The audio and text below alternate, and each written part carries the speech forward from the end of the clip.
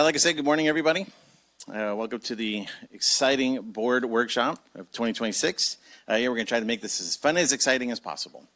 We're here really to call this workshop back to basics. That's our goal, is to get everything back to basics, let the people know what our goals and objectives are and how we're going to move forward over the next couple of years to achieve that. In addition to setting the county's top priorities for the next 24 months, we'll set our goals with measurable plans and timelines. Our operating principles will simply be listen, plan, execute, measure, and communicate. We'll strive to improve legacy communications that are ineffective and costly. We're going to move beyond, that's the way we've always done it. So just like on the Wheel of Fortune, whenever the contestant gets up there, they're going to automatically be given a certain number of letters. It'll be assumed that we have a certain number of common goals. For example, fire and public safety, community health, prosperity, roads, infrastructure, and things like that. So our goal is to listen to those and then expand if necessary. Each supervisor will be able to kind of go down what they feel is their top goals, and we will address those and we move forward. It's the role of the supervisors to supervise. Our goal is not to run the minutia of the organization. Our goal is to set those goals and be tangible so that we can work with our staff through our CAO and the other department heads so that we can achieve these. And this also encourages feedback from those members of those organizations to help us make sure that we're all on the same page. The plans to meet our goals will be measurable, well-documented, and have regular status updates through new accessible and low-cost media forums like My Motherload and Facebook, trying to embrace the technology. As part of this workshop, we'll set our 26-28 strategic plan, noting importance of who will lead these actions, assigning responsibilities and then getting the feedback from such. We'll have input from the staff and the public as we go throughout the day. At the end of the workshop, we'll agree, hopefully, that we'll agree on the next steps on how to achieve these priorities. And now I would like to introduce our facilitator, Ms. Hopkins. She's got 40 years in the industry. She's worked with large companies throughout the world and organizations, so she's probably the one person that'll make me cry today. So I know Ms. Hopkins very well. So and it won't be the first time. That is correct. So thank you, ma'am, for joining us. You're welcome. Good morning, everybody. Today we're going to, we have a packed agenda, as you can see. Clearly we want to try to align and document what our priorities are and produce a strategic plan for the next couple of years. Today is really information gathering. Tomorrow is going to be refining and agreeing all these priorities and coming up with a measurable, time-driven list of things that the county is going to do. And we're going to try to have some processes in place that will enable us not to just throw this in the drawer after we're done. We're actually going to address these things on a fairly regular basis so that we actually have an opportunity to make them happen. Heather, do you want to put the mission and vision statement up? I've been asked to just kind of review the mission and vision statement of the county. We're not really trying to change them or anything at this point, but what I did want to say is that mission and vision are very important components of an organization's overall strategic framework, and when considered can influence decision-making and the priorities. A vision statement describes what you are building toward the future. It is aspirational and timeless. Some people confuse mission and vision. A mission statement outlines things that you're doing in the present tense to reach the goals and guide decision-making, and they are more action-oriented. So do you have the vision statement, Heather? Can we put that one up first? Oh, it's at the very bottom. Okay, sorry. Tuolumne County is a place where all citizens enjoy opportunities to thrive in a safe, healthy, productive environment. So you can see that that is not very specific other than it is an aspiration that we have as our vision. The mission, as stated, is to provide exceptional services that create a healthy and safe community, exercise natural, cultural, and financial resource stewardship, promote economic prosperity, and enhance the quality of life. Hey, none of that. I'll ask you to leave if you do it again. Thank you. Okay, so the supervisors have been asked to rank their priorities and give us some information about this. That they will each be given 15 minutes to do that. They've been given a reference document, which you'll find in the back. It looks like a stoplight chart. They are invited to bring forth new information, new ideas, perhaps even new areas. So, for example, one of them has entered something called, we're going to call fiscal responsibility for the moment, and has some ideas and priorities around that. So first, I would like to invite Supervisor Holland to take up his time. Okay, so you just want us to kind of go over what we put on our list here? Okay, so what I put down was, and they're in no specific order, but I guess kind of from the top to bottom. Public safety, maintain our 26, 27 level, since that's the fiscal year we're going into next year. Budget and fiscal responsibility, every year needs to cover its cost. I mean, none of this is new, I say it all the time. Roads and infrastructure, kind of plan to put up maintenance on the sides of the roads, like to do more of it, increase more miles of the 1-inch overlay machine, I think it is we have, and then do more hot patching of the potholes, because we all love potholes. And then budget again shows up on my list because I love budget. And things under that area would be like getting us out of rented spaces, which would free up more money in the budget for other things, because that's just giving money away to other people. And also increase funding for road materials and start paying down some of our debts. We have a couple of them that we could, or at least one for sure, that's about a $4 or $5 million debt we could achievably get done in the next few years, which again will free up more money on a yearly basis because it's not going towards debt servicing. And then basically I think we need to look at a lot of our rules when it comes to development and other types of things, or just across the organization in total. And we have a lot of burdensome regulations we need to get rid of.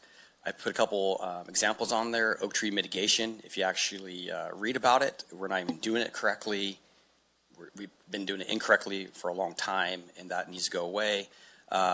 We have rules about lifeguards at private pools. I have no idea who is going to pay to have a lifeguard at their house, but that's somehow in there.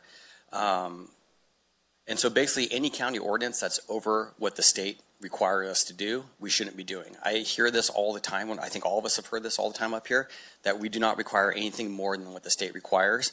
But then as you go through there, you'll find all kinds of examples where we actually have exceeded what the state puts on for requirements. And I think we need to look at reducing that so we can better get development and get things going, which again brings in more money to do more things. So I'll yield the rest of my time to Mr. Griefer here, I guess, or somebody.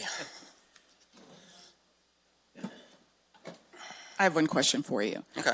On the regulations, you specifically talk about oak tree mitigation and lifeguards at private pools and so forth.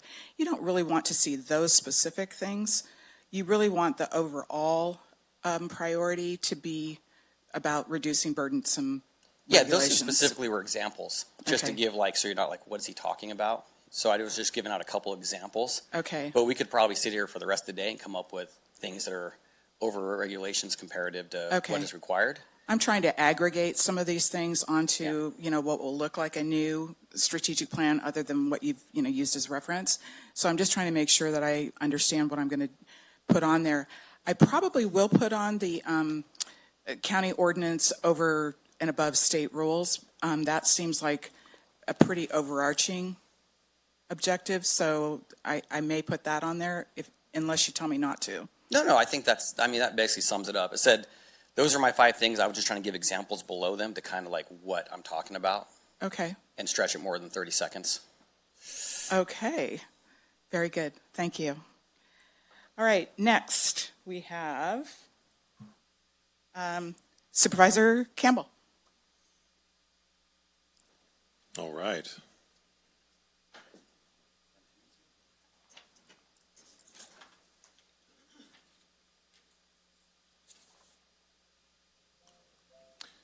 Heather, would you put up Supervisor Campbell's, please? That's right. All right. Actually, I had mine up. I just have too many emails up here. Well, this is a special meeting, so there is no public comment today. At the end of the staff input, Right, it would be public be comments given an for opportunity. this meeting and these items, not general public comments. So we were sent the spreadsheet of the different objectives and things that we've talked about in the past, and Supervisor Griefer kind of brought it up that there's going to be a lot of overlap in the types of priorities that we have here. You know, you're going to hear about roads and public safety and employee development, and so I try to not just share ideas or concerns or objectives that I have, but also try to provide some solutions to those, because it's very easy to say, you know, I think we should do this and then not explain how we should do that. So the how is kind of what we get paid the big bucks for. And so where I wanted to start was public safety. So to me, that's the chief issue that we have there is shoring up fire. I think that's the area where we have the most instability year over year. This past year has been very unstable. I think we've made some very rapid changes there. And I'll key in on a couple of things. So the Fire Station 56, we have a contract with CAL FIRE to provide fire protection services for Tuolumne County Fire Department. That contract is up for renewal in 2027. What I would argue is that we shouldn't make any significant changes to our status quo fire protection until that contract comes up, and then we have opportunities to renegotiate with CAL FIRE, see if there are other options, you know, but until we get to that point, I'm just not in favor of having any drastic changes. So that's why I've kind of keyed in on Station 56. I think that was a pretty significant change that we looked at. And again, I want to offer solutions and not just point out problems, which is the easy thing. You know, if we're looking at having status quo funding for that fire station, we could look at using one-time funding to carry that station through to the end of the CAL FIRE, not the end, but until the contract comes up for renewal, which would be next year. So it's a one-time funding for 1 year. We could use contingencies, we could use TOT funding, other funding streams within the county sphere to achieve that. The other element is I think that we've kind of taken our eye off the ball when it comes to Columbia Fire. I think we got to a place, it was a serious emergency for a period of time, and we got to a place where it was stabilized, but we kind of stopped at that point where it was stabilized, and we haven't looked at long-term fire protection in the Columbia area as we have in other areas. So, you know, working with I know that there's an intent by CAL FIRE to refurbish air attack base. There are other buildings out there that are county-owned that we've had opportunities to look at. I think we should continue that conversation. So my time's going by, so I'm going to move on quickly. So I think we have done, one area that I think we've done very well at over the past several years has been fire education. We've had a number of fire evacuation exercises, one in Crystal Falls. The latest one was in Cedar Ridge. We had one in Groveland. I think we've had others, but they've been very successful, very well received in the community. We need to continue doing that in order to have those fire evacuation exercises more regular and more frequent. We need to continue on with OES staff. We have a grant to hire staffing in OES. I think we need to utilize that grant, so we have at least 2 vacant positions there that are grant funded. It's not going to cost the county general fund any money or not a significant amount of money to fill those positions. We need to do that. And then the last thing is that we have fuels ordinances on the books right now in the county. We need to have inspections to actually enforce the rules that we have on the books for fuels reduction and fuels management on private property in accordance with the county ordinance that already exists. Okay, employee development. So it's no secret we've had struggles hiring qualified staff for a number of months in the county. What I'm arguing for, and I've heard support amongst I think everyone at some point, is that, you know, looking at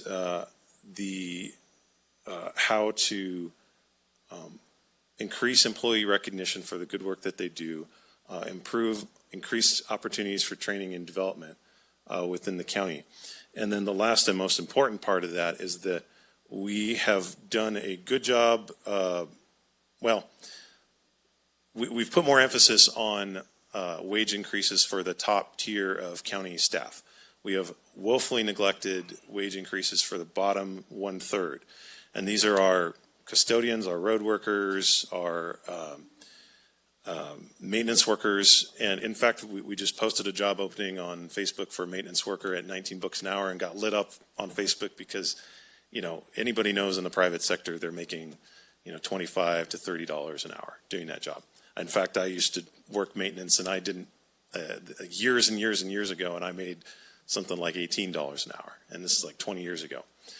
So that needs to change. And the last part of employee development is I think we need to revamp our Board of Supervisors code of ethics, because I think the way we interact with staff as a board, I think we've made some missteps in that direction in the past few months. And I think we need to write it down, make it clear what our role is and what our responsibility is to the public.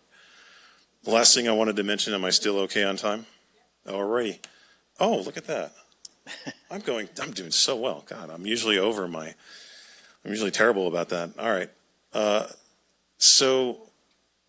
Road work. So this is something that is one of the primary complaints I get from constituents is the state of the roads. I think we made tremendous strides in that direction. We've had several large-scale road projects, but what we're still lacking is that streets and intra-community roads. So, just neighborhood roads that are in poor condition, and really, I think our residents feel that there's no hope that there's going to be any relief in that direction.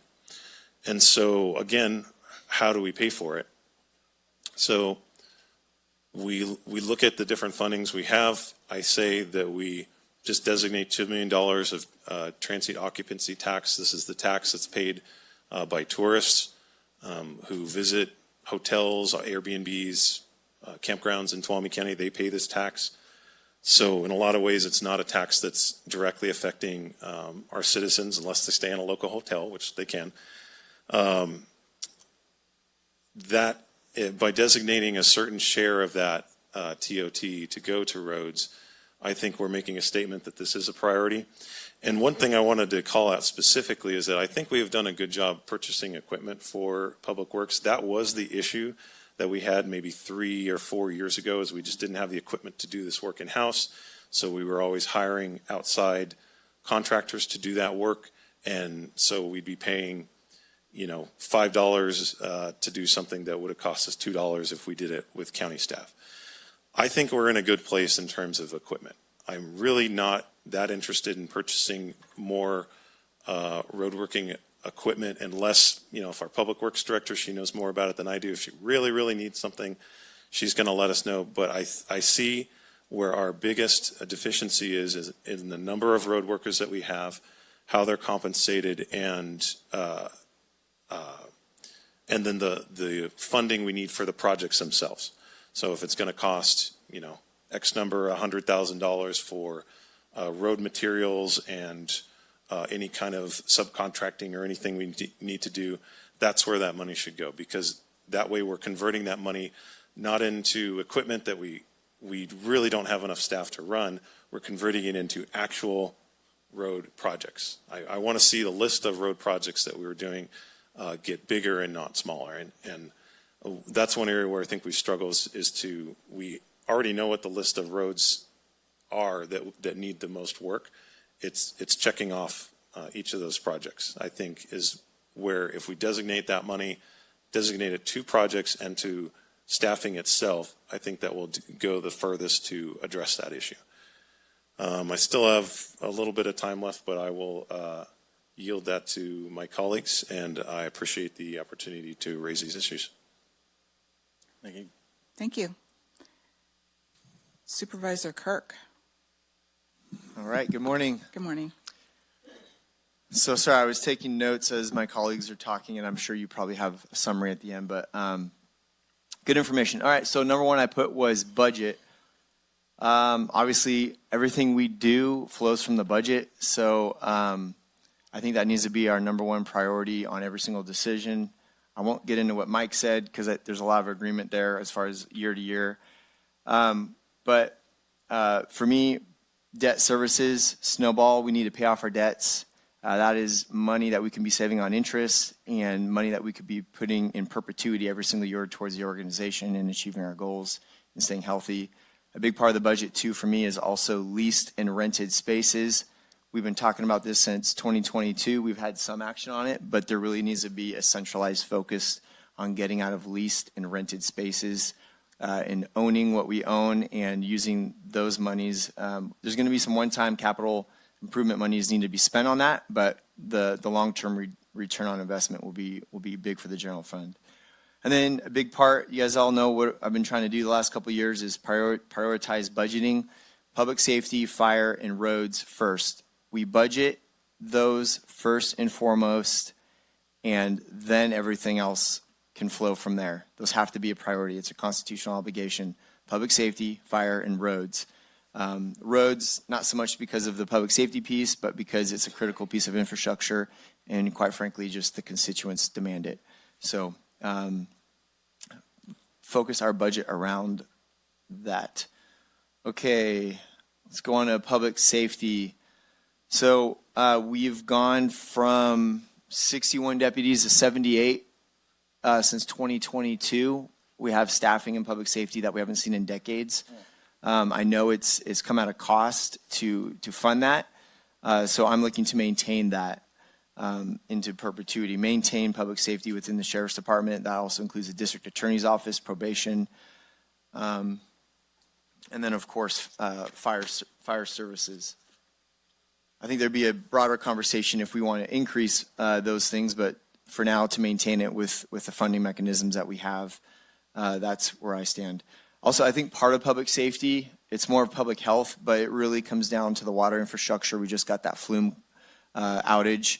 I went back and I looked at my priorities from 2019, and in all of the priority sessions, I brought up that flume and that critical piece of infrastructure. I'm going to do it again today. I think we need to put some board attention and some staff attention on working with PG&E to really harden that flume. We got a perfect example of what it looks like should it go out. Let's see here. Okay, number 3, follow through on our TOT commitments. If you go and you look at the TOT verbiage that we put out to the community when we increased TOT funds, it said that we would put it towards fire, law enforcement, and roads. But guess where it went? It went to the general fund, where we know it's going towards fire. We know it's going towards law enforcement because of the cost centers. But when you look at roads, we put $780,000 a year towards local road materials from our general fund. Now, we know at the end of each year, we have our little powwows and we try and pick pet projects and get this road done or that road done. But guess what? Those suck up monies really quick. What we need is kind of what Mike had brought up at the beginning, was like those 1-inch overlays. We need to put money in perpetuity towards, this is very specific, roads materials, not road projects, not complete road projects, but road materials. So if you go back and you look at the monies that we took from TOT, 28% would actually be $2.7 million. I think Ryan suggested $2 million. My recommendation is to do $2.7 million, which is about $700,000 more on top, to put specifically towards roads materials and basically anything. Not anything, Blossom will have to run it through us, but what we think is going to put more asphalt down on more local roads to get into some of our districts that haven't seen asphalt literally in 30 years. So follow through with that. We started that conversation. I brought it before the board in September. We approved it, but that's going to be a big chunk of change that's going to hit the general fund, and so we're going to have to make a hard decision to make that happen. Okay, public safety. TOT, we are on short-term rentals. I struggled with this one to make it one of the priorities just because this can actually happen really quick. Our board hired a housing specialist who did all the front work on this a couple of years ago, went out into all the communities, got all the data, got all the information, brought it back to the board. We gave we gave pretty good direction as far as come back with some policies, with some suggestions, with some good neighbor potential options. The problem is, unfortunately, we had staff in CDD who decided to stop working on it without letting the board know. They basically closed shop on that idea, didn't bring it back before the board, and it disappeared. So I want to bring that back, and I want to finish that conversation about the impacts of short-term rentals and how we might be able to make a good neighbor policy. I won't get into the policy issue of that too much. It's not about getting rid of short-term rentals or capping them. It's just about finishing the conversation. We already have all the data, all the information. I think we could knock that out in a few months. Okay, the last one, workforce recruitment. I got a lot of notes here, but let me try and keep it really high level. Let me go back up here. Okay, workforce recruitment. Let me read what I put, and then I'll probably explain it a little bit.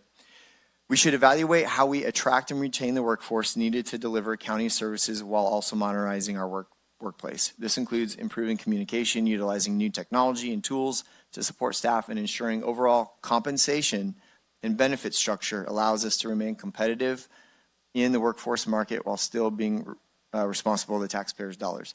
Supervisor Campbell brought up the lower third. Our board has been hearing about the lower third of the organization for several years, and it really comes down to negotiations. But there are things that this board can do. We can look at some policy. We can look at some of the benefit packages and compensation.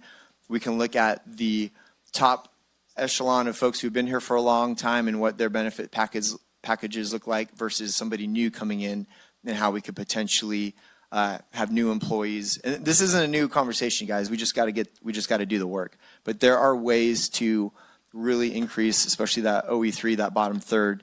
So when they come in, they get a higher pay, but maybe the benefit package looks a little different. So I think all I'm trying to say really when it comes to that is we have to address the bottom third of the pay scale, and we have to continue to apply technology to the workforce and be as creative as possible. And I'm just telling you from the world I come in, there are certain departments that are, their doors are closed 2 days a week because they have to get work done because the workload demands it. And at first, a lot of people are upset and they cry and they call wolf, but once you do it for a few weeks, it actually benefits both the organization to get work done, and also the general public actually feels like when they do go, they're getting the attention that they need. So all that to say, there's a lot that we can do for that fifth one, and there's a lot of information on the books already. Roger's aware of it. We just got to prioritize it to make it happen. So for the sake of time, that's it in a nutshell. Thank you. Thank you. Thank you. Okay, Supervisor Griefer. Well, thank you. So I kind of did a little differently. The homework assignment, if you will, was to put together our goals and objectives, the kind of things what we want, and kind of give it priority. So you'll see at the top of mine is employee compensation, which I think is the most important thing that we as an organization need to address and look at. And then the last item, which I break from some of my partners here, is budget. I think, as my father would once say, is people will always find the money for the things they want. So I think setting that table, I want to kind of go down my list. So employee compensation, as it says here, is working with the unions to bridge the pay gap and encourage employee longevity. The biggest mistake governments do is they think it's a one solution for one problem. And there are employees that want more vacation time. There are employees that want more pay. There are employees who want promotions. So every union and every organization, I think we have to look at individually, but understand that we only have one pool of money that we can work with. So how are we going to work with our unions to bridge that pay gap? Supervisor Campbell and I believe Supervisor Kirk have said it as well, that 1/3, the bottom 1/3. How do we bring them up? And Supervisor Campbell, you hit it right on the head. We get roasted every time we put something out there for $19.19 and for when people know that they can go to McDonald's and get $20 or higher. The difference is that with the county, there's other benefits that we give that people may not be aware of. For example, retirement and 401 and things like that. So we really want to make sure that when we're advertising these positions that people understand that we're here to, try to bridge that gap and work with our uppers, the people that upper part of the unions to recognize that the people at the starting bottom wages, they're important. And that's why we want to really focus on longevity. Also, develop mentoring programs, which is kind of going to roll into item number C, is encourage that out-of-the-box thinking. I ran an organization where we would always have a suggestion box. So somebody on the, that might work at a golf course might have that next great idea on how to make, the way we do things better. We want to encourage that out-of-the-box thinking and bring those ideas forward, regardless of what department they work in. That next great idea is out there. That next great department head is out there. We want to encourage that, and we want to have our upper staff, our leadership staff, reach out to those either in the colleges or other organizations and start developing those programs. Because for me, the number one asset this county has is the employees, and we need to figure out a way to make them feel that they're a part of the organization, that they're wanted to be a part of the organization, and that there is a future in that organization. So with that being said, item number 2 is the alternative funding sources. I know that there was a sales tax that failed. Measure Z failed, but Measure A passed. So we want to make sure that we come up with a way to possibly bring back that special sales tax. And part of that, in my opinion, is rebuilding the trust between the people of this community and their government, right? As Supervisor Kirk, you said it, is that the money goes into the general fund. Everyone knows the general fund is a perceived black hole because they don't realize that money that comes in maybe have to go and get diverted elsewhere. So I think if we can rebuild that trust, we can show the people where their money's going, we can show that we're really trying to do the best for them. We're not always going to agree. I mean, rarely will we ever all agree, but we can at least try to bridge those bridges so people understand how we get where we need to be. Full-time grant writer. A lot of organizations have a full-time grant writer. We can hire somebody where they take a percentage of that grant as long as we're not violating business codes and laws. And I would obviously defer that over to county council and others as we move forward. But why can't we have someone out there? There's a lot of retired people in our community that are grant writers, and they would probably jump on this no problem. And then lastly, and for the alternative funding sources, is state and federal sources. I know recently, and you're all aware that Supervisor Kirk and I met with the upper electeds to go after $6.3 million for a reservoir system. If we don't ask for it, we don't work with our upper electeds, then you will never get it. So I think those are always what we need to do to make sure that we're bringing in alternative fund sources. This county is landlocked. We don't have a lot of ways to expand. And what I mean by landlocked, people think, well, yeah, there's no water, stupid. But we've got the government, right? The federal government has a lot of our land. They have a lot of which we can't expand into, and we don't get tax dollars off of. So we're really pinched. Stanislaus County can pay for everything they want because they've got a lot of land. We don't have that. So we have to get very creative with our alternative funding sources. Fire safety. I've said this before. Chief Gorham and I spoke, and I said, hey, I'd love to get us to a 4-0 staffing. And for those of you listening, that just means that there's 4, in this case it says 3, personnel per engine, right? Close enough? Good, right? So right now we have 2-0 staffing. So the downside of that is that if there's a reason that those units, or that fire has to go into the building, they can't go in until another unit shows up. So we have to make sure that we're, A, protecting our firefighters, B, we're protecting the citizens. So if we can get to 4-0 staffing, which, to be fair, Chief Gorham told me I was high, and there was just no way we're going to do that because it's just so cost prohibitive. But if we can come up with a 3-0 staffing, that would be a great way to start. And that goes back to that special sales tax. I know I've asked Liz to look into coming up with something. How do we do that? How do we get there? And if that's what this board wants to do, is bring forward that, then that's how we're going to get there. Citizen education. Supervisor Campbell, you took most of my thunder on that one. I agree with you. We need to get more people involved, more pride in their properties, more opportunities for people to remove a lot of debris and stuff that might be on their property that they don't have, old tires and things like that. I know our solid waste department is fantastic. They bring a lot of that forward. So, make sure that people have an opportunity to get rid of that material.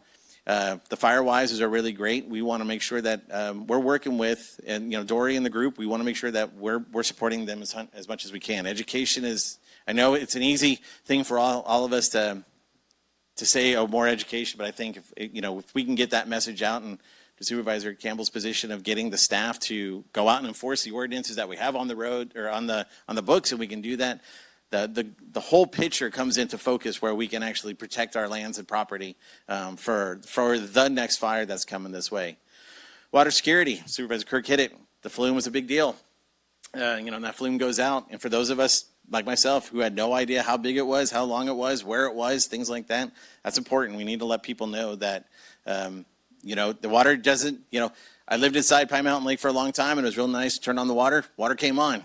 I moved to a ranch. You're on a well. You turn the water on. Water doesn't come on. Mama gets unhappy. So, I can only imagine Cedar Ridge and Twain Hart and everybody being unhappy because there's no water. So we want to make sure that we're fully aware of working with our partners, TUD, other agencies, as well as the public to say, hey, if you see a leak, let us know so we can, maybe send it to the right people. And then lastly, again, on that one is working with our electeds to make sure that we have, good visibility, that we're working with our partners to make sure that, if there's something out there that we can do to help us, that we can. Customer service. I come from a customer service background. I think we need to identify old and outdated policies and procedures. In a perfect world, somebody wants to go into CDD and says, I want to build a house, I want to build a condo, I want to put in a development. They should be given a binder and says, this is what you need to do, this is how much it costs. Go away until you're ready to go. And government's primary goal should make life easier for the people we serve. So I don't like the idea that we nickel and dime people. I've heard stories, as Mike alluded to, of confusion on how to get across the end line of being successful, getting that occupancy certificate. So we want to make sure that we're identifying old and outdated technology procedures, get rid of it using new technologies. And current technology to streamline the process. No more arts and crafts days, right? I mean, this whole thing that I heard that departments spend time taping a receipt to a thing and then copying and then, okay, that's just a waste of time, right? I mean, it's just a massive waste of time in today's day and age. With PDFs, we can scan stuff. Let's do that. Interdepartmental training, or cross training. I spoke to one department head right there earlier yesterday and said, a lot of our numbers guys, Donnie and Keenan and those guys, if they can cross-train, so if they have somebody go out on medical, they have somebody go out on a vacation and they need help, they've got those people there because, the better we work together, the stronger we are as an organization. And lastly, budget is real simple. It's kind of what some others have said. Moving from rented spaces, right? We spend $200,000 a year on higher. I'm getting the thumbs up, not in a good way, that we spend a lot of money on rented spaces. So we own a lot of properties. The building next door is a perfect example. Let's start bringing people in under our roof, under our house, making sure that we understand what our responsibilities are, working with our departments like the audits, or the auditor to make sure that that's all on pace. And if we need to help out where we can, reducing unexpected costs, damage to county property, crashing a patrol car, rolling an ambulance, things like that, right? My old life coming back, I've done a couple, dents on a patrol car, and, we got to make sure that we're being aware of that. Sell off unnecessary equipment or property. I know that we do that. So those are all things that we can easily just get off our books and go back to the basics. And then transparency and accountability for budget overages. Things are going to happen. Money goes, we're going to get a project that's going to go up. We just need to understand why it goes up and could it have been prevented? And if not, can we prepare for it in the future? So my whole thing roils down to employee compensation. Let's make this the best county for people to work in, want to come here, have a line out the door at HR. And B, find a way to get to yes on our budget. We have a X number amount of dollars, and let's spend it wisely so we can help out those employees and those goals that I've laid out. So that's what I have, ma'am. Thank you. Thank you. Okay, and last but not least is Supervisor Brandon. Appreciate it for 2026. We have 5 supervisors who followed the same set of directions with 5 different slideshow presentations on that. So I did a different version. But okay, I'm going to be going through these quickly.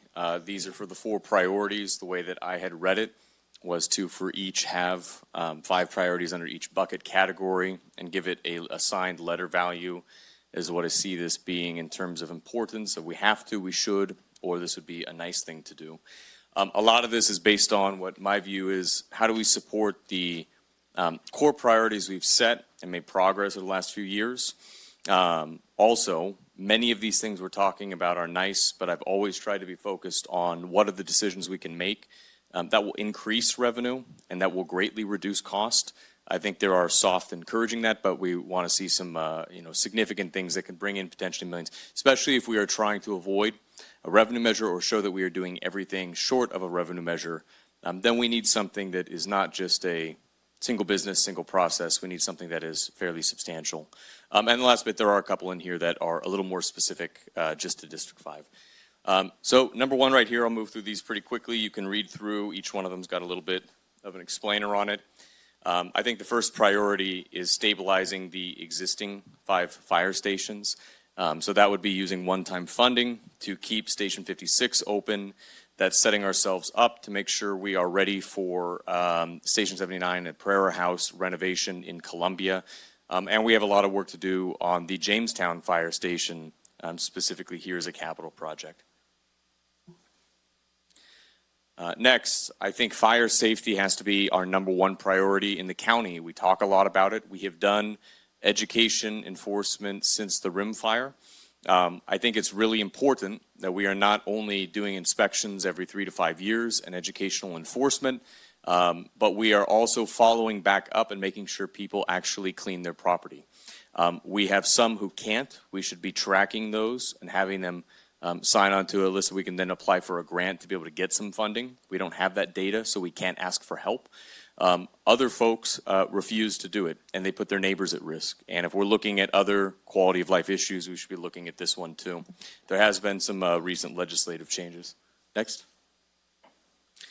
Office of Emergency Services, in my opinion, it's been one of the best investments we've made in that it has brought in a very high return on investment.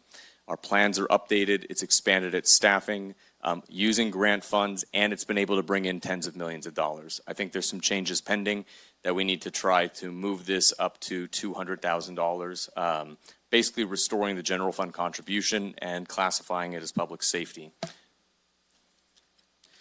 The Sunshine House has been a project that I brought up at a few other workshops. It's a victim's witness effort under the district attorney's office.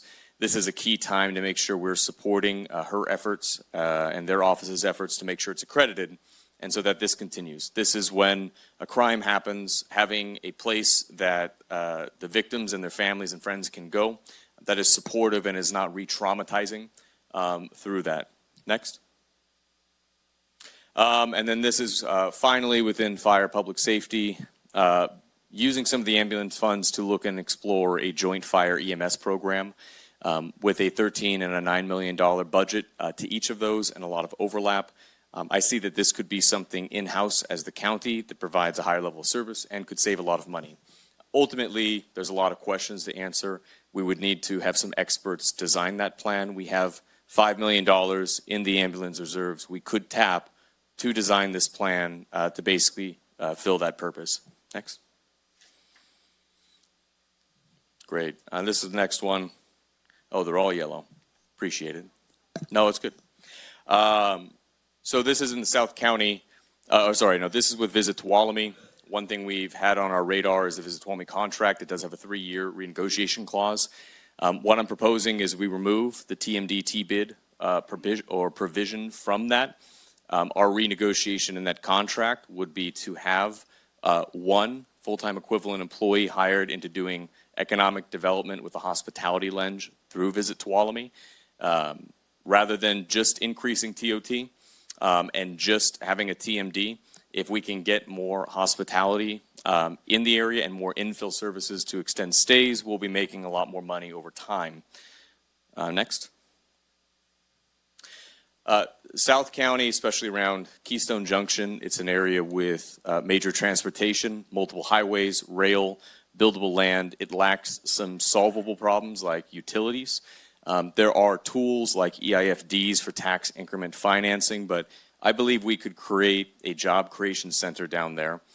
There's been proposals for central planned housing projects, but there's others right now that are talking about hospitality or lodging, a branded facility. We had a manufacturing facility that was interested for a while. Data centers have been interested. Cold storage has been a need for some of our ranchers. Looking at this, I think if we were to design a plan there and stick to it, we have the potential of grouping a lot of these projects together and being able to have them share some of the upfront costs and then be able to, I think, have taxpayers benefit the revenue forever after. Next. We awake? Sorry for it being so long. Like I said, I thought we all had it this way. Priority 3 on this is protecting the Atka Food Bank as we had presented. the CDBG grant and the audits, we are restoring the service funds for this year, but we expect to have a 2-year gap. This is a huge concern to me with some depleted reserves in ATCA to make sure that that 2-year gap doesn't create another crisis. So I'll leave it at that. Next. Jamestown Sanitary District is one of the most buildable areas in the county. We, I think, are all aware of the cost burden that's coming down from rate increases and impact fees. I think some of it's been from the district mismanagement. Some of it's been from other districts making decisions.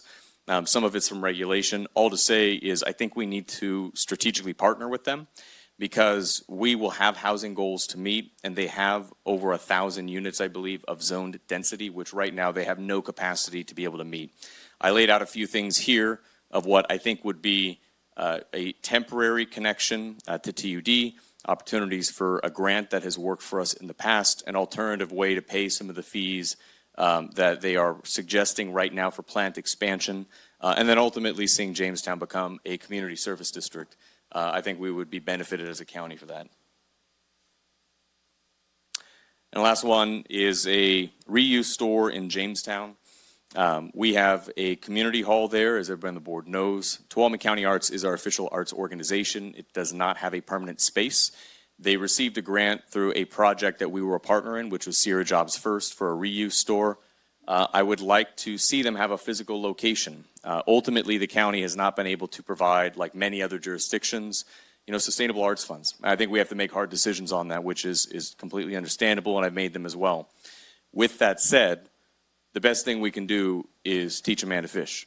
If we're able to provide an underutilized asset to a nonprofit that will utilize it and generate revenue forever, not needing then support, and creating something that is an economic boost to that area, I think it would be very beneficial. And I think it would be very good for the kids in that community who need to have more opportunities to be able to go on Main Street and have safe places to play and to be a part of. Next. Next category, roads and infrastructure. I think it aligns similar to what I've heard, which is I'd like to see us allocate $2 million into road maintenance. We did that for 4 years. It made progress. We did not do that in the 5th year for additional dollars. We did get some CDBG DR money, so some road project is happening, which is a good thing. But I think we have to be disciplined as we are with expanding reserves policy. I think we have to be that disciplined with the roads policy. So $2 million per year. There's a few other ideas here. I think similar to the bottom third, the road workers in particular seem to be an area of weakness for us. They're fantastic, but I get it. If a janitor at the hospital is making $25, $28 an hour, they are working hard jobs here. We are going to lose the best people and constantly be recruiting. I set I think, more lower goal, but the idea of paying our bottom third employees better, working with labor to negotiate that, makes a lot of sense to me. This is the class that came to mind. Next. Second is we have been talking about the flume. The flume is fixed. I view it as PG&E's responsibility. I do have it in here that I think we should hold PG&E accountable to showing where it is on the capital plan and paying for it.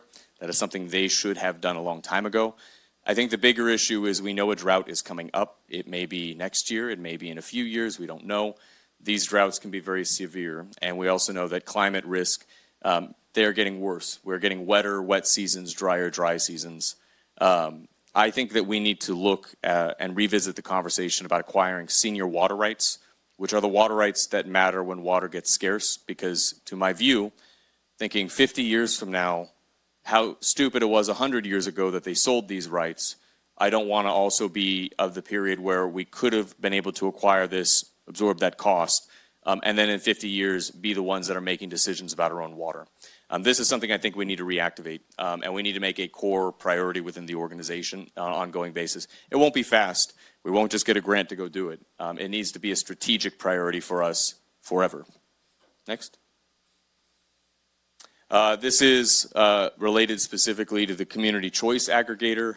We were pledging to go through with Pioneer Community Energy by 2027. This supports biomass power, local control, and maybe 5 to 7% of a reduction in bills. I think we need to continue with that. I think we also need to follow up and apply for funding and be aware of it, particularly with our natural resource specialists. I think we have a position there in the county that could be able to do it. We had a $100 million grant that I worked with PG&E to apply for. The GRIP grant would have been undergrounding, line hardening, grid capacity. Ignore the typos in this. There's no spell check. But the date is indeterminate. And to my view of it, it was killed by DOGE in a quiet way and not shared. I think we need to continue to join this CCA. I think we need to look for funding for grid resilience and undergrounding, like the Department of Energy grants. I think we need to hold PG&E more accountable to giving us tangible updates on capital work that they are doing or not doing, including undergrounding. And the last bit is I think we have an immense asset with TIPA. I've always thought we underutilized it. If we can use TIPA and or community solar to allow folks not just to put it on their roofs, but buy into what can be an efficient utility scale operation, I think we can save people electrical money. Next. This is just a rule that bugged me. We had to increase the Jamestown road speed. We had to do it because of the 85th percentile rule. As of 2022, we don't. I think these are the roads in my district I would like to see lower speed limits, and I would like to look at how we are doing additional traffic calming to make sure that there are not cars ending up in backyards. And one highlight area is in front of Columbia Elementary School, which I think is a very dangerous spot. So I'd like to see, as much as we are working on road repairs, that we are putting a little bit of effort into some of these new tools that we have. And I know Public Works does this on an ongoing basis, and I appreciate that. I think it is me highlighting these are roads that I'd like to see the speed limits reduced to what they actually should have been, not what a speed study made us do. Next. 2 minutes. This is one of those big ideas that I think could generate millions of dollars for the county. I highlighted, but utility solar, a 10,000 acre field could generate several $1 million in local revenue. So I think we need to position ourselves to pitch this to investors and get some of these projects here in the county. This is potentially a new industry coming in with hundreds of jobs. This is where money is being invested right now. Next. Try to go through these quickly. I think we need to, I'm hearing concerning things on audits. I fully support the work that's being done, but this is too important for us to only get an occasional update. So I want to make sure that the Auditor Controller has all the resources possible to be able to complete all 3 of those audits, but to make sure too that we are being presented with options to scale up. This is just something that's very concerning to me. Next. This is similar to what Supervisor Campbell mentioned. I think we need to adopt and expand a code of ethics and some expanded conflict of interest policies with the board and how folks interact with personnel in the county. Next. This is another cost savings idea I've brought before to this board and to the economic district. The idea that we should systematically look at every service we provide or rely on as a county. Say, for example, all the schools locally have IT. We have IT. We're the probably biggest IT department. We still could use more. Imagine a small school trying to handle cybersecurity and hacking in this modern environment. We would be better served by having one team that concentrates talent and is able to do better. Dr. Surjenko during COVID to me was an excellent example. And I think that we should go across every department and see where we can share these with county jurisdictions, neighboring jurisdictions, or internally. We have one more? Well, I'll leave it at that. This one's increasing morale, some specific ideas, and the last one is similar to the grant management position.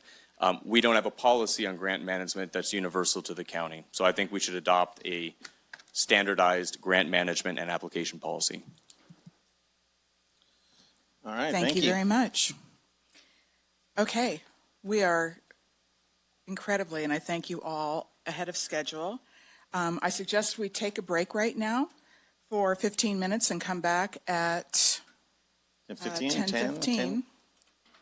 15, okay. Yeah. All You right, can take 15. more if you want. No. We're good. Let's go. Okay. Thank you. 15-minute break.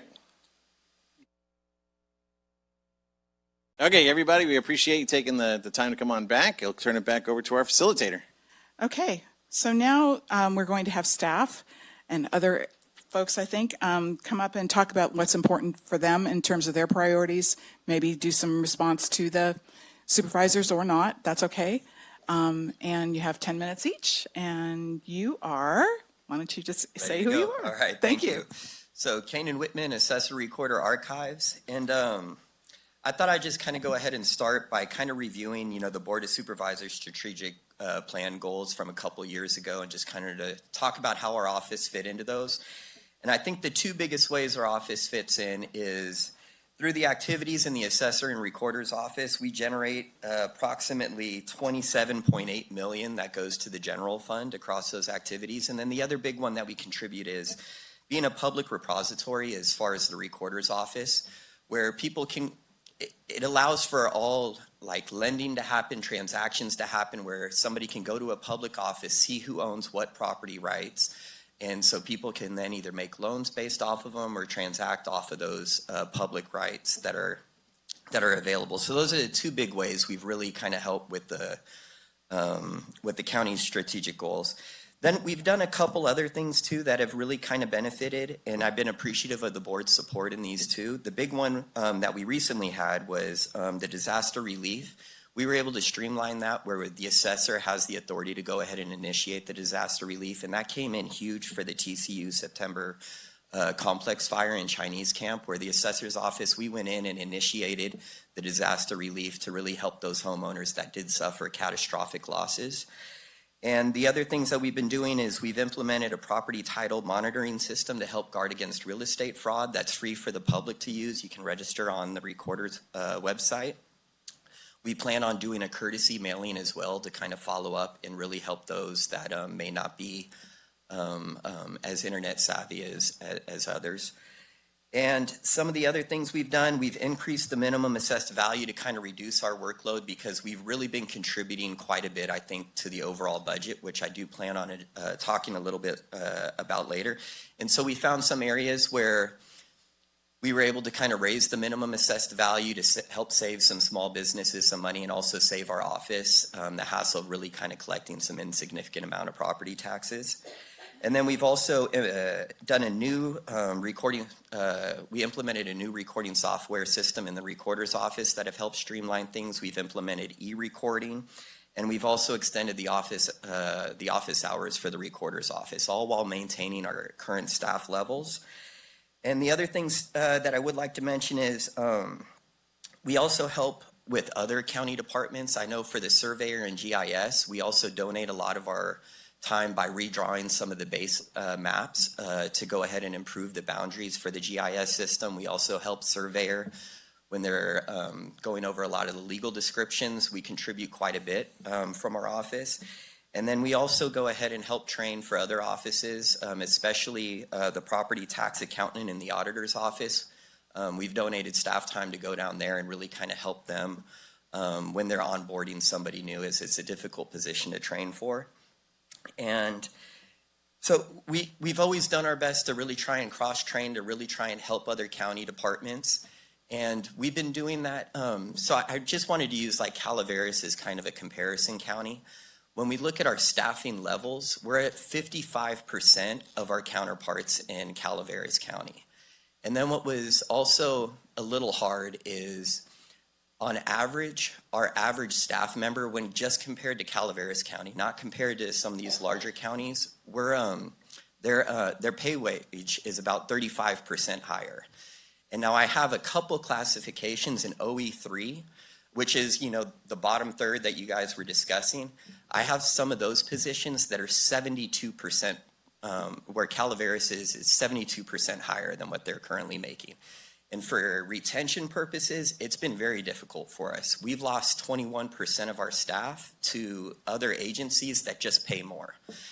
And so I feel like our staff has been working really, really hard. We've been doing our best to be team players. In 2023, I know there was a big initiative to kind of bring public safety compensation comparable for retention and attraction purposes.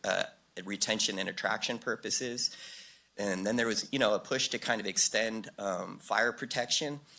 And there's been some departments that have continued to kind of get dwindled and reduced. And there is no, you guys were great because we did offer another position and we did our best to see if we could make it work. And we honestly came back and was like, we're drowning. We couldn't. You guys were receptive to that and you brought back that person, and I'm very appreciative of it. But especially in OE3 amongst my department, if there aren't some significant changes, we're going to continue losing them every single time Calaveras flies, even Mariposa. Anytime a neighboring county flies, we're so far below where their pay is that it's hard to say you should stay here and make 50% less. So those would be the big one within my office, even before bringing on additional staff, which we could use 1 or 2 additional staff to really kind of improve some of the discovery methods and really allow us to drill into some of those details. But even before that, at this point, we just kind of need to stop the loss of some really key positions. And so those are the big ones. The other one that we do want to try and do in our office is we do want to restore public faith, like faith with the public, you know. So we go above and beyond whenever our values are challenged. We take the time to actually send the taxpayer, hey, here's our methodology. We realize that we only have 3 appraisers and that they have to do 1,500 appraisals a year. We realize there's a good chance we're going to miss things, so we want to send you our work, take time to review it. Let us know if we missed something. Maybe there was something that we should have been aware of that we just missed, because we do have to kind of just really move quick in our office to just keep up with the workload. And so we do our best to try and do that. And so what I was thinking too is I want to start a customer satisfaction survey that'll be available on our website. I want to have a QR code that we will also go ahead and put on our mailers, have something available in the kiosk, something at our counters, because I do want to start capturing that, because I also feel like it'll be somewhat encouraging to my staff, because I do get a number of emails where people go, they'll take time out to just say, like I just received one earlier this week about Connie, our recording manager. The person lives out of county, but he just said, he goes, I wanted to take time to personally email you, Mr. Whitman, because Connie really went above and beyond on her performance. And I feel like our staff really does a great job of really trying to make sure that the public feels heard and that we're doing our best to really try and meet the public. And so that was it. And I wanted to leave the last couple minutes if you guys had any questions.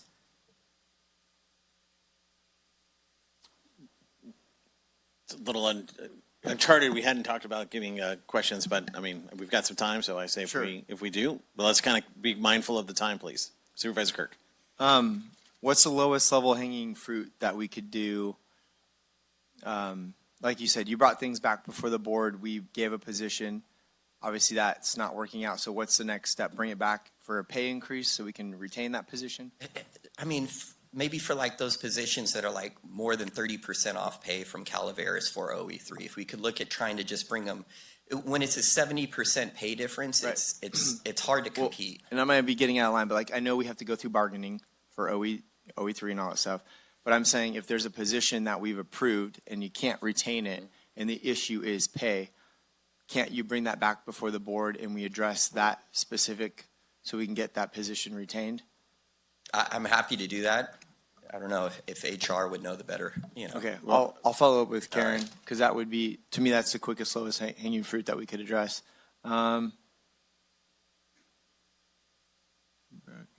Okay, that's it for now. Yeah, thank you. I'll just go down the pipe here. Supervisor Campbell? And if you don't have anything, that's fine too. Not forcing. Problems getting online here. Well, thank you very much for that. I would kind of echo that. What are the things, and you gave us kind of a good overview of what's on your mind. What are some of it's that position that you'd want us to key in on more than anything else, or those 2 positions? So it'd be about a total, probably about 7 positions that really are significantly, not 7 positions, but 7 FTEs that are really out by out of, 30% or. Yeah, some of them are over, significantly over 30%. Okay.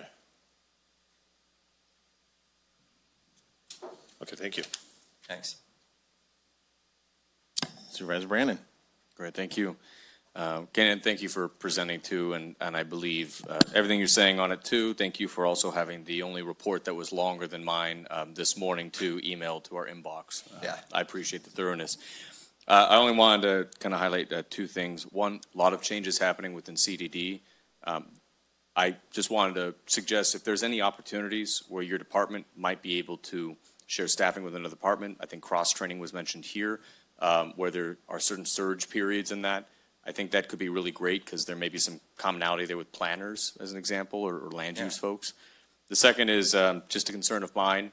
Andy's great, and the archives. I worry about who would take Andy's place at the archives, making sure we're trying to figure out who's going to take that over. Thank you for bringing that up because Andy did give, he is going to be retiring at the end of June. And so we will be looking to bring him back as an annuitant pretty much the second he retires to just really make sure all that knowledge is passed to his replacement. And we will be flying that position and really bringing in the best candidate. Great. So the public can know that we're looking for an official replacement as Tuolumne County Archivist in the next couple of years? Records manager for the archives, yes. They think that's Yes. kind of cool? Great. Thank you. Yeah. All right, my 2 cents. So I just want to, for you specifically and for everybody that's about to come up after you, when you have suggestions like you just made, so I wrote down here that you need maybe 1 or 2 more spots. I heard clearly that pay is an issue between our sister counties. Please take the time after today's meeting, all of our department heads, jot down your thoughts and just email them to us because there's going to be a lot of data. I don't want to miss anything. So if you specifically, since you started the goal here. And then the last thing is, I appreciate everything you guys do. I echo Supervisor Brandon's position on the people and the cross-training, which I brought up earlier. So anything we can do that. But again, it's a thankless job. We appreciate everything you guys do. And then the one thing I want to close on is that you mentioned, we've heard in the past that there is a culture in this county of not wanting to work. We're not losing people because of bad management, bad people. We're losing people because we can't just pay them what they're getting elsewhere. So if that's the message, that we need to make sure that we are letting the people know that this is what's happening. So help us, help them, help you in the future. So Thank you. Yeah. Thank you. Hey, Kenan. Hey, when you guys are looking to pay, you guys also, do you look at the benefits to see how, are they giving less benefits and more dollars per hour, or are you guys just comparing a per All I dollar did was hour? just go to the job salary listing for Okay. Tuolumne and then the job salary listing for Calaveras. Because maybe we should look at that too, because that might be a significant, maybe we put more money and time into the benefit package, and maybe we can start to figure out, maybe dial that back or something like that to get the more per hour pay, or I don't know. Just And I'd something be to look happy to at. review that with HR Yeah. too, to just kind of run it through them and see how they want to, do a comparison. Just so we get a full picture Yeah, of it. So, I think that's wise. because sometimes it looks good on paper, and then you realize, oh wait, they're like, oh yeah, there's this fee, this fee, this fee, Yeah. or you don't get any of this stuff. So cool, thanks. All right. Thank Thank you. Thanks. Okay. Next, we have the auditor, controller, county clerk, elections, et cetera. Mr. Man in Black, come on up. Good morning, Board. Donnie McNair, County Clerk and Auditor Controller. I just wanted to start off by giving a brief update of what we've done the past year. Since April of 2025, we've issued the fiscal year 22 and fiscal year 23 annual comprehensive financial reports, also known as the ACFR. We also issued the fiscal year 22 single audit. During that time, we were also tasked with managing the November special election. Fortunately, this was funded by the state, and we were able to use some of that funding to buy mandatory elections equipment. As far as goals go, my main priority the last year, and it'll continue to be, is working on getting the county's audits caught up. As I mentioned, we've made substantial progress the last year, and we're also on track to complete the fiscal year 24 ACFR and the fiscal year 23 single audit by the end of this month. My plan is in the next several months to get the 25 financials caught up, to put us in a strong position to complete the fiscal year 26 audits when they become due. The ACFR's due December 31st, and the single audit's due March 31st. Another thing I've been working on, and I think a lot of county personnel supports, is we're moving away from paper time cards. We're getting a plan in place with IT and our financial system to be able to get online time cards going. And then on the election side, during the last statewide election, we had a really difficult time with staffing. So we had a lot of county staff that stepped up and really helped us out during that time, but we're in the process of hiring additional relief staff so that we'll be staffed up for future elections. And then as items specifically addressed in the strategic plan, it's been a huge priority since I became auditor to come up with a plan to pay off debts early. Obviously, we'll be able to save a lot in interest, and it also opens up a lot of flexibility in the budget. Right now, we pay roughly $2.5 million for annual obligations related to debt. There's one bond in particular that had a rate reset in December of 2024, and that went up to prime. So since then, there's been months that we've paid up to 7.5% in interest. So that's just incredibly excessive. But if we could prepay $500,000 a year, we'd be able to save $500,000 over the course of the bond. Right now, we're paying about $900,000 a year, so we'd pay it off 2 years early, save $500,000 in interest, and then that $900,000 obligation goes away. And then, kind of like Anaya mentioned earlier, that debt snowball, just be able to hammer through those debts. Another item mentioned in the strategic plan is that I've been focusing on is updating job descriptions for additional responsibilities. This is a way to help out with employee compensation. As I'm sure we're all on the same page, this is a huge issue organization-wide that we have to face and make sure that we can bring people up to a fair wage. I've had a really tough time during the time I've been auditor of being able to keep specific positions filled, keep them, like being able to retain, being able to hire, anything like that. The position Kanan mentioned is super, super specialized, and so I've taken a lot of time from him kind of being able to keep that going. So I have been working to try and kind of reshape that position so that it takes on a little bit more role and stuff like that and be able to increase the wage. If you guys have any questions, go ahead. All right, I'll start on my right this time. Sorry, Donnie, I didn't think about that, so here you go. You forgot one of your titles, the Commissioner of Civil Marriages. Yeah, Registrar of Voters as well. Yeah, you have like 7 titles, so good job.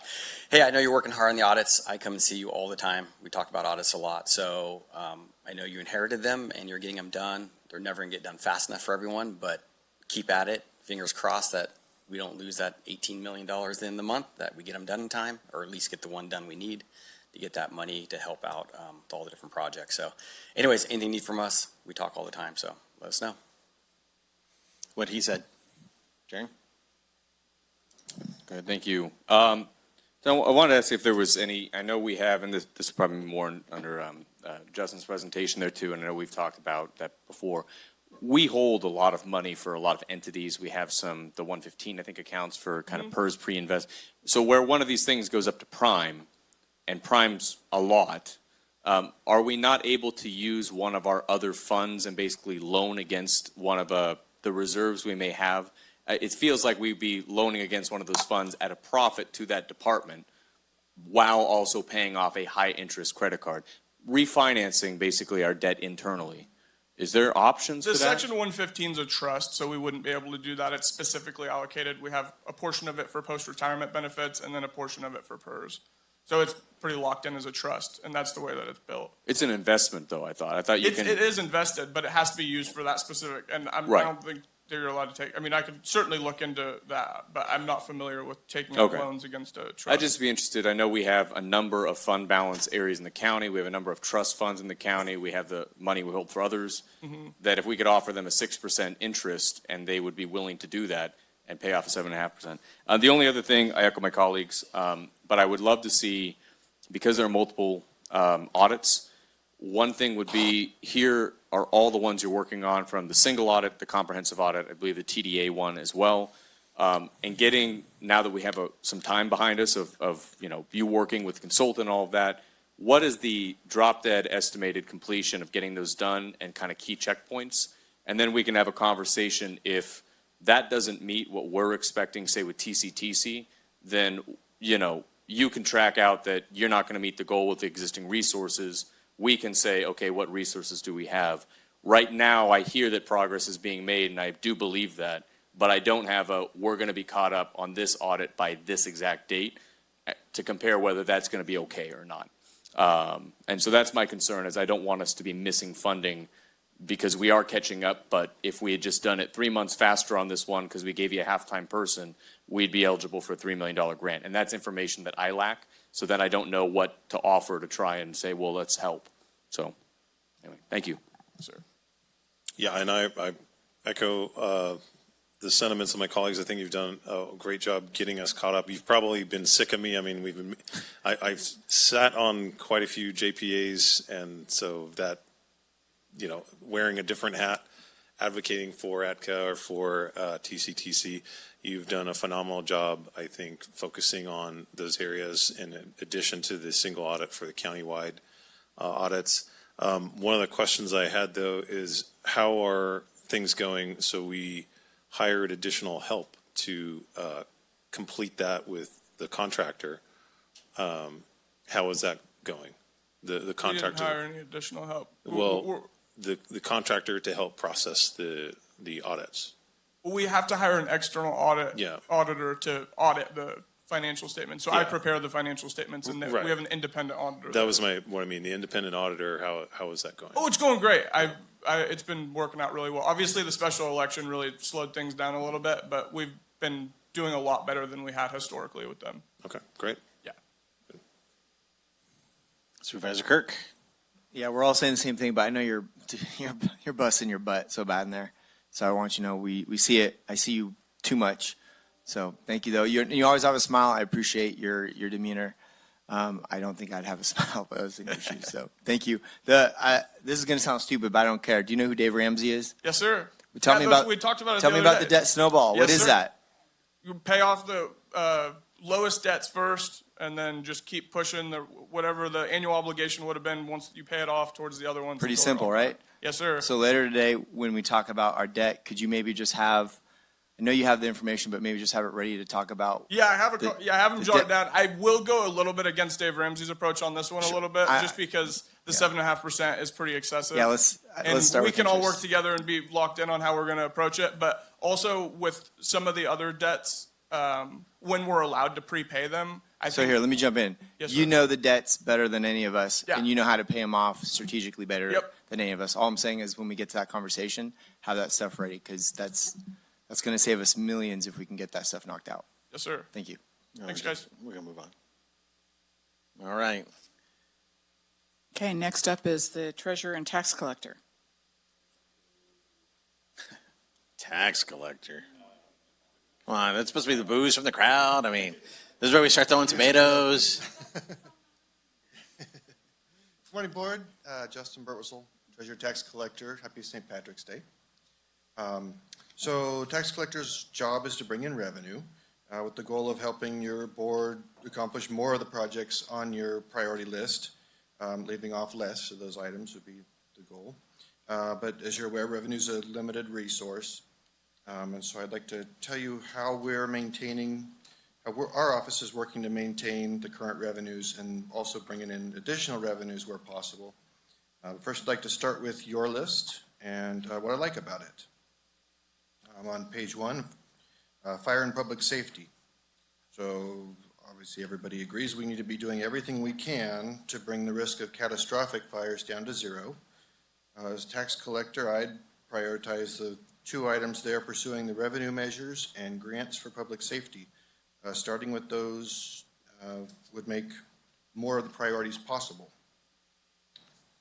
Page 2, community health and prosperity. We need to try and ease our housing shortage for families, promote the area economies.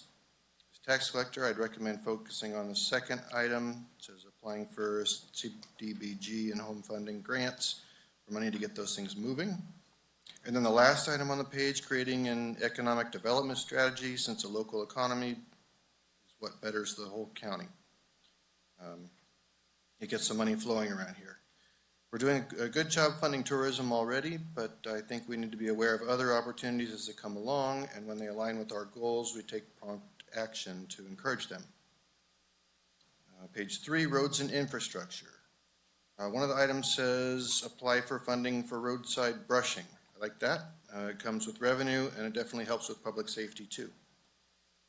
Page 4, employee excellence and organizational structure. The sales tax initiative. Like Supervisor Griefer said, we need to rebuild the public's trust. We're already running into funding issues, trying to maintain the current level of public safety. And if you look at the cost projections, they grow every year. So you're going to need additional revenue just to maintain it. And I think one of the simplest ways of doing that is probably a sales tax measure. And then there's the compensation study. I can attest that my staff is overworked and underpaid. I've lost a number of staff to higher paying jobs elsewhere. It seems like I've got a vacancy more often than not, which makes it even tougher on the rest of us, and sometimes revenues go uncollected. Page 5. I believe that's the remove page, but I noticed the category on there says federal and state advocacy for resources and legislative support is marked for removal. Maybe it was removed because the forest health grant item under it won't work for us, or it expired or something. I'm not sure. I'll mention it tomorrow. But I think the category in general needs to be kept high priorities here. Board acknowledges that we are or should actively be looking for external funding and assistance for things like forest health. Again, I'd point to one of Supervisor Griefer's comments. I think we should have full-time grant writer, or we're just going to be left behind. And then, not listed, I liked one of Supervisor Brandon's comments about the consolidating the IT departments. Maybe that was on here, I didn't see it, but that was I know the schools are, it would reduce cost or redundancies, but the school, we go to tax collector conferences and we have classes, and they tell us that the cyber criminals are targeting the schools, and they're putting what's it called, ransomware on the school, locking the whole district down, and then demanding money and to pay it, or the insurance company pays it if they have insurance. We've got 12 districts around here. I imagine we could provide some support and risk management for them. And then to update you on my department priorities that my staff's been working on, not necessarily board priorities, but the intent is to contribute revenue toward your board priorities as a whole. Our previous collection software sunsets. We're finalizing implementing the new software to continue collecting delinquent revenues for other county departments. We're about 3/4 of the way done with that. Our new TOT software has allowed us to make significant progress collecting delinquent TOT recently. And now that we're fully staffed, we expect successes to continue. We're working on a contract with a third-party collection agency for our unresponsive accounts. We're about 50% done with that. We're working on updating our investment policy, which is getting pretty old now. It's about 15 years old. We're about 1/4 of the way done through that. Implementing the cannabis tax collections on medicinal deliveries to the county, as your board directed. We're halfway done with that. And helping other departments who want to be able to take credit cards and online payments. We're 90% done setting it up for ourselves and learning it first, and then we can offer it to everybody else. I'm happy to take any questions. All right, well, thank you. All right, I'll start at the other end. Supervisor Kirk. No, I think the software update to get that monies back for the TOT collections was big, and I see your email about getting that position filled. Same thing, is it a pay issue that you're having with staff leaving that position? They get in and It has been, Okay. yeah, for quite some time. Okay. We are just fully staffed as of a few weeks ago. Right. Yeah, we're planning on doing some more with that. So when that position sits vacant, I know you're not able to collect, but like in this case, you get the position back, you're able to go back and collect what maybe had been sitting still for a while that position was Sure. vacant, correct? Okay, Yeah. all right, Yep. thank you. Supervisor Campbell. Yeah, thank you. Good overview. And a few years ago, we got Easy Smart Pay set up. How's that been working? Have people liked it? Has it? I haven't since we set it up. I haven't heard much about how people are receiving it or how often it gets used. Is it a pretty successful program? It's been very successful, yes. It's great. Yeah, it's like having your mortgage company collect your taxes for you each month, and then you don't have to save up a budget for your December and your April property tax payment. It just automatically comes out. It's free if you use the ACH option, which just directly debits from your bank account. It's fantastic. Yes, we try and get as many people aware of that as possible. Yeah. Yeah, very That's great. successful. Yeah. Yeah. Yeah, good job It's a implementing. CSAC project, and they did a real good job with it. Yeah, good. Thank you. Supervisor Brandon. Great, thank you. Just 3 really quick things. One, I know that we've done a lot of organizational changes to the first floor. Some of it is reductions. Your office has been particularly impacted by that. I know we have a lot of space needs there. My hope is that folks, particularly our elected financial sector there, would be able to come together and figure out a way that maybe the offices could be consolidated, because that is like the main public service floor counters, and I think we could potentially add additional public-facing ones in kind of a one-stop shop. Just my 2 cents. One I know I've talked about with you for a while. Is any possibility of looking at fast-tracking tax defaulted properties, a little more notice to like a bona fide housing nonprofit, and trying to, rather than just put them up for auction, see if they might be interested in taking them? I think would be really great as an avenue for housing. Most of the properties are just kind of either forgotten or there's not a lot of, housing that actually gets sold. A lot of people come in and redeem it at the last minute, and the ones that do are, have issues usually. Those people have lost interest in keeping it up and paying their taxes and that sort of thing. So, Right. yeah. But yeah, certainly if I always keep an eye out when things come along, an interesting property, yeah, I do what I can to let people know that this is available, and we've got a couple of guys around that Mike knows them that they buy up these properties and fix them up. Yeah. Thanks, Justin. And just the last thing, I think there is a reasonable chance we could end up in an economic recession within the next few years. We could also see, because of that or not, interest rates substantially reduced based on a number of things. One thing that I regret, that as a county before, we were not in a position to, I think, refinance all of our expensive debt when interest rates were extremely low. By the time we kind of got that up, I felt like we weren't able to do it. So just something that is on my mind is if there's opportunities to be more nimble, if interest rates hit 3% again, and we're able to refinance this debt, that we're able to do so very quickly, because that could save us a lot of money, would be great. I don't have the expertise to do that, but I know that that was something from 3 years ago that it happened. I wish kind of now, the next time, we'll be in a better position for it. Totally random. Totally agree. Yep. Thanks, Justin. All right. So you like the grant writer idea? Right? Yes, Okay, yeah, so we can yeah. stuff that, maybe stuff that my person wife in does your that, office, yeah. right? Yep. We can work that out.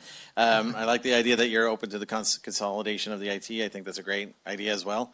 I know, but ultimately, the first three of our speakers were all, the assessor, et cetera, auditor, tax collectors, all the many hats you guys have. And it really boils down to customer service, right, for us. And so, for me, I should say. So I appreciate all the steps that you and your staff, as well as all the other staff so far, have taken to make sure that that person who comes in off the street has an ability to interface and with you guys and understand. I joked earlier as you came up, no one likes a tax guy, but I've never heard anything bad about you or your staff or the process or anything. So getting people to give you money is extremely difficult. So having people do it happily is a great skill. So I appreciate it. So as we move forward in this, if you would think there's certain programs that we need to get rid of and bring on new technology or put in a kiosk or something, as some of the other counties have done for people just to kind of pay it. I call it the Verizon kiosk. You go in, you don't want to wait in line. You pay your cell phone bill right there and you're out. So those are always options. So I appreciate your open-mindedness to new ideas. Thank you. My favorite department, the tax collector. I spent a lot of time with you on December 10th. Congratulations to you, Donnie, Kanan. You guys all rewon your elections. So either you guys are doing a fabulous job or just nobody wanted the jobs, one or the other. But either way, we'll see you for 4 more years. So, yeah, I think things just keep on going, right? I mean, doing a good job. So that's all I got. Much appreciated. All right. Board? Thank you. Next is our outstanding district attorney. She's walking up to grill me on the stand once again. No grilling today. This is a collaborative effort, gentlemen. Good morning. Cassandra Janicki, your district attorney for Tuolumne County. I love a good theme. I really appreciate a good theme. So when Supervisor Griefer entitled the agenda Back to Basics, that spoke to me. And it spoke to me in an important way because I completely agree with you that we need to refocus. I think that we have all perhaps fallen victim to maybe getting too deep into the weeds and forgetting to see the forest. A little mixed metaphor moment there. But I also heard you say this morning that we have to move beyond the concept of, well, we've always done it this way. I have always, from a leadership perspective, hated that idea. And so my number one priority, and what I'm hearing from many of you as a top priority for you, is recruitment and retention of quality employees that provide gold standard service to the people of Tuolumne County. That, sirs, is, in my humble opinion, the most basic thing that we have to get back to. We, as an entity, cannot provide services to our community without the people to provide them. And so this is not news to any of you, but key to this is bringing us up to market in terms of compensation. I welcome this board establishing for itself a compensation policy. If it is looking to benefit first the lowest 1/3 of our employees, fantastic. You have given us a direction. If it is identifying hard to recruit positions and addressing compensation for those positions first, by all means, you have provided us with a compensation policy. I would submit to you all that a place for you to look is at those difficult to fill positions that have licensure or certificate education requirements. I can tell you that from our office's perspective, that is an area where we struggle. This board has funded us for 8 attorney positions. At this time, I have only been able to fill 6, and that includes myself. A very real impact of us being unable to recruit licensure level employees is loss of money for our department. I emailed all of you in January to let you know that our office could no longer sustain the staffing assignments required to maintain the Office of Traffic Safety grant. I cannot do it.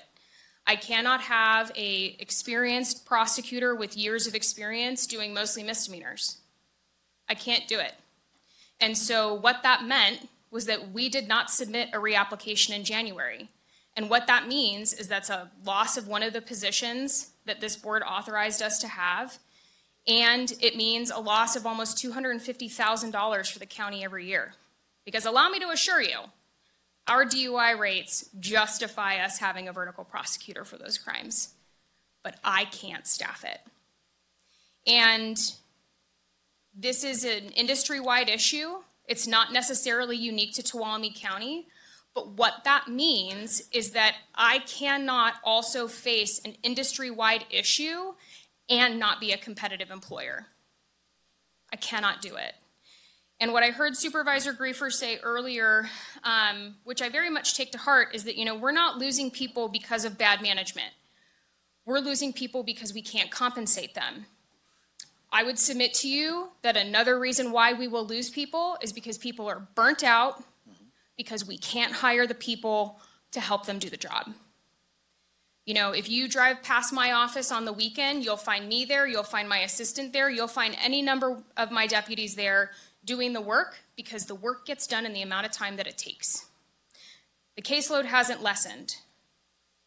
Our obligations to the system haven't lessened. But the people willing to do the job with us has. And so not being a competitive employer deeply impacts our ability to protect public safety in the county of Tuolumne. One thing that I took from our department head meeting last week was a little bit of a call to action, specifically reviewing the 24 to 26 priorities that were attached to the agenda, talking about the ones that are still on the list, talking about the ones that are proposed for removal, and so I wanted to touch base with you all about that. Thank you to Supervisor Brandon for listing as a priority of his national accreditation for Sunshine Child Advocacy Center.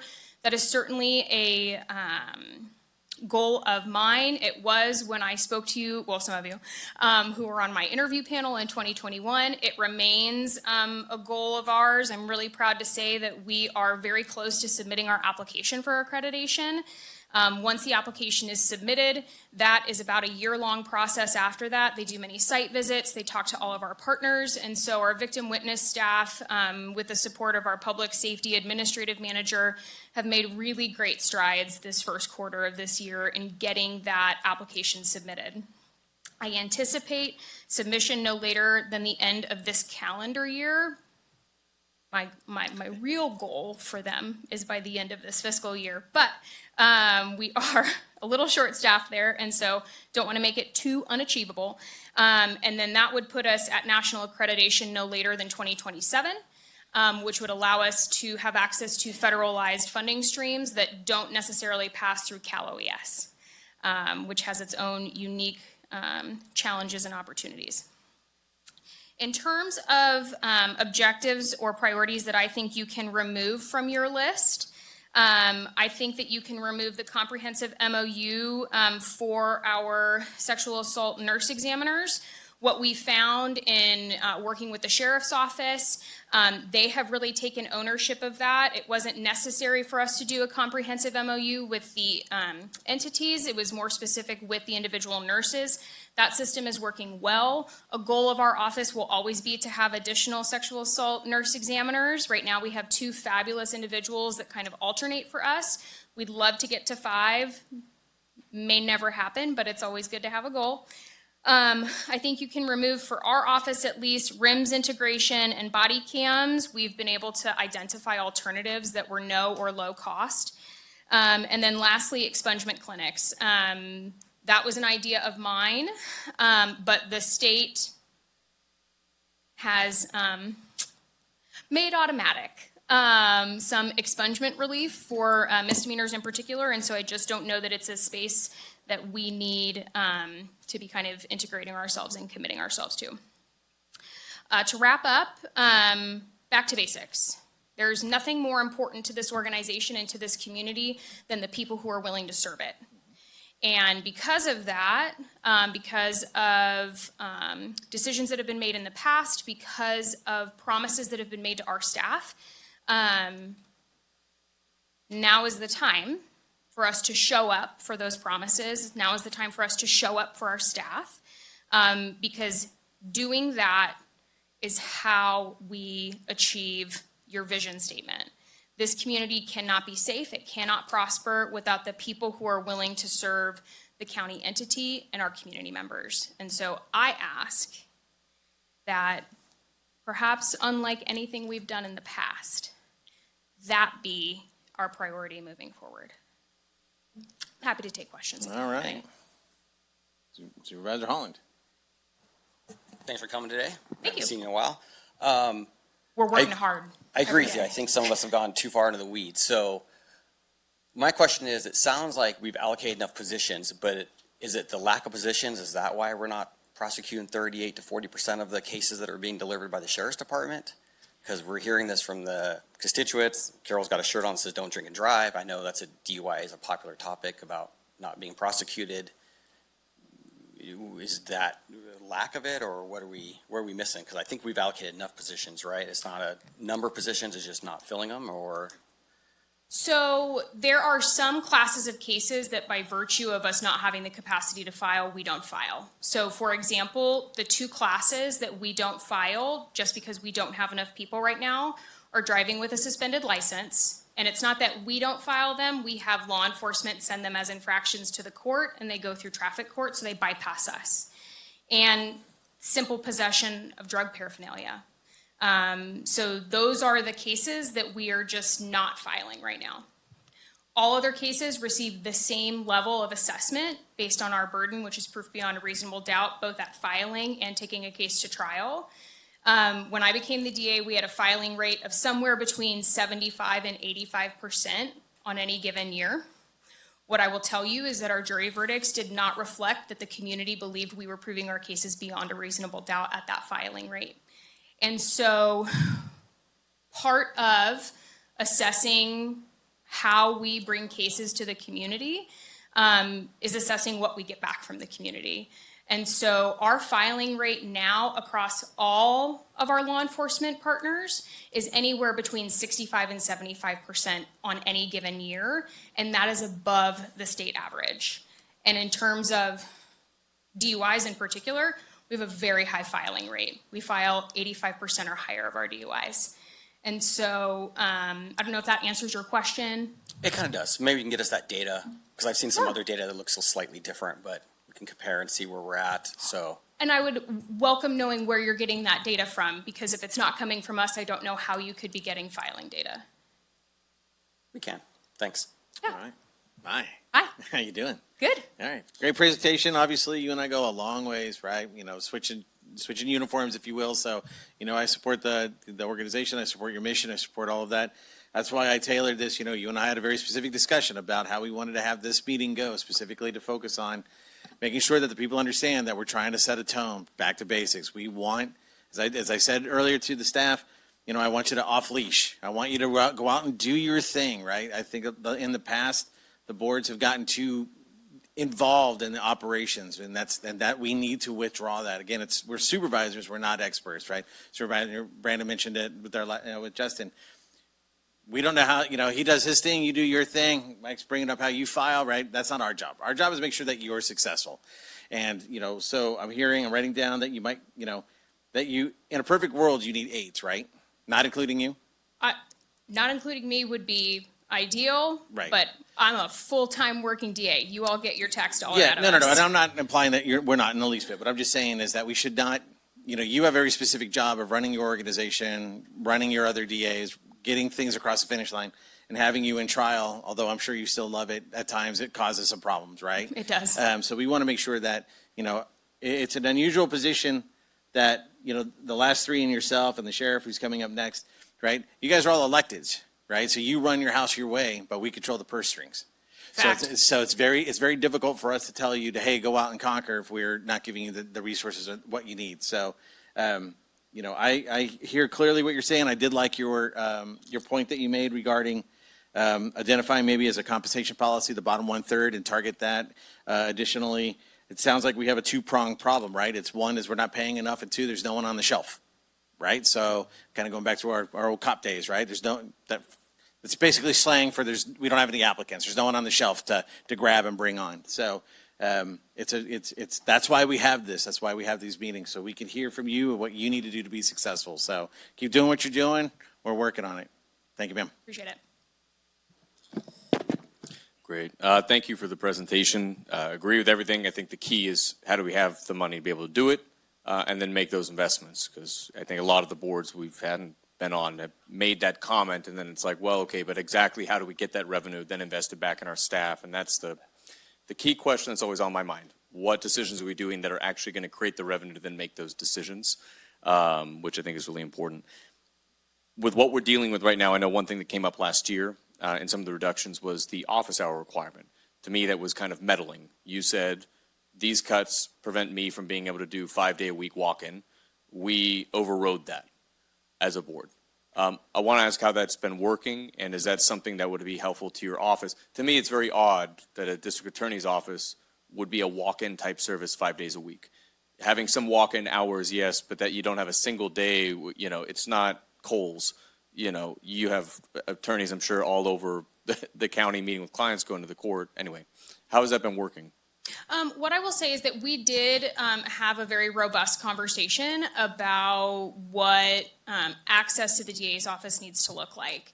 And so the board, you all actually gave us the direction, I think with Supervisor Kirk's direction, if I'm remembering correctly, to allow us to close 1 day a week, and then we shortened our operational hours. So we're closed from 8 to 9 and then from 4 to 5. Monday, and then the noon hour for lunch, Monday, Tuesday, Thursday, Friday, and then Wednesdays we're open for appointment only. And what I will say is I think that system has worked. We have victims who call our office, come into our office, witnesses, members of the public, things of that nature. And so at least from my perspective, what hasn't been shared with me is that being an issue for anybody. Okay. And so, you know, I think I noted on perhaps one of your presentation slides is assessing public access to services. I do firmly believe that the public needs to have access to our office.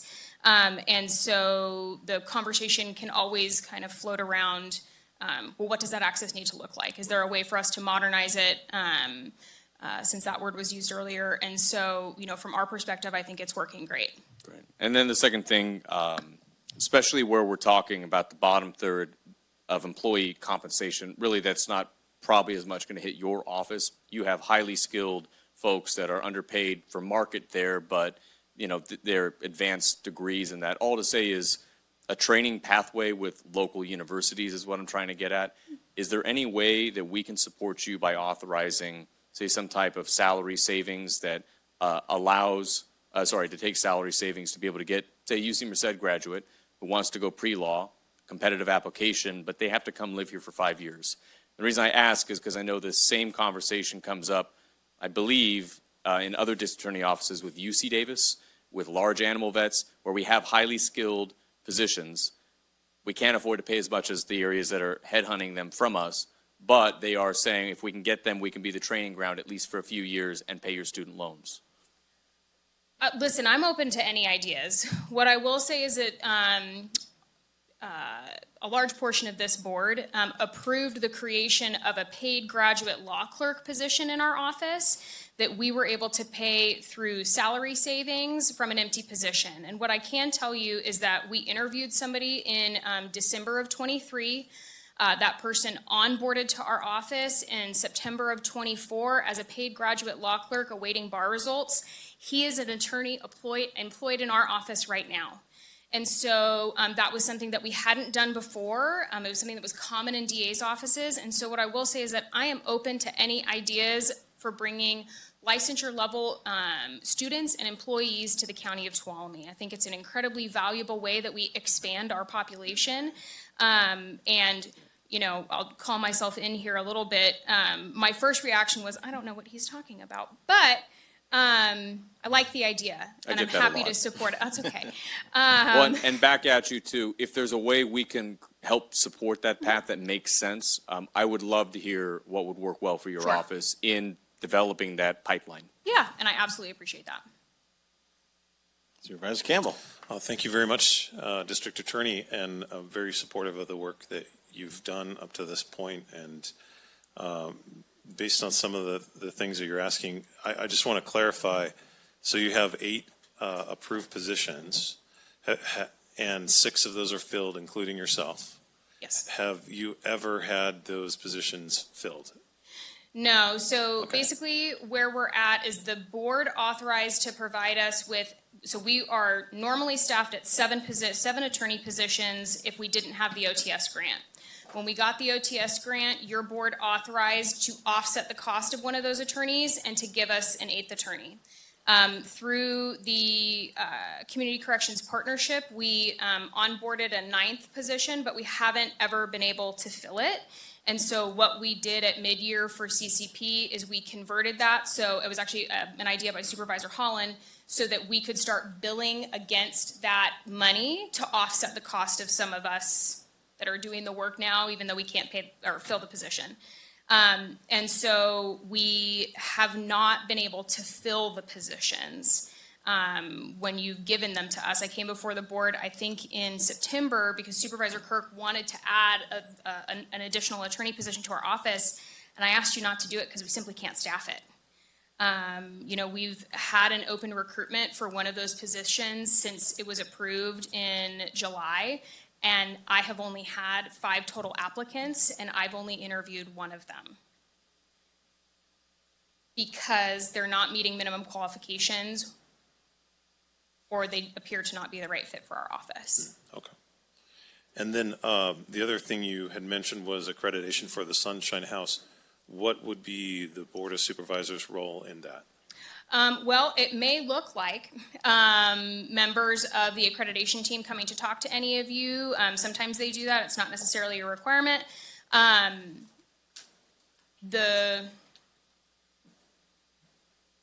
hate to say this, but the place for you all would be stabilized funding for the center if the grant money runs out. We're in the process of, we're in year 3 now of our competitive grant cycle, so we have 2 more to go, which is why finding additional funding streams is so important. What we know from our Cal OES partners is that these grants go away once the state feels that we've had an adequate amount of time for the localized or county entity to pay for it themselves. And so we're getting to that point. Now, I know that that's not necessarily always a possibility, and so that's why we're actively looking for other funding. And that kind of relates to my next question, which is victim witness. So those are both funded under separate grants, correct? Yes. But it's the same kind of story with them, that there is some concern, while that, I believe victim witness is entirely grant funded, right? It is. Okay, so there is some concern that that the state might choose not to continue that as a grant, and then what do we do? Yes, so to clarify just a little bit, so one advocate position in our office is paid for by the Community Corrections Partnership. I consider that to be grant funding because in any given calendar year, the CCP could choose to not fund that position. So we hire it like a grant position, we treat it like a grant position. Even though I think you could qualify AB 109 funds as like general fund dollars because that's where they live. But yes, our entire victim witness department is run on either Cal OES grants, AB 109, or Prop 172 money. And so at any given time, we know what the state's budget outlook always looks like, which is grim. You know, there's always a risk that we lose funding for that. We have 2 very specialized grants, the KC, which is the Child Advocacy Center grant, and then our underserved victim program, which we serve our elder population with. And so, you know, we have seen Cal OES pull back even on grants where they have guaranteed 5 years of funding. They've cut funding by years sometimes. And so there's always that risk. The one super stable area of funding that we have for victim witness is our victim witness program grant, which we are in our 38th or 39th funding cycle. And so it's the ancillary grants that we're really at risk of losing. Okay. But that can happen at any time Okay. when the state would like it to. Of those, what, you don't have to answer this if you don't want, because I'm asking you to pick your favorite child, but of those, if we were in a situation where we couldn't afford to backfill all of that, if those grants went away, which to your mind are the biggest priority that the county should step up and support those programs even if the grant goes away? So in my estimation, the provision of the Child Advocacy Center would be my #1 priority. That center serves children victims of crime and their families and vulnerable victims of crimes and their families in a way that we don't have the resources elsewhere to do so. I think it's incredibly valuable not only to the investigative process, but also to the prosecution process. And so having that center available for use, not just for our office, but for all of our law enforcement partners and our multidisciplinary team that we understand is the best way to investigate, particularly crimes against children, it would be a disservice to our community to lose it. I believe that that there is space and opportunity for us to absorb how we serve our elder population amongst the advocates that we have through the Victim Witness Program. It would be tough, but it's something that an incredible value add, but one that I think we could encapsulate with current staff if we were to lose that grant. Well, thank you very much, and I really appreciate the dedication to justice in Tuolumne County. Thank you. Supervisor Kirk? Morning. There you go. Sorry, that Okay. was loud. On the 8 approved, so one of my opening comments at the beginning of this whole thing was maintain public safety. So maintaining public safety in your office would be 8 deputies. I agree. So we need to maintain that. So whatever solution you can come up with, whether it's attracting somebody who's coming out of UC, whatever, and they want to go to law school, can we even, I know we can pick up their law school bill and make them sign a contract for 5 years, all that good stuff, but can you even put them on any one of these caseloads if they're obviously don't have a law degree? So how do we even address that issue if they can't practice law yet? Thank you, and that's a great point. And that was maybe actually my initial reaction to Supervisor Brandon's idea. You know, we can do a lot with a law student who is certified through the state to appear in court. They do require like eyes-on supervision, but there's benefit in growing that person, particularly to the entity, if we can get them to come back to us. Huge benefit in that. College students are a little bit different. They take a So not college. So if a kid gets out of college Right. and wants to go to law school, is there a path forward to be creative? To work, to get them to fill some of these positions? not without direct eye-on supervision. So there is benefit, there's like long-term benefit in that, but not Sure. like immediate relief, if that makes sense. Okay.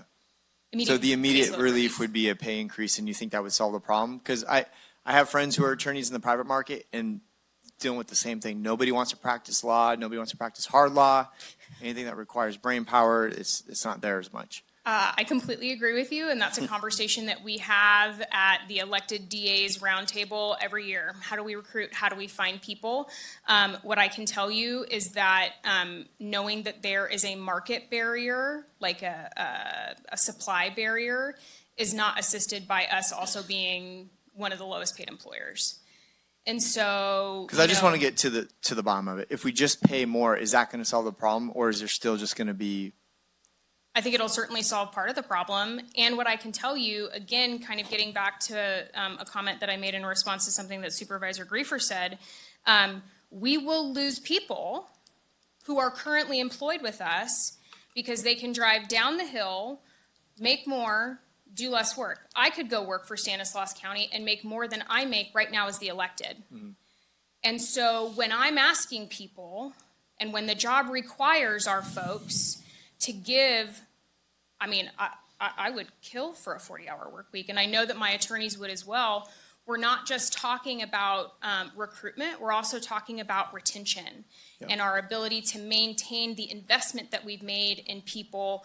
For example, like my graduate law clerk, who, young man, you know, not from the county of Tuolumne, from the Fresno area, and giving him a reason to stay. What's the average length to stay for your attorneys right now? Right now, let me think about who's in my office. You can just give me an average. Averaging is not our best measure, right? Because I've got some folks who have 2 years or less of time in the office and experience in the law. And then my two deputies have 8 years and 20 plus years. And then my assistant and myself both have upwards of 10. Okay.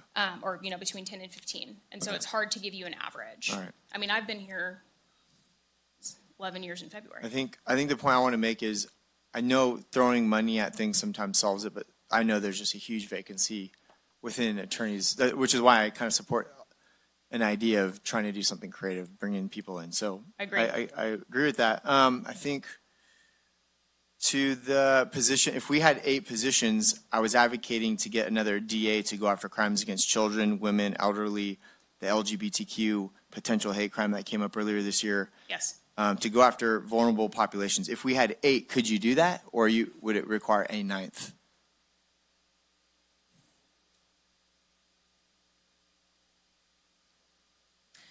Because part of it feels like that's something you're already doing. If a crime comes against a kid or elder, you're already doing it. We but do. it's about focusing, having a DA focus on those. Right, and you and I have had conversations about the benefits of vertical prosecution as opposed to just like general prosecution. And the reason that those vulnerable populations need a higher level of service provision to do those cases in a, I'll call it a bulletproof way. At 8, it would depend. It would depend because that's also a very large question about who I have in the office that is skilled enough to do that. I have someone. So experience. If you had 8 with experience. Correct. Okay, all right.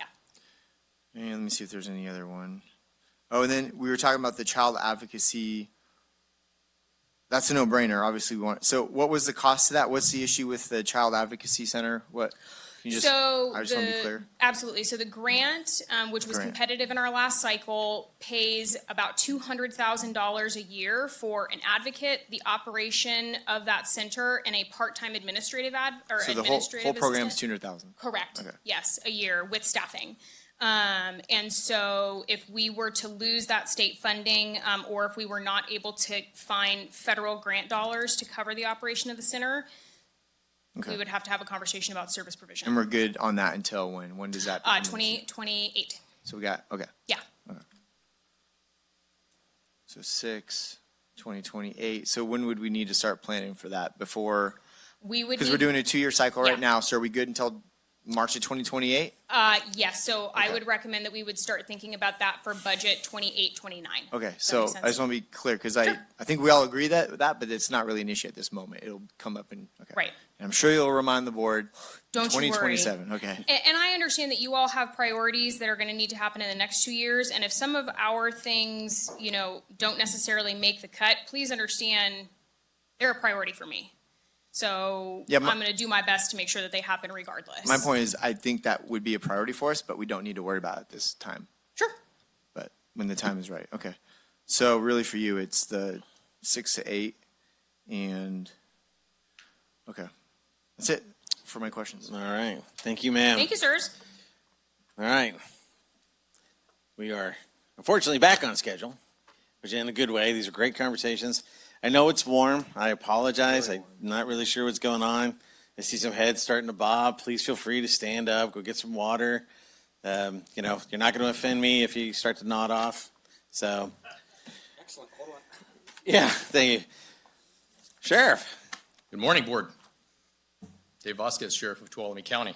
Oh, just to bring a little levity back to it, I can say, speaking of the air conditioning, if we could put that up on the top of the priorities, that'd be extremely helpful right now. That's how we're saving money, David. Very well. It's already working. I got a couple people to walk out, so. Okay.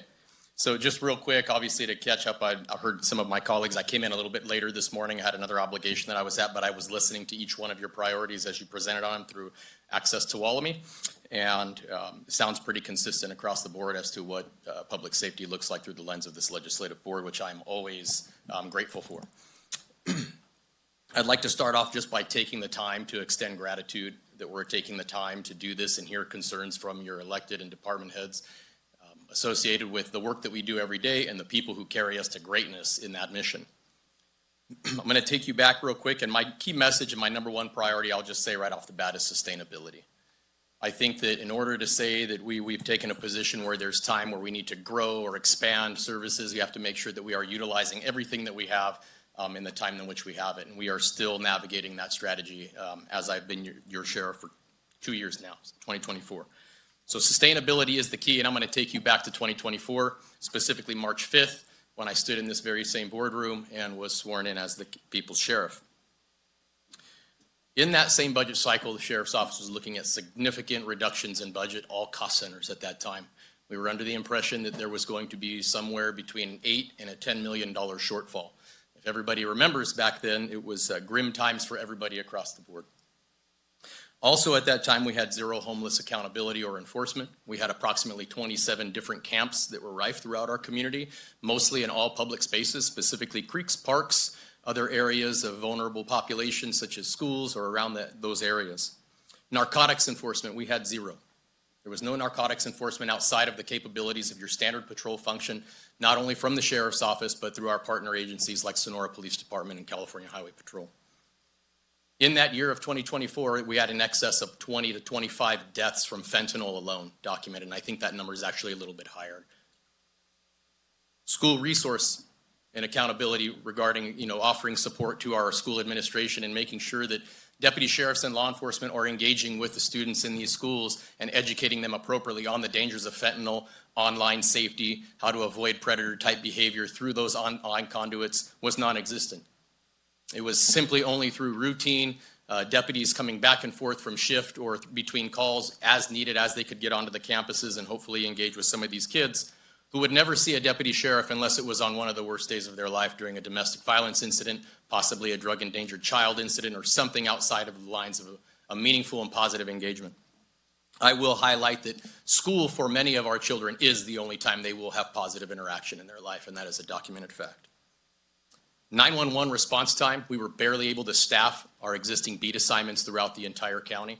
We were running on average and most commonly a sergeant and 3 deputy sheriffs. That includes servicing Groveland, Upper 108 corridor, and everywhere else in the county.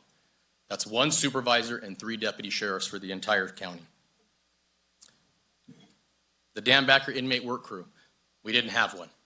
There was no meaningful resources. There was no meaningful programs to offer to do our part in what reducing recidivism would look like in our county. And that is a shame, because anybody that's familiar with how people cycle through addiction in Tuolumne County, you know that there's a lack of services. There's a lack of not just services, but different levels of support wherever that person's experiencing addiction throughout our county. And I think that most people would vouch for that.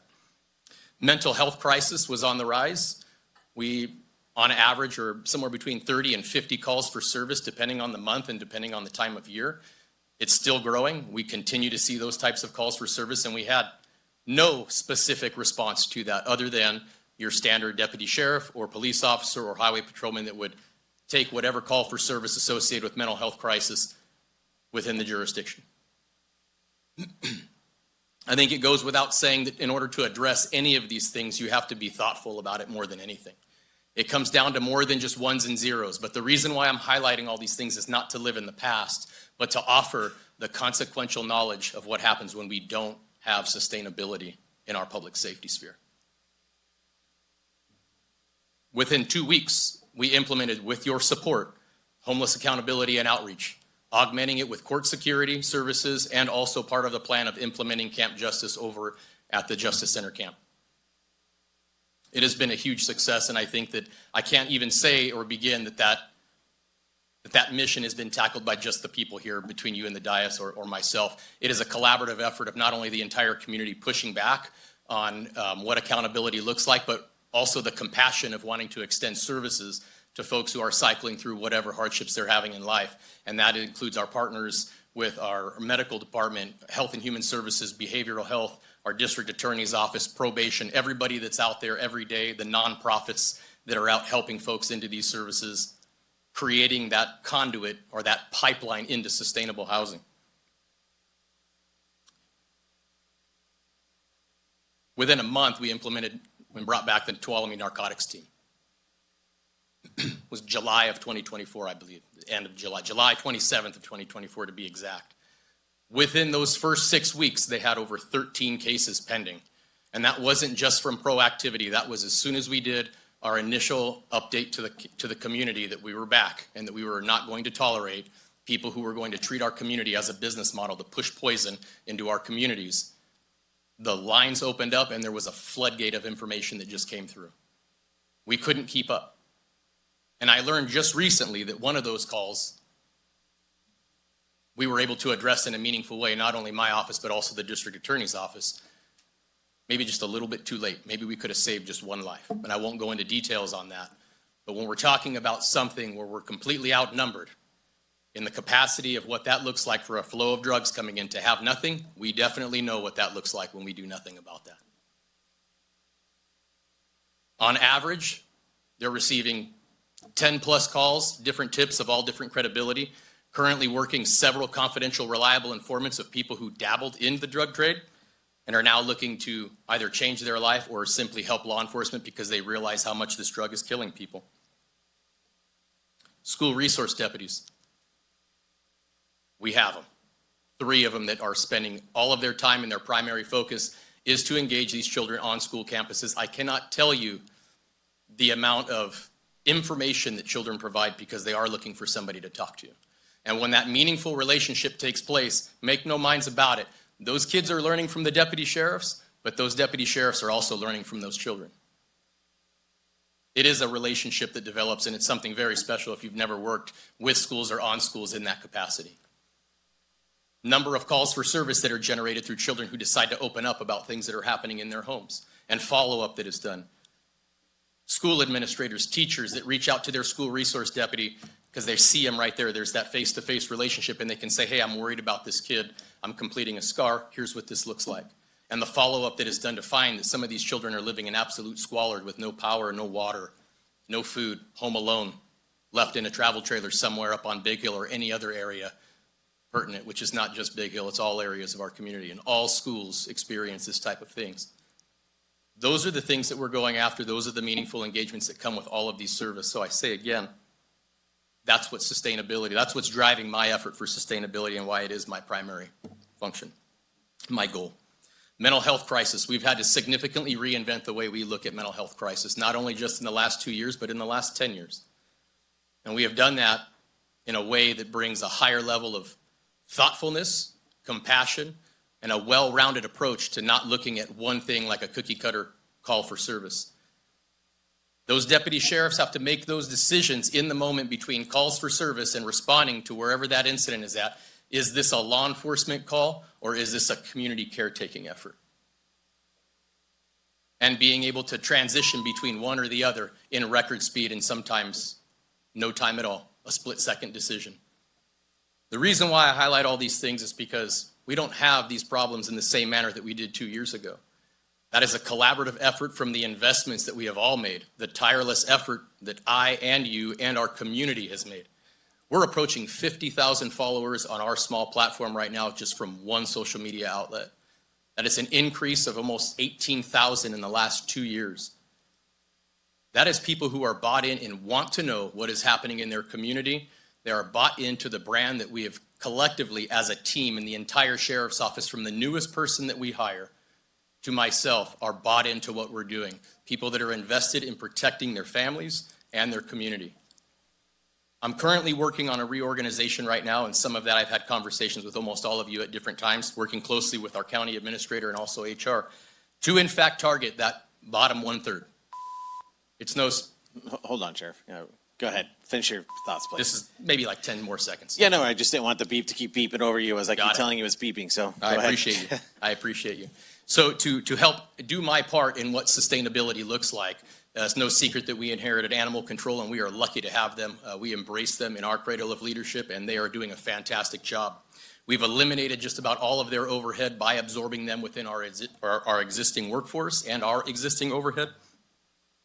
And we are able to take that cost savings from when this board essentially eliminated the director position, created the management position, are going to be able to work that money and help address compensation for those bottom 1/3 employees, which are OE3 employees that I've heard some folks speak about at great lengths earlier today.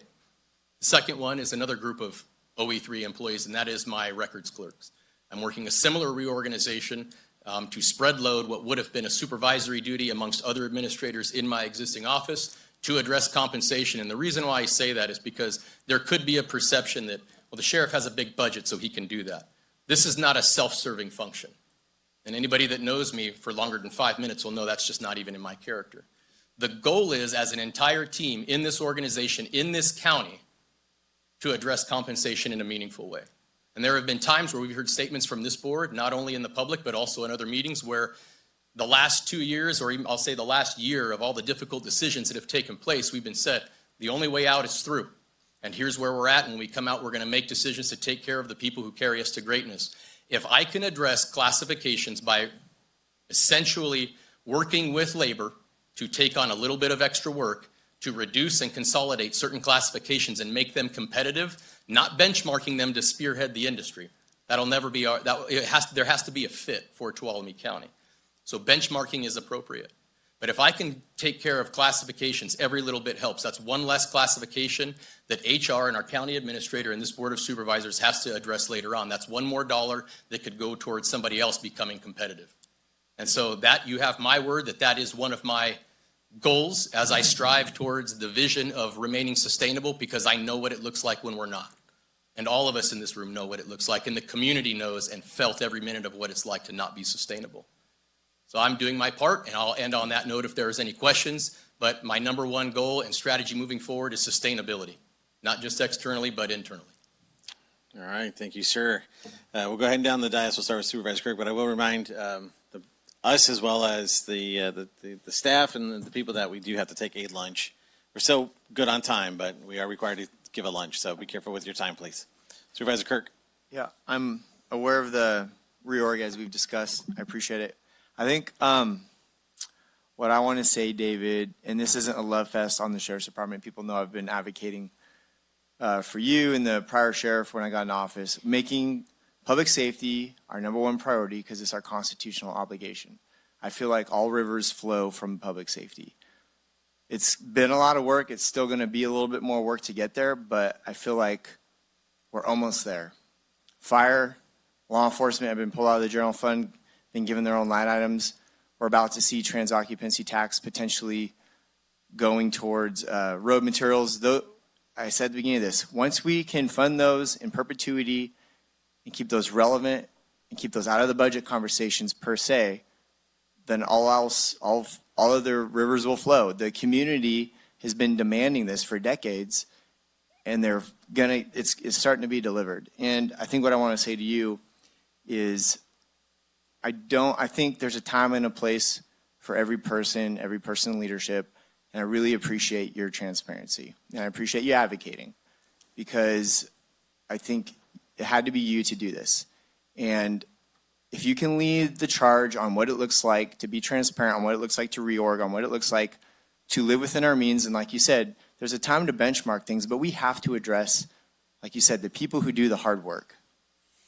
We have to address that compensation, and I think this board's going to do it. It's going to take some work and some strategizing, because we all want to do it, but there's no funding to do it. So we have to be creative, and you will see some creative solutions coming forward in the near future. But thank you for not, again, to us, this feels like the future, but really this is just getting back to where we should have been. This isn't like we're going above and beyond. This is where we should have been this whole time. And that's why I opened up by saying we just need to maintain, because I'm well aware that if I want to do that extra position to go after crimes against children, or if I want to do more bells and whistles on things, it's going to come at the cost of the general fund and hit other departments, which we don't have the capacity for right now. So I'm all about, let's maintain this. I thank you for the work on this. I thank you for the team for just being creative, continue to lead that charge on the reorg and any other area that you can affect change in.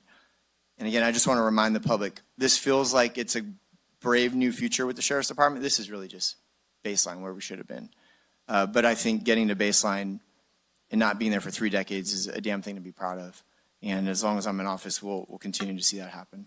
I think that's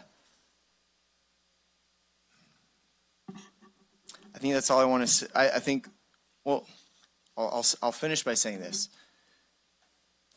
There are departments who have seen what this board has done with public safety. We have given mass raises to get us back to ground zero. And there are other departments that are in need of that as well. But we had to do the hard work to get public safety back on track. And so now we got to do the hard work to deal with the bottom third. And we've been talking about this for a couple of years, and we're going to have some opportunity in the near future to make that happen. And I think we can do it. So thank you. Thank you. Supervisor Campbell.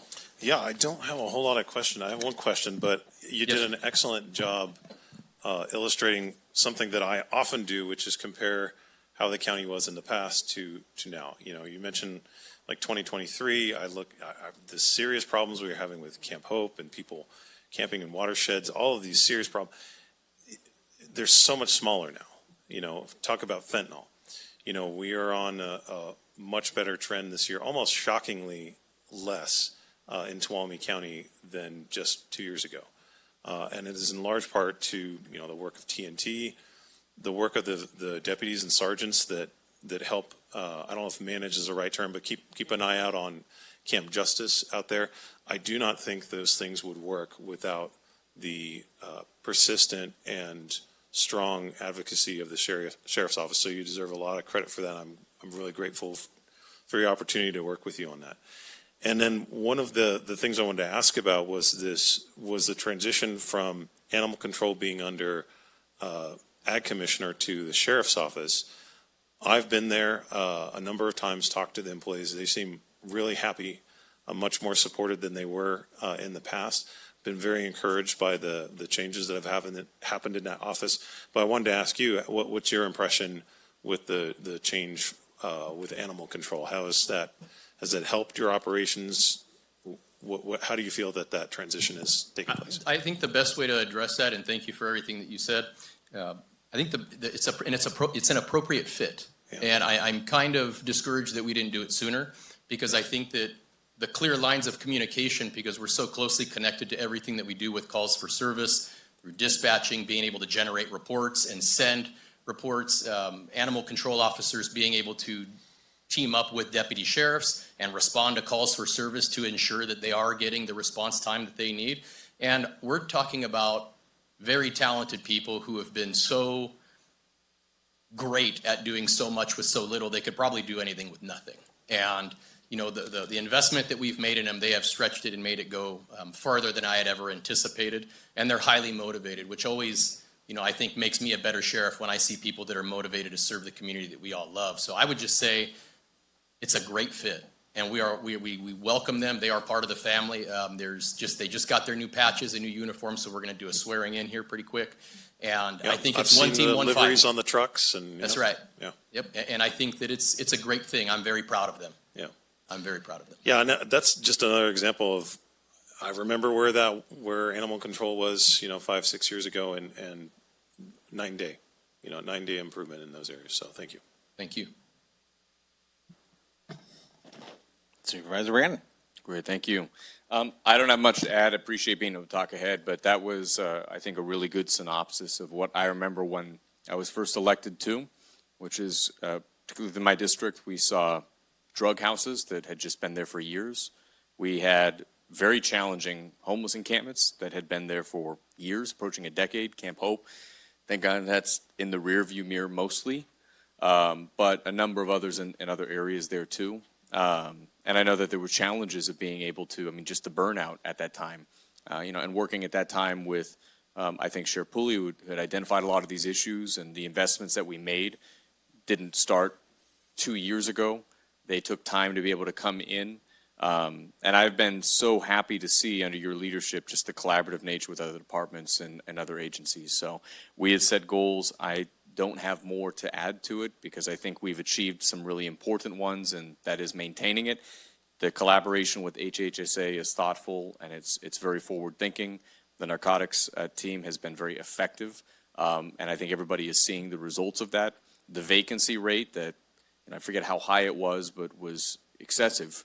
Not only being, I think, under 6%, but before you had mentioned it was about 3%. We've just in every category gotten to where we should be. So I appreciate your leadership in that. I think we have a lot of folks, probably every elected official that's ever existed, that says public safety, #1 priority. We have to support it. I'm really proud to have been on the board that starting 2021, really made the decisions to invest in it.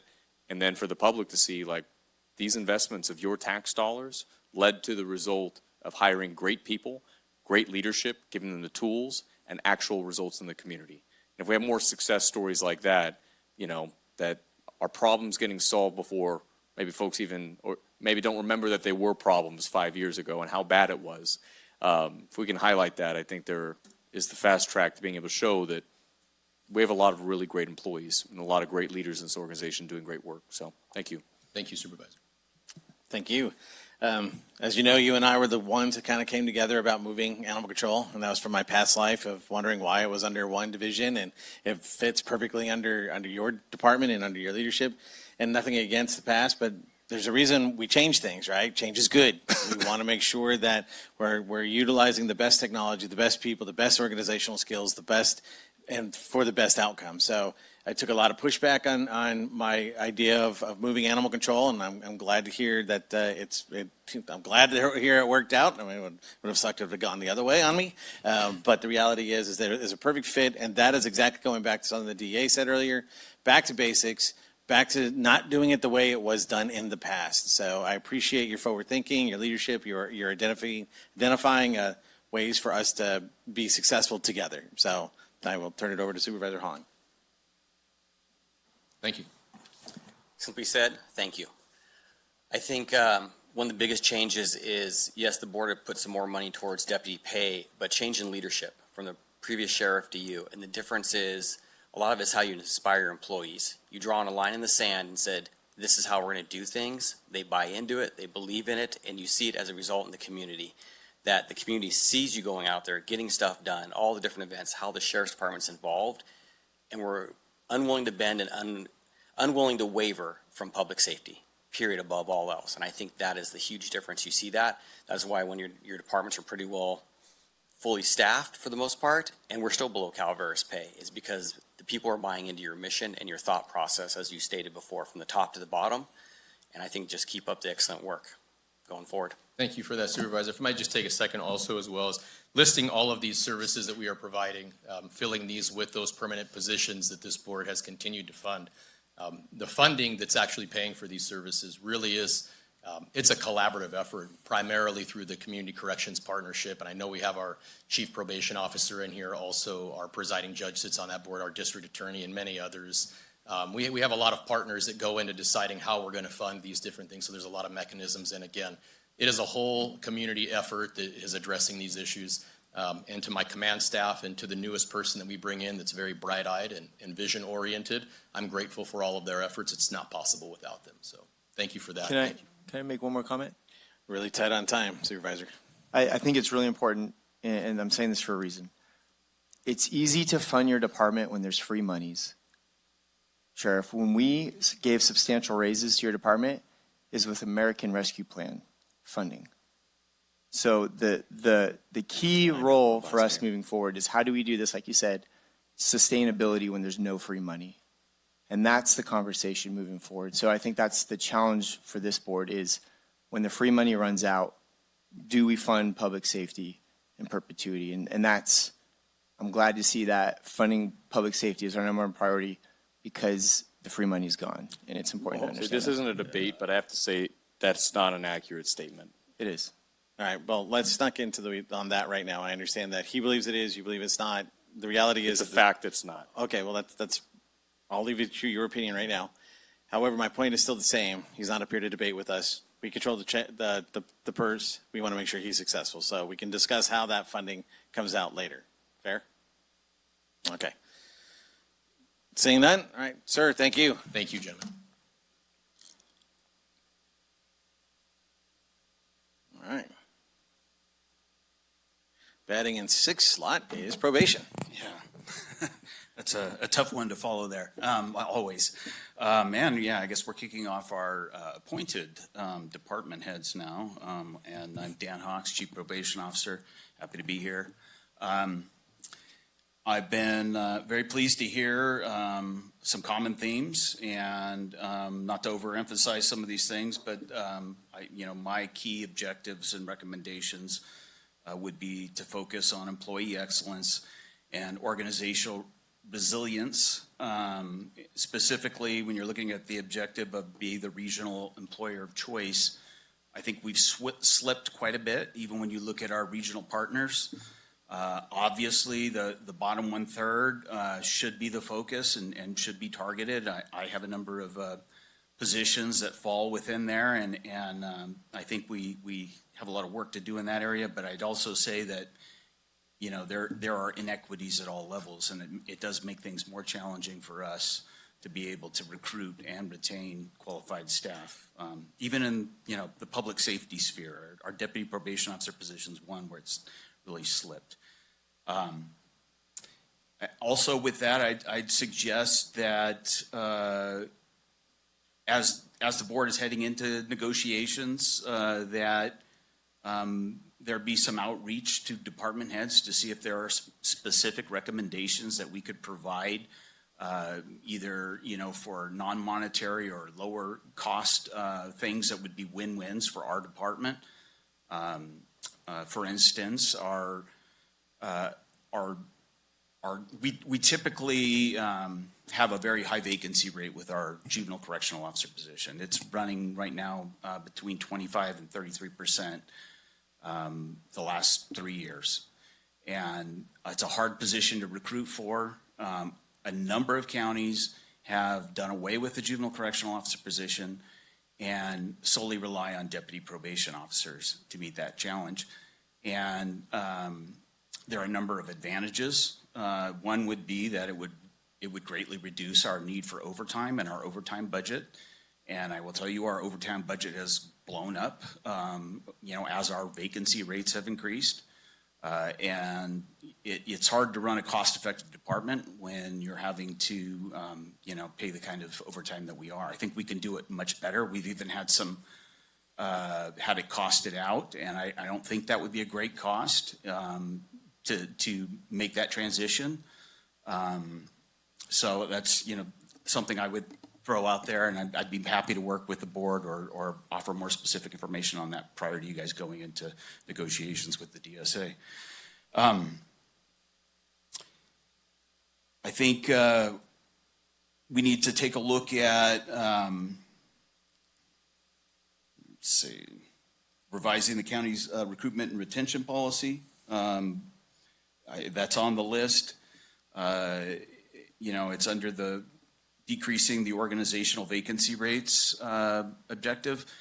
And we have benefited greatly from having that incentive pay offered. But I think we need to go in and revise the rules to make sure it's being consistently applied.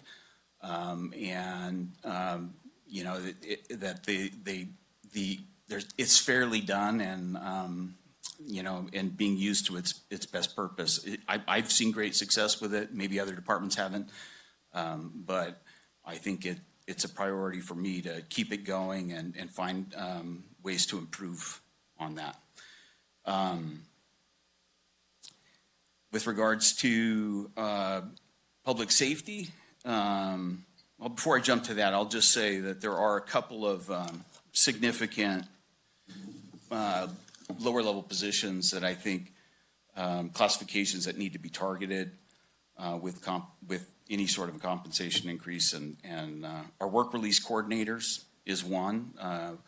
We've had a 33% vacancy rate all last year and half of the prior year, trying to fill those positions.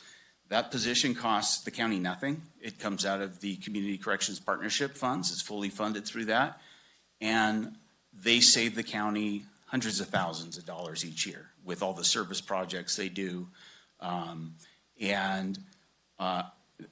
We struggle because there aren't a lot of comparison positions in other counties. Our work release program runs in parallel with the sheriff's program. They have a jail work release coordinator position or something like that, manager maybe. And I think the functions of that position are very comparable to our work release coordinators, but the jail position pays a lot more. So easy for us to recommend moving that position to the level it should be at, having it maybe reclassified so it's the same as the sheriff's position. I think we have very, very well qualified work release coordinators. They can do a lot of work that saves the county money, and a number of our county departments rely on them. And I regularly hear kudos from those departments on all the great work they do. So a lot of that is done at a savings to the county too. If we had to pay staff to do that, it would cost the county a lot. So another one that I think we need to take a look at is our legal assistant position. We're currently at a 50% vacancy rate in our department. And all last year we were either 50% or 33% vacancy rates for that position. I think there may be some opportunities for us to take a look at some of these classifications. If our position is, a 3% or 33% behind what other counties are paying, maybe we need to change the minimum qualifications of those positions so at least we can hire staff to come in and train them to take on those roles. Some of the hardship in filling these hard to fill positions is that the minimum qualifications are really just set too high.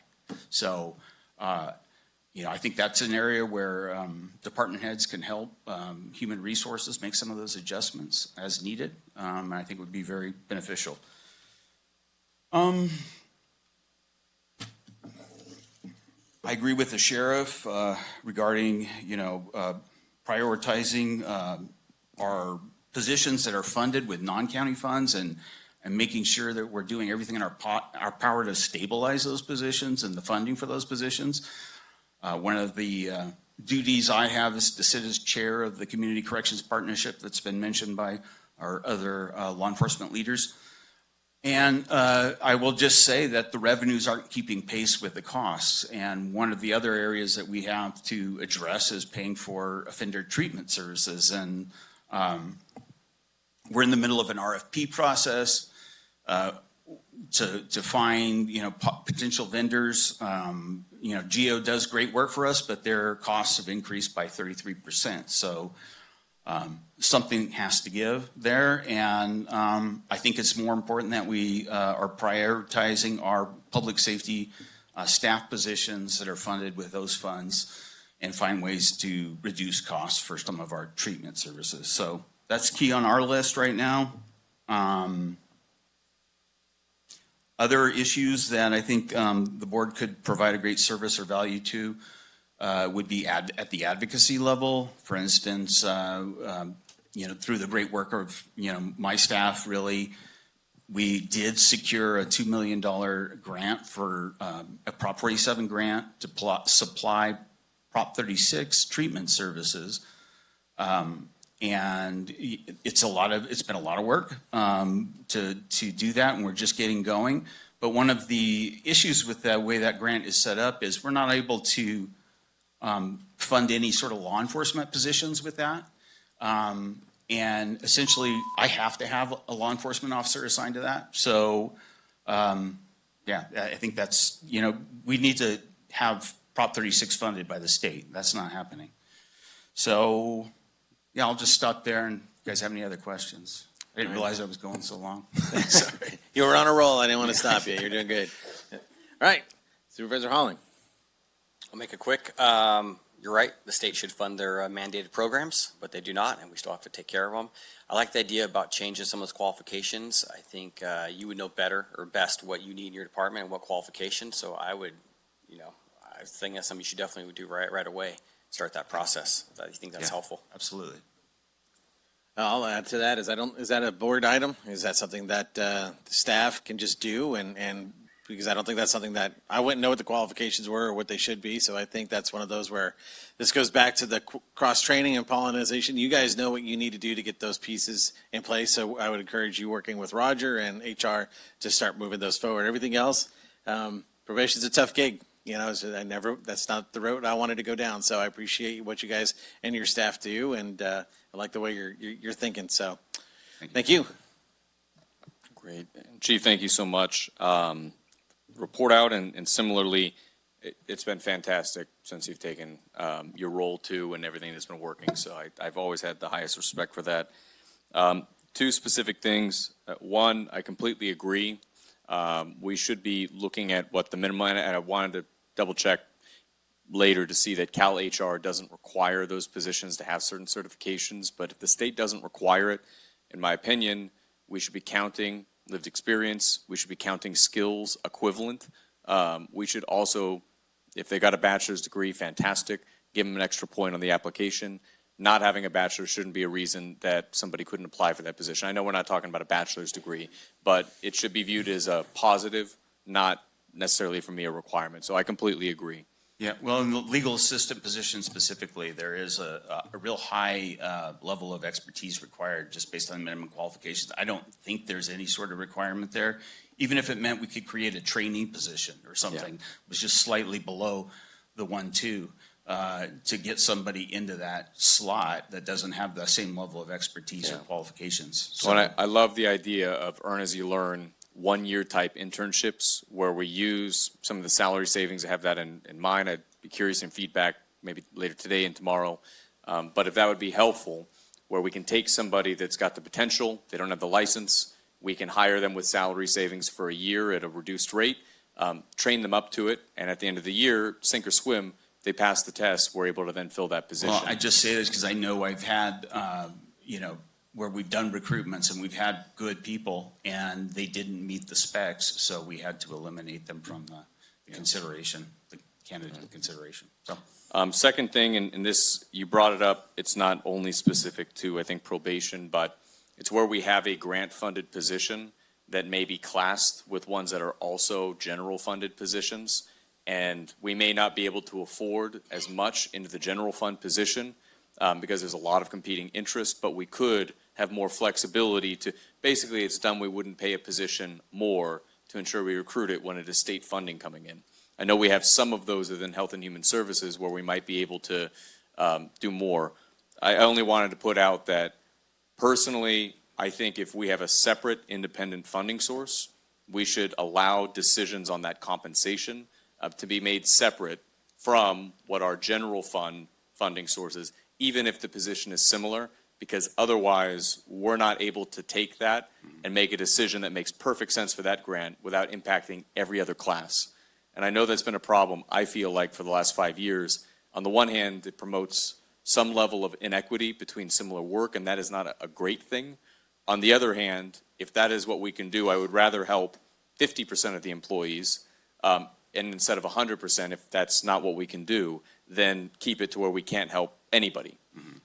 So that's something that I would be interested in, if there's a way to decouple that so we can look at those positions specific to the funding that they get from the state or the federal government or whatever other source. Thank you, Supervisor Campbell. Well, Dan, you've done a phenomenal job, and I'm constantly hearing positive responses from people that have interacted with your staff and with your team. Very professional, very tight ship you run. I haven't heard a complaint, and that's pretty strange to not hear a complaint from, a law enforcement agency. It's chalked up to my managers. Yeah. I mean, the command staff, I mean, just like the sheriff, you've got good people. We want to keep those people. Our managers, supervisors are really the most critical positions in any organization.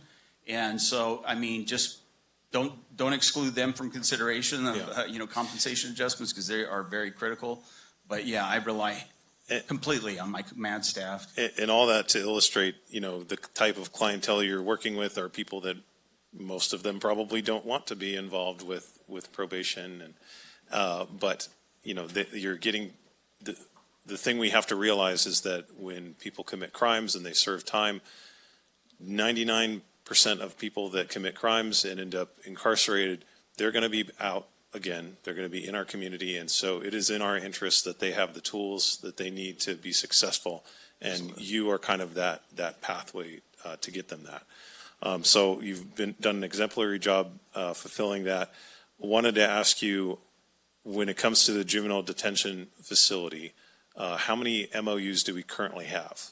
I think we're up to 8 right now. 8 MOUs, yeah, okay. Yeah, we just added a couple. So, I mean, we're always looking for comparable counties that need our service, that are willing to pay a higher cost, typically. I mean. This is the thing in between, whenever you and I talk, that's the thing I always ask you, and we talk about that a lot, is negotiating those MOU terms with other counties. I also wanted to ask you, how many MOUs did we have when that facility opened?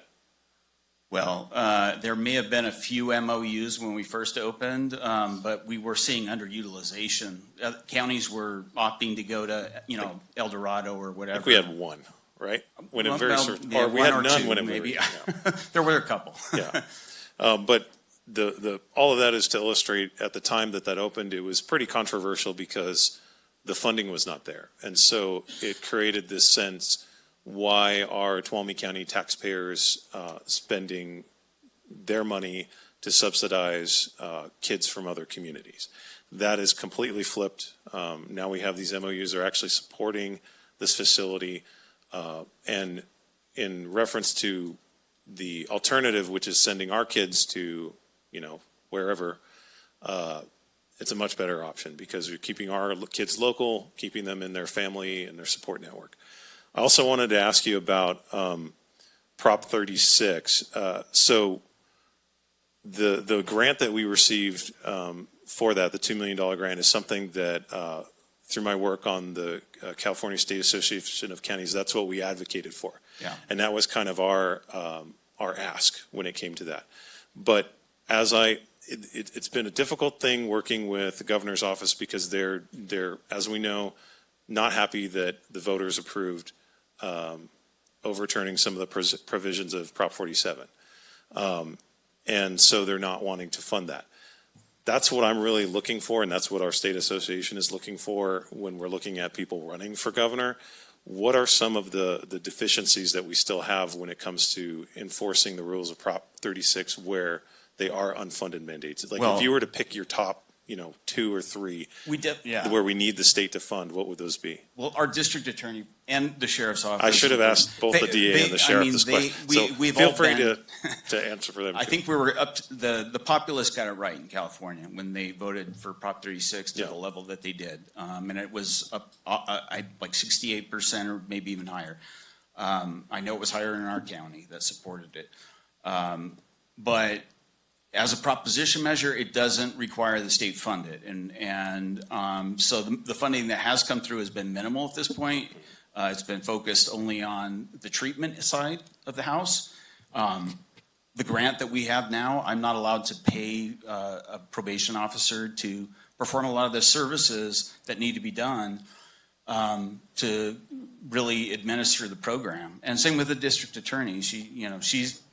She's trying Prop 36 cases. The sheriff is arresting Prop 36 individuals, and there's no law enforcement funding, and so that needs to change. You can't unfund that or defund.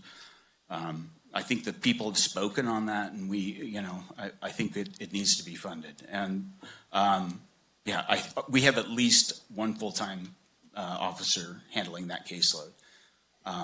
And I'm having to use actually multiple officers at times because it's a challenge. Okay. So, yeah, Thank you. big one. All right, Supervisor Kirk. I'll try to make this quick because I was doing some research on your department while he was speaking on a few items. But a few quick questions. On the idea of doing DPOs or probation officers for the hall, probation officers need 4-year degrees, prior hall staff don't. So when you say it's hard to retain hall staff in a big budget for overtime, I could see that getting worse if we hire DPOs who are more expensive, more educated. So I'm just trying to connect. Well, one thing we can do is eliminate the BA pay for DPOs, and that's what other counties have done. Is that really that so substantial, it though? could be preferred. So I think the DPOs would receive a small increase for that. I'm not sure, maybe a 2.5% increase, the existing DPOs that have BAs. But then it would allow us to reclassify the JCOs. And yes, they would cost more, but it would allow me to use my DPOs more regularly to cover shifts on the hall and have a larger pool of rotational deputies there. And, a lot of what we see right now with the need to have coverage available, and we use DPOs right now to cover, and we pay for them at the overtime rate to cover shifts. The reason that is because the pay is just, it's not great. It's less than what jail deputies make, but yet the state has higher requirements and standards for it and training. I think what I'm saying is if you need help in that area, present something. I just don't see how a more expensive DPO. I'm having problems connecting the dots. So we'll have a conversation. I'll just say we got a price tag from the county admin office. We asked them to price it out. What would it cost next year if we did it? And I think the price they came back with was $146,000. So that's not that much. A lot of these positions are not a lot, but several of them, many of them, are covered out of other revenue streams that wouldn't impact the county directly. Okay, so that's all part of it. So yeah. I guess what I'm saying is you've given me enough information to know that I don't have all the information. So if you want to do that, let's have a and I'd expect to see a decrease in our overtime budget too. Maybe not right away, but once we start getting fully staffed, we would be able to staff appropriately and not require so much overtime. Okay. And then you had also said something about a 30% vacancy rate where it comes out of a separate fund. Can you use that fund to give higher wage increases?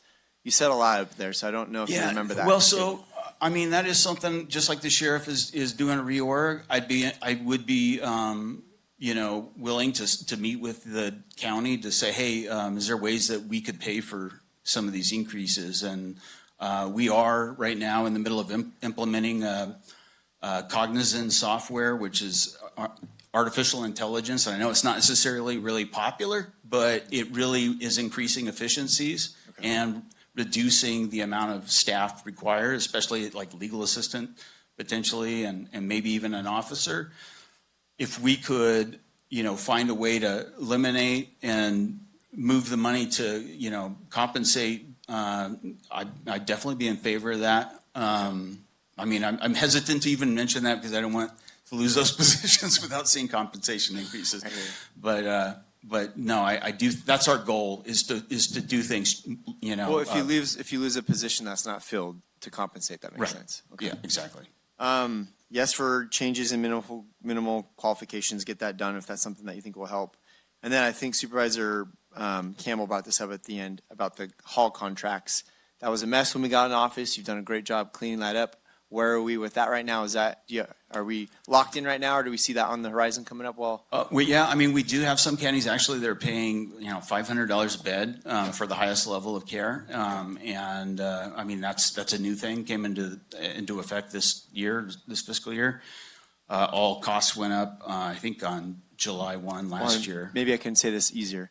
Are we covering our costs with these contracts? Yeah, I mean, in terms of if we had to supply detention, or if we had to contract for detention services ourselves with other counties, yeah, our budget would be much higher. Okay. I mean, right So now covering our costs. we're definitely running a cost-effective program. Great. Before we weren't, and years ago you changed it, and I thank you for that, and thank you your staff. I know public safety, you guys are part of that wheel, and so again, we're trying to maintain baseline services, and thank you for all you've done there, Chief. Appreciate that. Right. Thank you.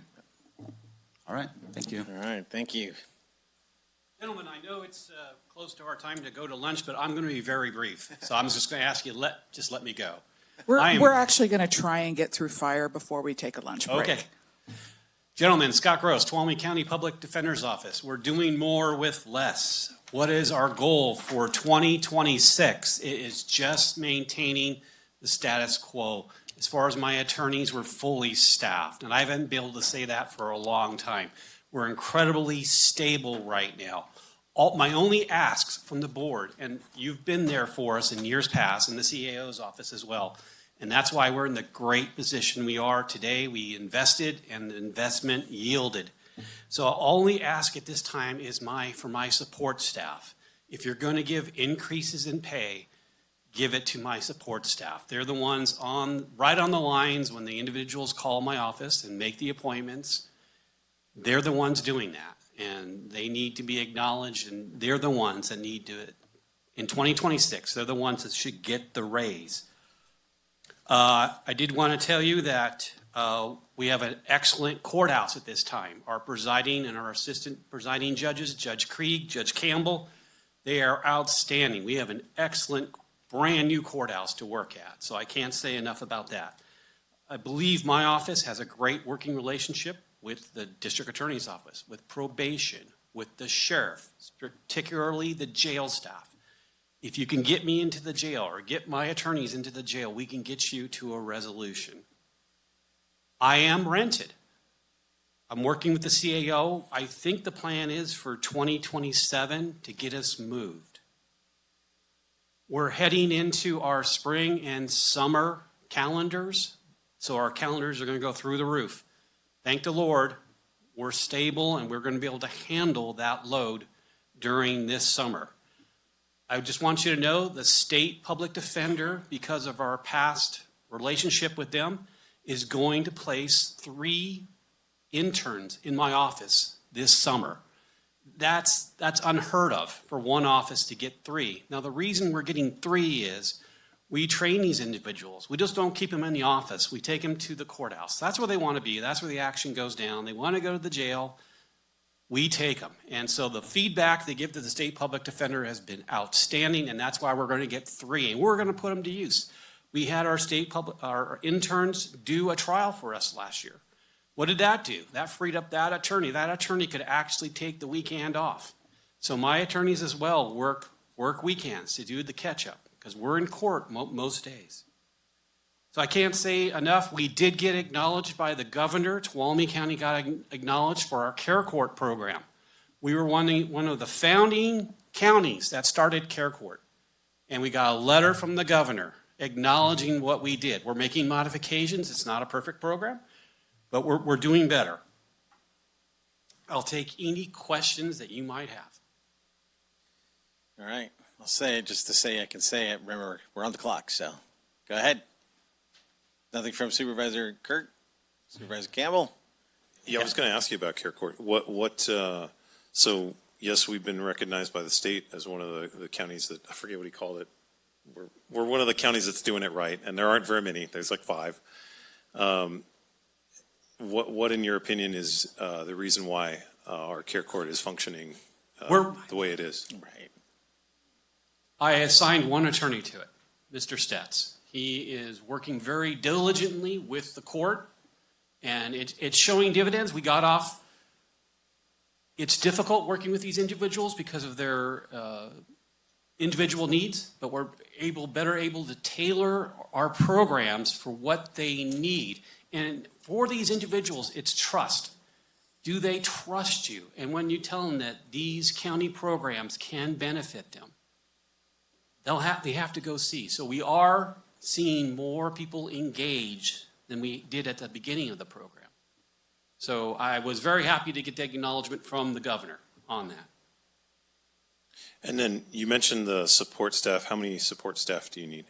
How Between many our support staff office do you have? and Conflict 6, we have one opening, but we're going to fill that very fast. I'll get that filled within, working with my staff, in about 2 weeks, we'll have it filled. All right. Thank you.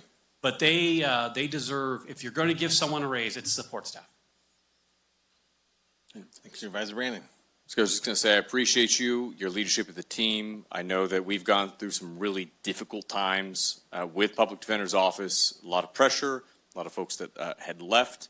You were put into an extremely difficult spot to carry a lot, and I just appreciate you picking it all up. I just want to tell you, supervisors, because this board stood behind us, the CAO's office stood behind us.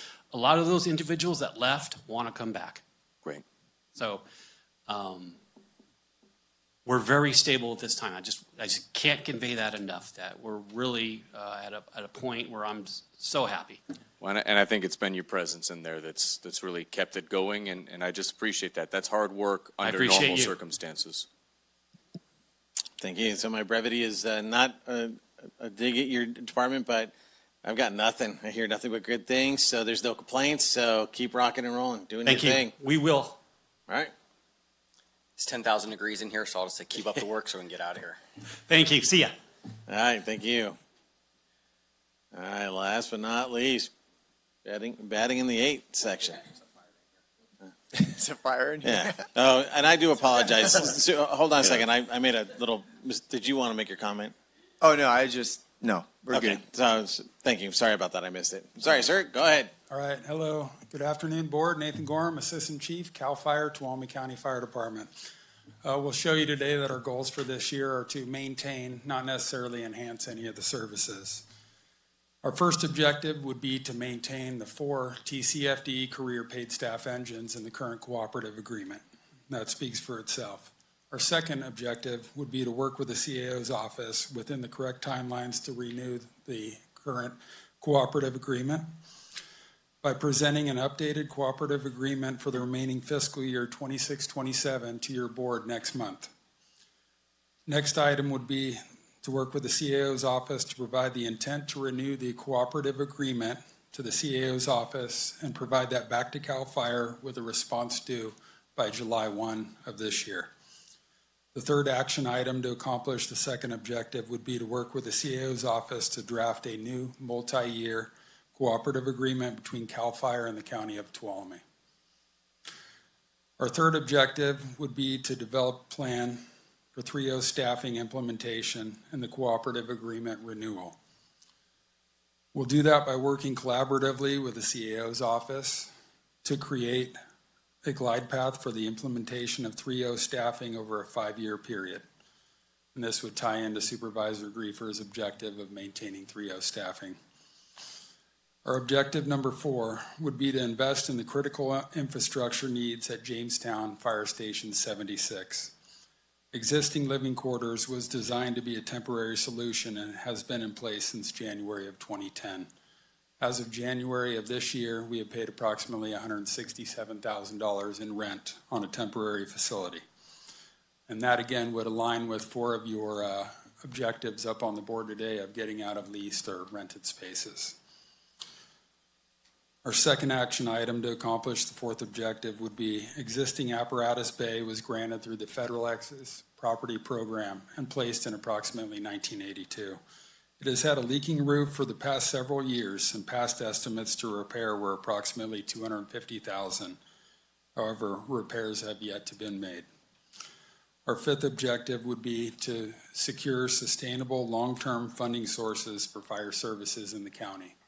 We are well past a pancake breakfast to keep the services rolling. The first action item to accomplish that would be to pursue a revenue measure in conjunction with county administration, Board of Supervisors, and community members for public safety specific to fire services. Second action item could be to develop the Community Facilities District or other ongoing revenue options for new commercial and residential development. Third action item, adopt the Tuolumne County Growth in Government Expenditures and Revenues Geiger Fee Study from February of 2022. And we're happy to say that Fire would also support a dedicated grant writer as we write and oversee approximately 5 on a recurring cycle, and those are done by your staff that are also taking care of the emergency response as those calls come in. And a bolstering of county OES's staffing and support. Thank you. All right, thank you. Supervisor Holland. It's still hot. Let's get out of here. Very hot. So on the screen here, you have, this is what was the last board, right? This is kind of what their objectives were. So we're still kind of in line with what we're talking about. I think no one disagrees that we need to come up with a funding source. I think we do need to, address the fact that there are certain parts of the county that are developing rapidly, and address maybe how we can come up with that. I know the staff has been very well briefed on that. I know you guys are working on that, so I appreciate that, especially in South County. Yeah, like I said, if we can get to 4.0, great. I know it's a pipe dream. I know it's not going to happen, but if we can get to 3.0, and then I appreciate that you and your staff, well, the chief Kazak came forward in January to let us know that, hey, if we're going to make a change, we need to make a change now because of the contractual obligations and things like that. Although it was unpopular at the time, we do have a good working relationship with CAL FIRE as well as the county and OES. So. As Mike said, it's hot, so I'll shut up. Thanks. Thank you. Great, thank you. I know it's been a lot up in the air. Appreciate everything that's on here. The one that I wanted to ask, I know we have it coming up. It'll be a little bit complicated in figuring out what we want to do, but the medical fee recovery has been a horse that I've been kicking for 4 years. Given 80% of the calls, give or take, our medical responses and ambulances charge, but we don't charge for fire. So within that, I don't see this on, unless I'm just missing it, the priority list here. I wanted to ask why that's not on here. It's still in the draft phase, and it wasn't identified with our top 5 priorities at this time, those were the deliverables that we received last Thursday, direction. These are the 5 that we came up with as County Fire. But I agree with you. It's a viable revenue source that could tie into that 5th objective. Certainly. Yeah. Well, I'm just wondering because we had the 2022 Geiger fee, if I remember back, 1, somewhat relies on a lot of new development. 2, it's a one-time fee, so the money is not huge compared to this, which could be, $500,000 or $2 million. I mean, it's hard to kind of guesstimate, but just wondering why that one took priority if this was. Just because maybe it's more finished, I guess. I'm happy to add it as a 3rd action item to objective number 5. Great, thank you. Supervisor Campbell.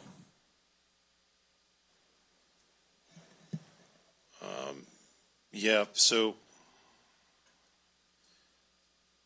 when it comes to the number of interns and career paid staff that you feel we need to maintain, we've had a significant change there. A slim majority of the board voted to reduce that. Where is the line where you feel that we will not be adequately providing fire services to the county of Tuolumne? Because it seems like we've heard where that line is, and then that line gets moved, and then it gets moved again. What is the point where we're not adequately protecting our community from fire? Well, in the January 6th meeting, we had already advised that you were already at the bare minimum. You have a 1,620-mile jurisdictional response area with 5 engines. That's 324 square miles per engine. If we move forward for the impending reduction on July 1st of cutting engine 561, that number goes up to 405 square miles. So if that answers the question, you're already at the bare minimum.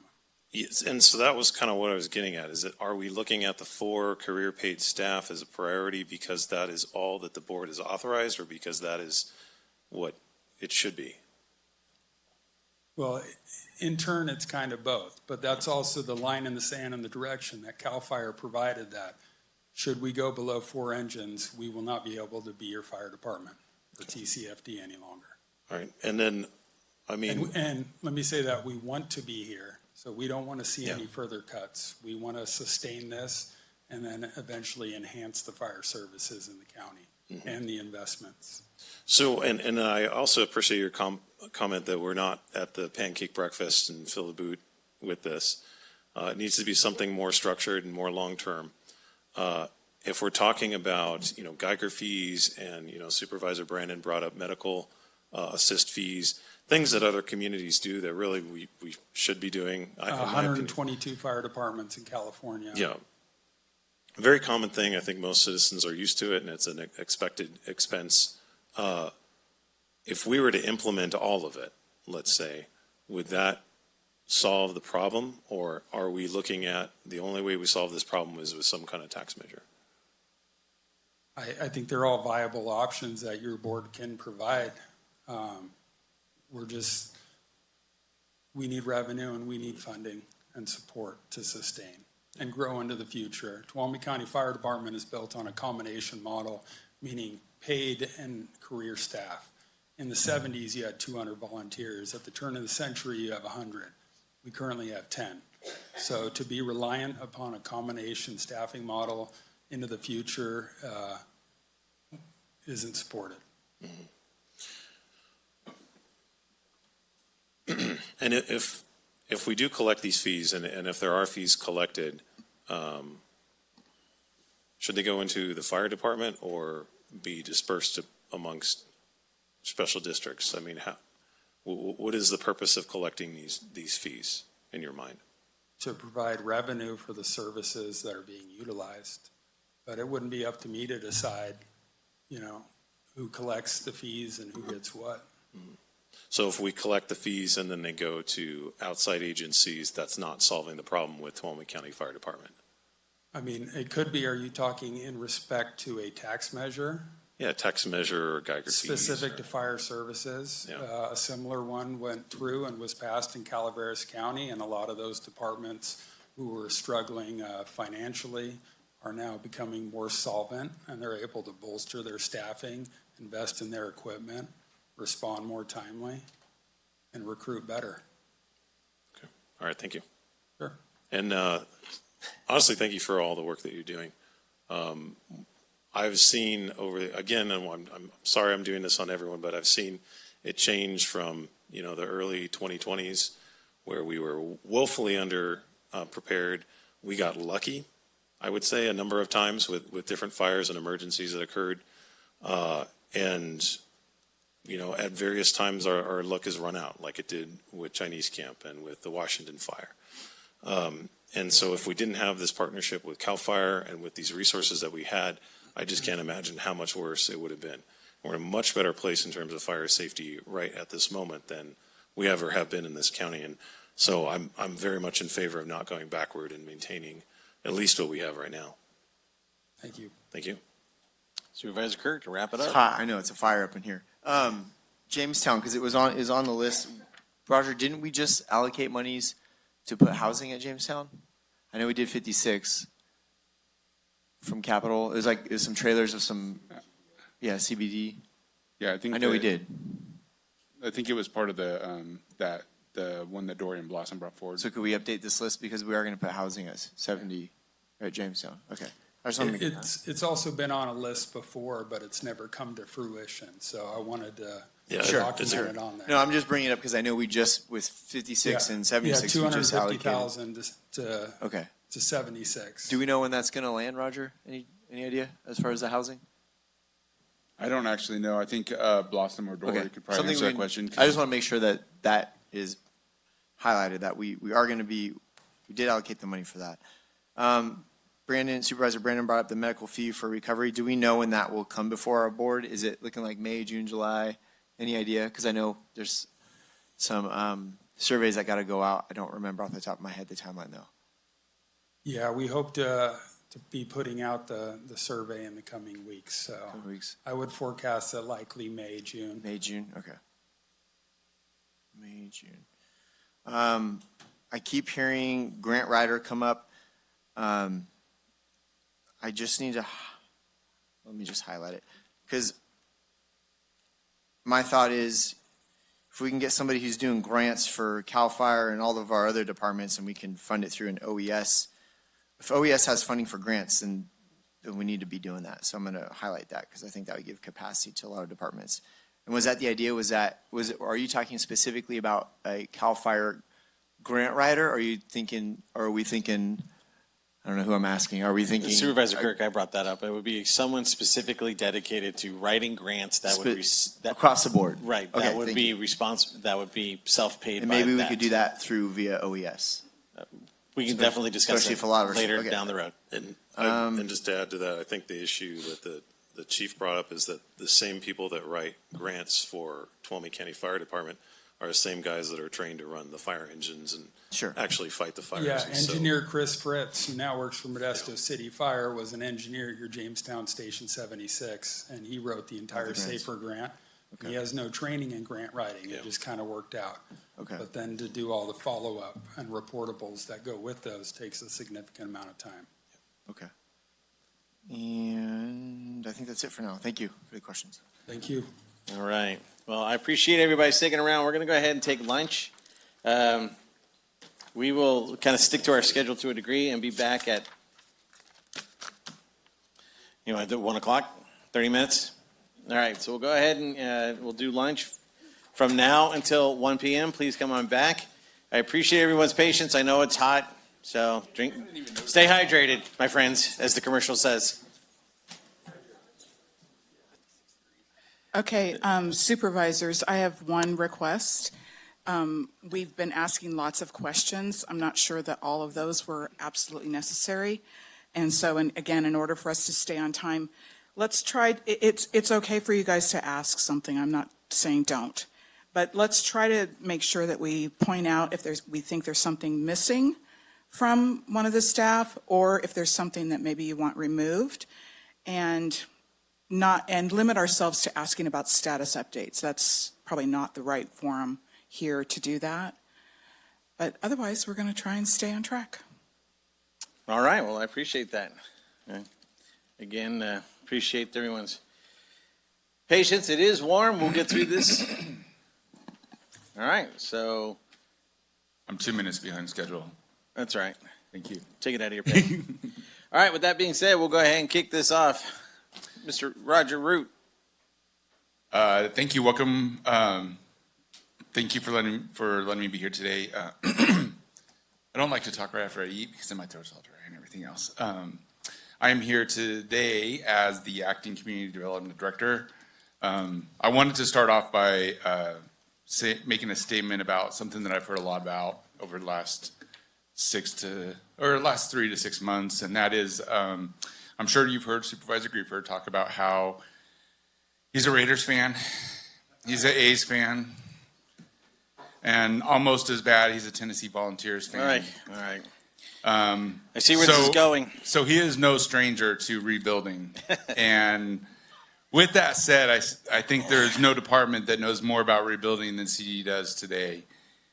This last year has had significant impacts on the operations within the community development department.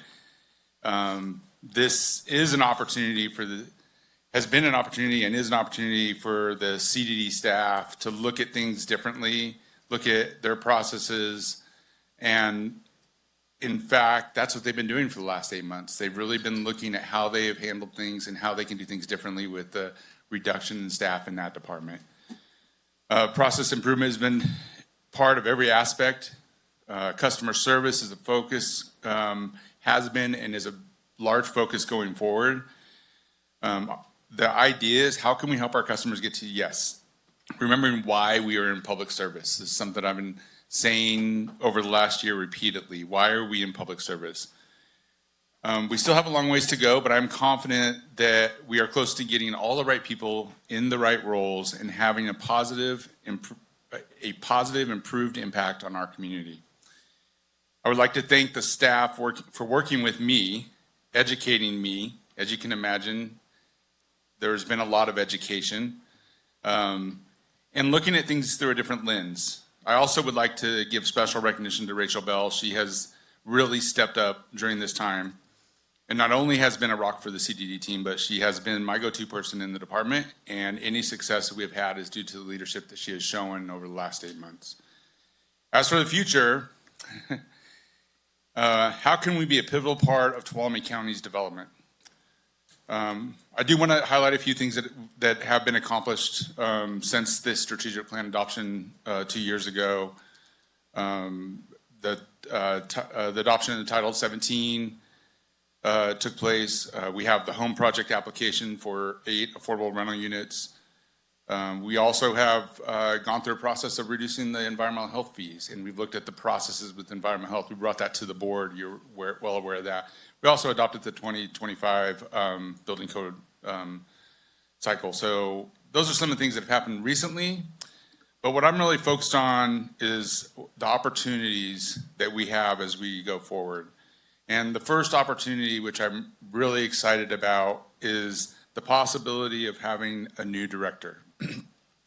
We are in the process of, in fact, scheduling today the interview panels, and we'll be bringing, my goal is to bring at least the top 3 candidates to the board on April 14th, which is a special meeting. So it's probably the one thing that I'm super excited about is having a new director.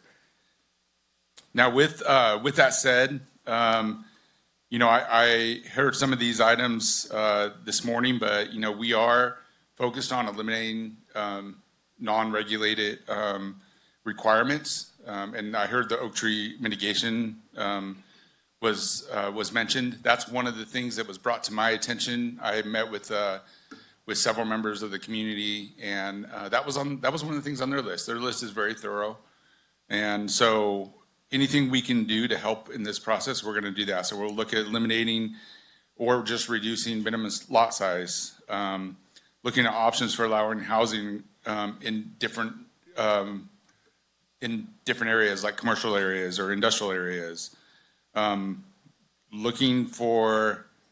Look at our plan unit development designations and any improvements or changes we can make in that area. Reestablishing a regular housing review with our building industry, ongoing development revision process.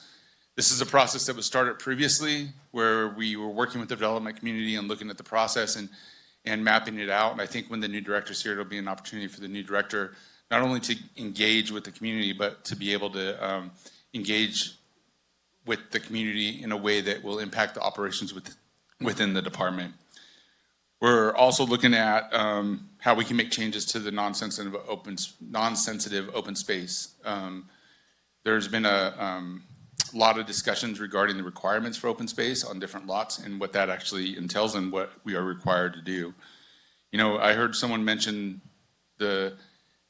Jamestown is one of the target areas where we have the opportunity to grow, but we have limitations with the utilities in that area, and we need to find a way to partner with those agencies to help provide those services in that community. And this is important for the community development director. It's important for the department. It's important for development.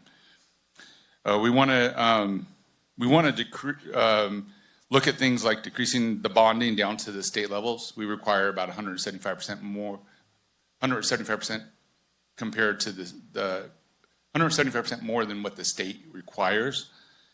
And we also want to align. This is something I'm kind of excited about because it's not an initiative that my office has taken the lead on, but we have a few people in the audience today that have been really leading this effort. But there is a economic development collaboration in Tuolumne County that has been meeting for several months now, and I think we need to align our development efforts in community development with that group and that organization.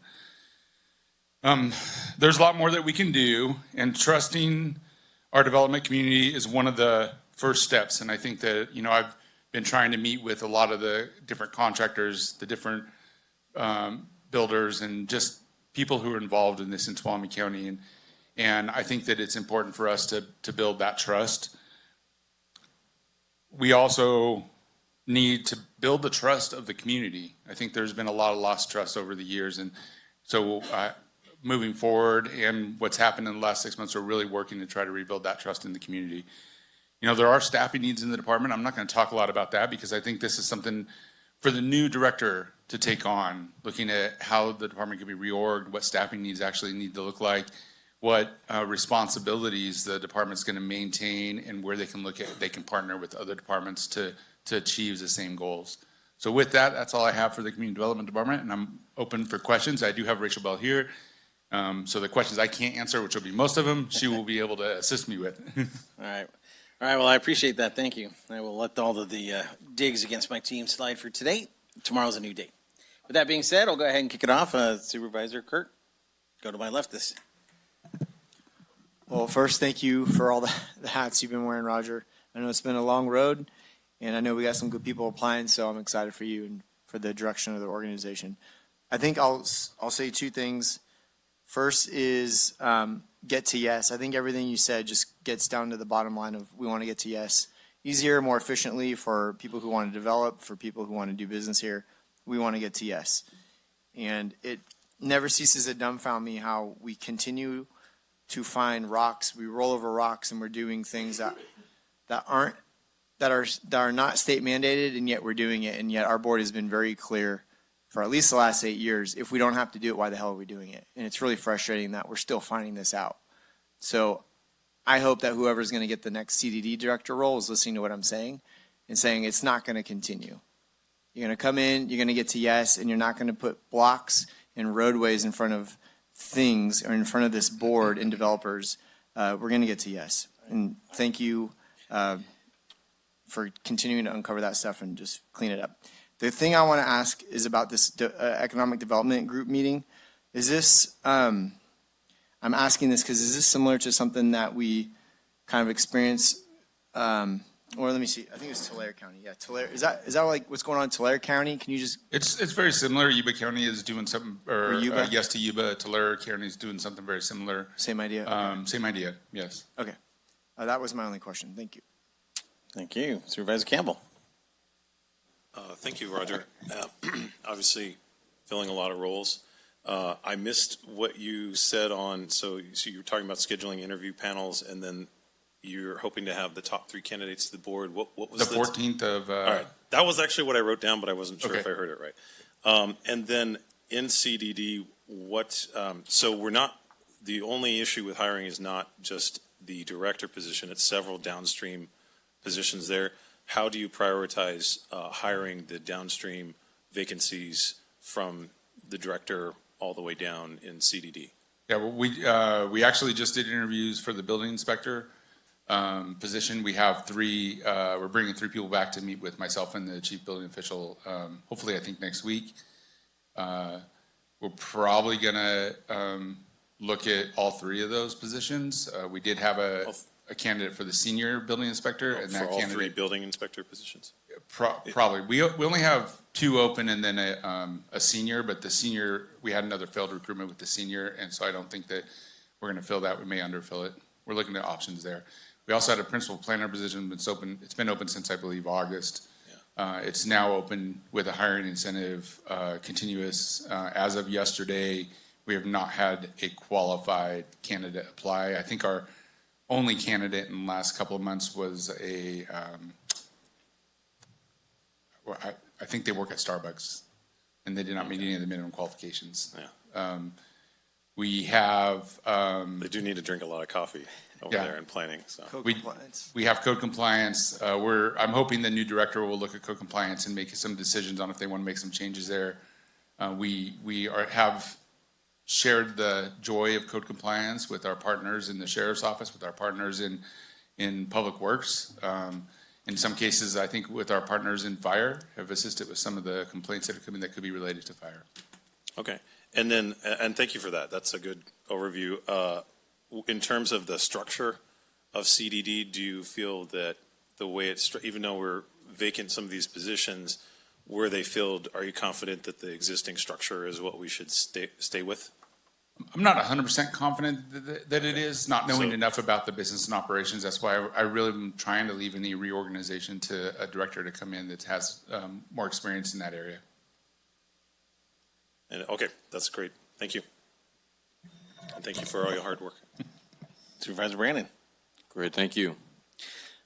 There was a few priorities from before. I'm not sure exactly how they got moved around. I don't see them on any of the tabs for the spreadsheet that was presented to us, but they are listed on the website from the 2024-25 priorities. One of them is the audit of CDD. I brought this up. It was my spearheaded thing. I was told it was done. It was not. The idea was to do an independent audit of a lot of these processes, not just the requirements and regulation, but how did something actually move through, and did we do a good job of it? In my opinion, that was never done.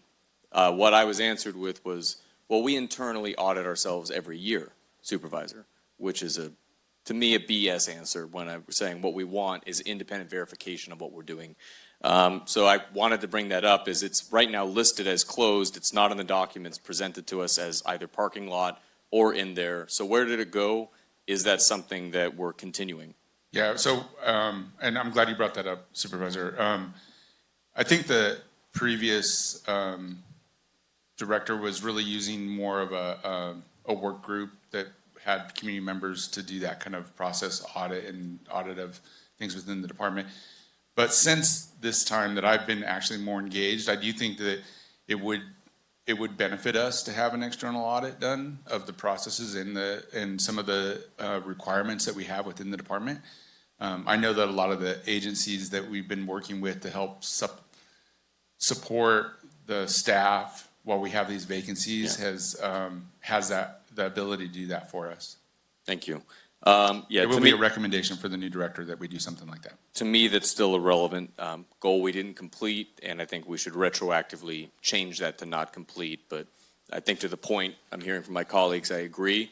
We want to get to near what the state requires. I think there is a case for some local regulations where they do make sense, but questioning all of them, but it can still get stuck in the processes of just how it goes from desk to desk. Another one was looking at supporting CDBG-funded housing projects. That was also marked as completed. We had two ongoing projects, one with the Stanislaus Regional Housing Authority, which I believe is still going, and one with Visionary Home Builders, which to my knowledge was abandoned. We didn't get the designs out of it. I think that's what this was intending. So all to say is, are we maintaining the goal there of using CDBG or other funds to help support a large housing complex beyond policy revisions to actually get one going?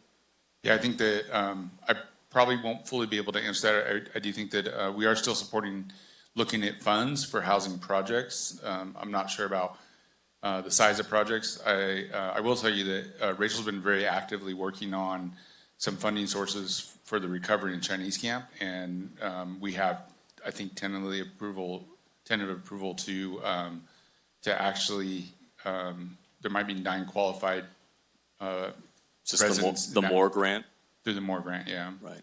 So we are still pursuing those kind of things. Obviously, the priorities change a little bit with the staffing, but I think that'll be one of the things that the new director will have to address. Okay. That was an allocated grant that we were dropping because we didn't have staff capacity, and then we did apparently. So there's some frustration with that amongst the existing manufactured communities, that decision I don't believe came to the board. Anyway, one of the things as well, you mentioned the bonding, and that's something that I've been supportive of for quite a while, but I wanted to ask on minimum lot sizes. That was another, to my knowledge, not state mandated requirement. I just wanted to highlight that we had that discussion. It didn't substantially change it. And I've got one last question basically on it. We did achieve, with some of the reforms we did before in Title 17, a pro-housing designation. I don't know that we ever brought back what does that exactly mean for opportunities for us financing. We certainly didn't promote it to the community. So I think that would be really important, is same as the Housing Collaborative was doing. Here's how much we've already done. Here's what we're doing, but we are now a pro-housing jurisdiction, and to see if we can get money to then partner with soliciting new projects. Because we're easy to build, but we kind of chased out a lot of the experience and the money. And we got to invest in that. I think you're going to hear a little bit more about that in the very near future. All right, thank you. All right, thank you. For me, it goes all the way back to my item number 4, which is customer service, right? I didn't carry a hammer for a reason. Everything's crooked in my house. So, I rely on the people that in CDD and our inspectors and things like that. So for me, I really want to make sure that whomever the new director is, that they understand that I think our goal should be to make sure that we are giving the staff enough opportunity to identify the old outdated processes, identify where we're doing more than we're supposed to, and we don't have to. We can bring it down to the state level, and making sure that if we do have somebody who wants to come to this county to build, that this county loses that image or that stigma that this is not a friendly place to do business. And we have that, right? And the reality is that, that we have people out there that say, man, I'd love to build, whether it's in Jamestown and they can't because of the sanitary district, or it's up in Groveland, they're afraid they're getting sued by GCSD or what have you, or it's the county being amazingly difficult. We need to change that narrative, because we can't get to more homes and more businesses and more tax dollars and all of the other things that this revolve around until we fix that. And that has to be a crown jewel of our government. And I have nothing but the utmost respect and faith for what you've done. And I'm sure you will be glad to pass it off to whomever comes in next. But that has to be mission critical for those individuals. Roger, I thought your references to Steve's sports teams were dead on, correct? So I encourage more of those. You're doing a great job. I know you didn't know anything about CDD, and you're filling it in and getting it done. And I'm super excited that you're going to have somebody to replace you very soon. I'm sure you are as well. And so you don't have to spend your weekends doing code enforcement stuff, because I've heard some of the stories and they are entertaining, but I'm sure you'd want to spend some family time. So keep up the good work. And I know we're going to have some challenges over there with some issues. And so I think just keep plugging it through and get it done. So thanks. All right, thank you. All right. Next up to bat will be Public Works. On deck is HHSA. It's a softball reference for you? Yeah. What's that? I was thinking the exact same thing.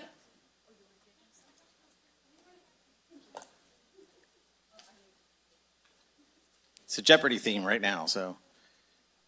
Sorry about that. That's Technical right. difficulties. Good morning, or afternoon. Good afternoon, Board. Blossom Scottheim, your Director of Public Works. The priority areas that really resonated with me are roads and infrastructure, increasing that road funding, county capital, both one-time funding for building improvements to get out of rented spaces, and dedicated annual improvement for capital projects and large maintenance projects, and employee excellence, really focusing on compensation to improve retention. For Public Works, 2025 was a year of reflection, reorganization, and growth. We took a hard look at our budgets and our staffing to see where we could be more efficient and where we could partner with other departments to deliver the same or better services. Our team grew from 62 to 79 people with the addition of the Facilities Division.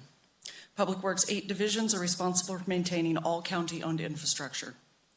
Throughout the year, our team successfully completed important projects, responded quickly to unexpected challenges, and worked collaboratively across divisions to keep work moving forward. I want to highlight just a few things that we did in 2025 that align with the priorities. Our Facilities Division, which includes maintenance and housekeeping, worked behind the scenes, supporting all county departments across our over 130 buildings. Our primary focus in 2025 was stabilizing the division and improving operational efficiency. Key accomplishments included strengthening the housekeeping team by implementing new leadership and successfully filling all housekeeping vacancies for the first time in many years. The maintenance team implemented a new zone assignment structure to reduce response time, increase work order closure, and improve customer service.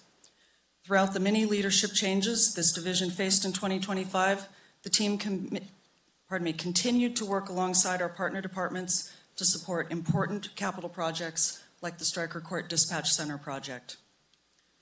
From maintaining and updating publicly available interactive web map applications to supporting NextGen 911, providing technical assistance to develop evacuation zones, our GIS team truly acts as an internal service and supports every aspect of county operations. Our Airports Division maintains our airports as critical emergency response and wildfire support infrastructure. For example, Columbia Airport saw 140,000 gallons of fire retardant and 13,400 gallons of jet fuel used in one day during the Lightning Complex fires. Both airports supported over 120 emergency medical response missions in 2025. Our Solid Waste Division successfully piloted a community green waste program in 7 Firewise communities and moved all county facilities trash collection onto a master allocation agreement, providing approximately $169,000 of relief. Our Engineering Division is responsible for not just capital improvement projects, but also disaster recovery, pavement inspections, traffic engineering, development project review, grant writing, county service areas, and lighting districts. In 2025, the team completed almost $5.1 million worth of capital projects and processed over $4.6 million worth of grant funding through our business division. The engineering team also completed over 204 miles of pavement inspections and, in addition to our regular work, ran the county-led debris removal project in Chinese Camp, both on time and on budget. Our Roads and Fleet Division received our new zipper and paving machines and received training on how to operate the equipment. Although it was very late in the season by the time we took delivery, we did pave 2 roads, Mount Brow and Green Street, before the weather changed. We filled our 2 vacant road supervisor positions and 2 vacant lead worker positions. Although we accomplished a lot in 2025, we could have accomplished even more, but we have a 25% vacancy rate in our road workers. We've lost quite a few road workers to higher paying jobs, putting us in the position of being a training ground for local employers. There is a cost to recruiting and training new road workers that is well in excess of the cost of increasing compensation. 2026 will be a year of change for Public Works, changing how we do business, changing from being reactive to proactive, looking at how we can do things differently, get back to basics, and work with intention. Some of the things we're working on for 2026, our Facilities Division is going to implement a more transparent cost-to-operate model for all county locations that updates how bills are entered into one solution, utilizing PIN numbers assigned to county property addresses. This will allow for more comprehensive analysis of operational costs by physical address.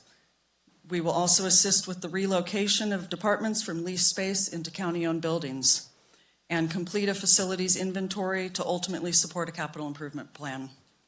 Some projects that our GIS division is working on include development of tools for the Economic Development Collaborative, administering routine GIS training, and continuing to support permitting while also improving data sets for quick access during emergencies. Our Airports Division will implement new fees at both airports, increasing revenues. We will begin the first 2 projects in our 5-year airport capital improvement plan, which we get to benefit from a 95% reimbursement rate on those grants. And we will begin tackling the resident through the fence issue at Groveland Yosemite Airport. Our Solid Waste Division recently redirected $150,000 in grant funding to ATCA, and we will also roll out a green waste voucher program at the Home and Garden Show. We're working with Chicken Ranch Composting Facility to pilot a food waste collection program, and we will continue to expand the community green waste program. Our Engineering Division is unfortunately facing losses and holds on significant grant funding because of the audits. So in 2026, we will focus on constructing storm damage projects from the 2023 storms, some of which are approved by FEMA and some of which are still pending. We will also concentrate on traffic safety, from speed studies to updating our local road safety plan. Our Roads and Fleet Division will present and implement our 5-year strategic road maintenance plan, which you have a draft outline in front of you, and there are copies in the back. The strategic plan outlines a comprehensive approach to maintaining and improving the pavement infrastructure over the next 5 years. The plan leverages owned equipment, integrates some additional equipment acquisition, and incorporate staffing expansions to enhance productivity and capacity. The plan will outline what we can accomplish with existing funding and what additional work we can accomplish with additional funding. We will quantify miles of road paved annually while also employing cost-effective methods such as chip sealing to extend pavement life. None of this is possible without people. We have struggled with high vacancy rates in recent years, both field and licensed positions, from road workers to engineers and surveyors. Our teams work hard, often in bad weather and after hours. It's difficult to find someone willing to plow snow on Christmas Day when they can make a higher hourly wage in fast food. In 2026, the department will commit to working with greater intention by aligning every effort with clear priorities and a shared vision for success. The team will focus on proactive planning, thoughtful decision-making, and a purposeful use of resources to support long-term goals. By strengthening communication, setting measurable objectives, and regularly evaluating outcomes, we will build accountability and drive continuous improvement. The intentional approach will position the team to deliver consistent, high-quality results while fostering a culture of focus, ownership, and meaningful impact. Thank you. All right, thank you. Supervisor Holland. Thanks, Blossom. Thank you for the new boiler. It is working excellent here in this room. So The pump is on order. Yeah. Supply chain. yeah, it's working good. Just one quick question. So if we pave the roads, with that 1 inch or whatever, what's the approximate cost per mile? And I'm glad we're going to start measuring things in miles and not yards anymore. Yes. More done. Approximately. I have data from about 2 years ago. We did a 2-inch overlay, and it was about, I want to say it was $79,000 for 0.8 of a mile. So we haven't done the updated costs for the less than 1 inch. So maybe, I guess, or under 2 inch, I guess is fine. Sorry, I said 1 inch. So, Under 1 inch is public contract code. okay, yeah. Okay. Yeah. So we're probably somewhere in that 60, 70,000, you think, probably, if you're just guessing? I'm thinking we're going to come in less. Okay. Yeah, no, I think we're going to come in less. So. Just as the budget brains up here are deciding, Yeah. how much material and how many miles that Yeah. equates to. And we will have those costs when the complete plan comes to you. Cool. Thank you. Keep up the good work. Thank you. Hi. So obviously, Chinese camp is a great success. You guys did a wonderful job. I appreciate everything you've done. I'm sure that you've learned a lot from this event. So unfortunately, should the next one hit, you'll be prepared for that. So I know that when it was falling apart up in Groveland, I texted you about the roads and your snowplow guys are out. So I agree with you. And the recurring common theme we keep hearing is we're losing people not because of the culture, but because of the pay, and they're burnt out because we can't get new people. So I hear you. I hear that we're going to work on that, come up with a plan to address those individuals and start working on that retention. I know that last year was a wild year, right? Everything changed the second week in January, and then it changed again mid-June, July, where you were gracious enough to take on a whole bunch of other new things. So I appreciate your openness and willingness to work. I appreciate your staff. So just keep up the work. Thank you. Thank you. Supervisor Brandon. Great, thank you. Similarly, I think you do a great job, and I'm always happy to get constituents that are really happy with just seeing the road crews out, being responsive to stuff. Sometimes I'm helpful in delivering it, and sometimes you're already on it and doing a great work. So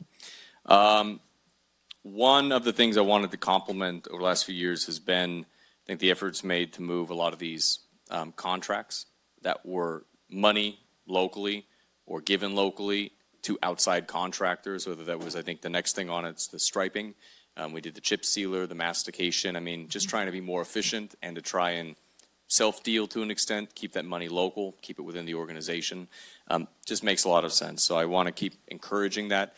I think that's a great idea. We should not be paying for anything that is not such a specialized function that's unrealistic for us to do. I did want to ask one thing, because this has come up a number of times, and I agree. I'd like to see, as I think have a number of us have recommended, a couple million recommendation going into specifically paving projects of some type.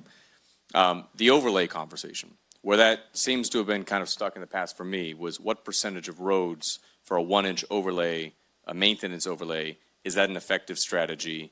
My understanding is anything below a certain point, it peels up very easily, it's too damaged and it has to be rebuilt. Anything above a certain point, an overlay is kind of overkill. So I was wondering, I guess the question is, what's the sweet spot in like PCI?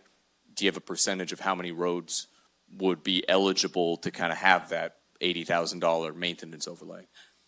I don't have that off the top of my head.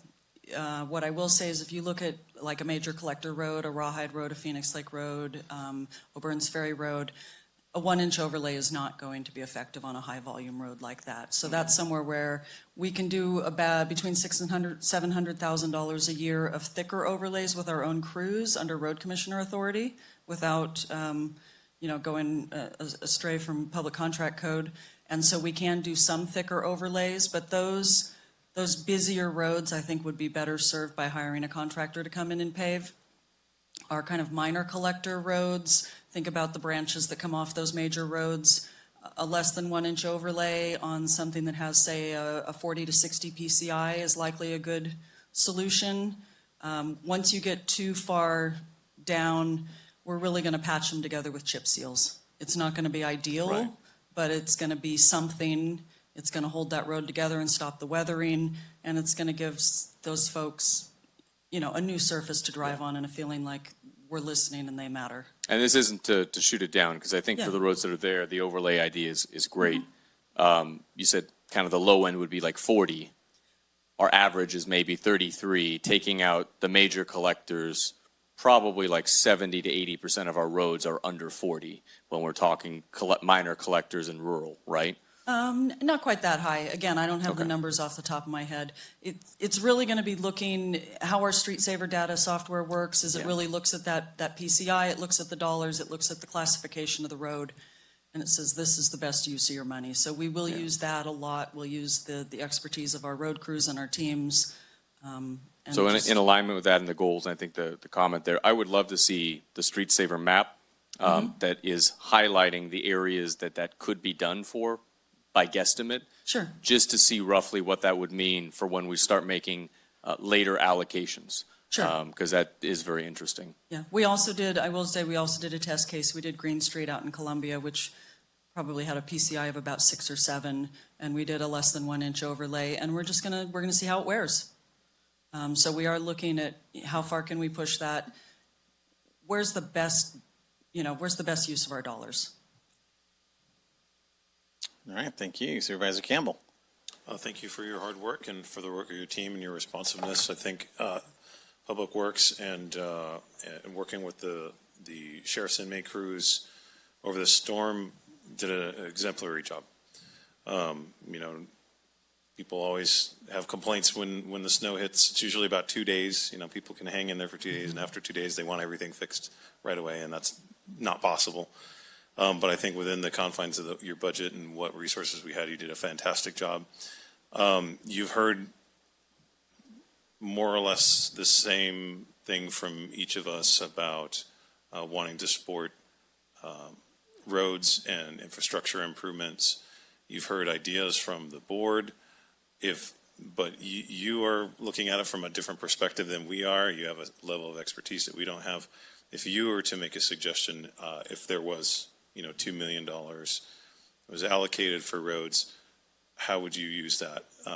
You've heard kind of the interest that we have here. Sure. How would you use money like that to the best effect to achieve the goal that you've heard here today?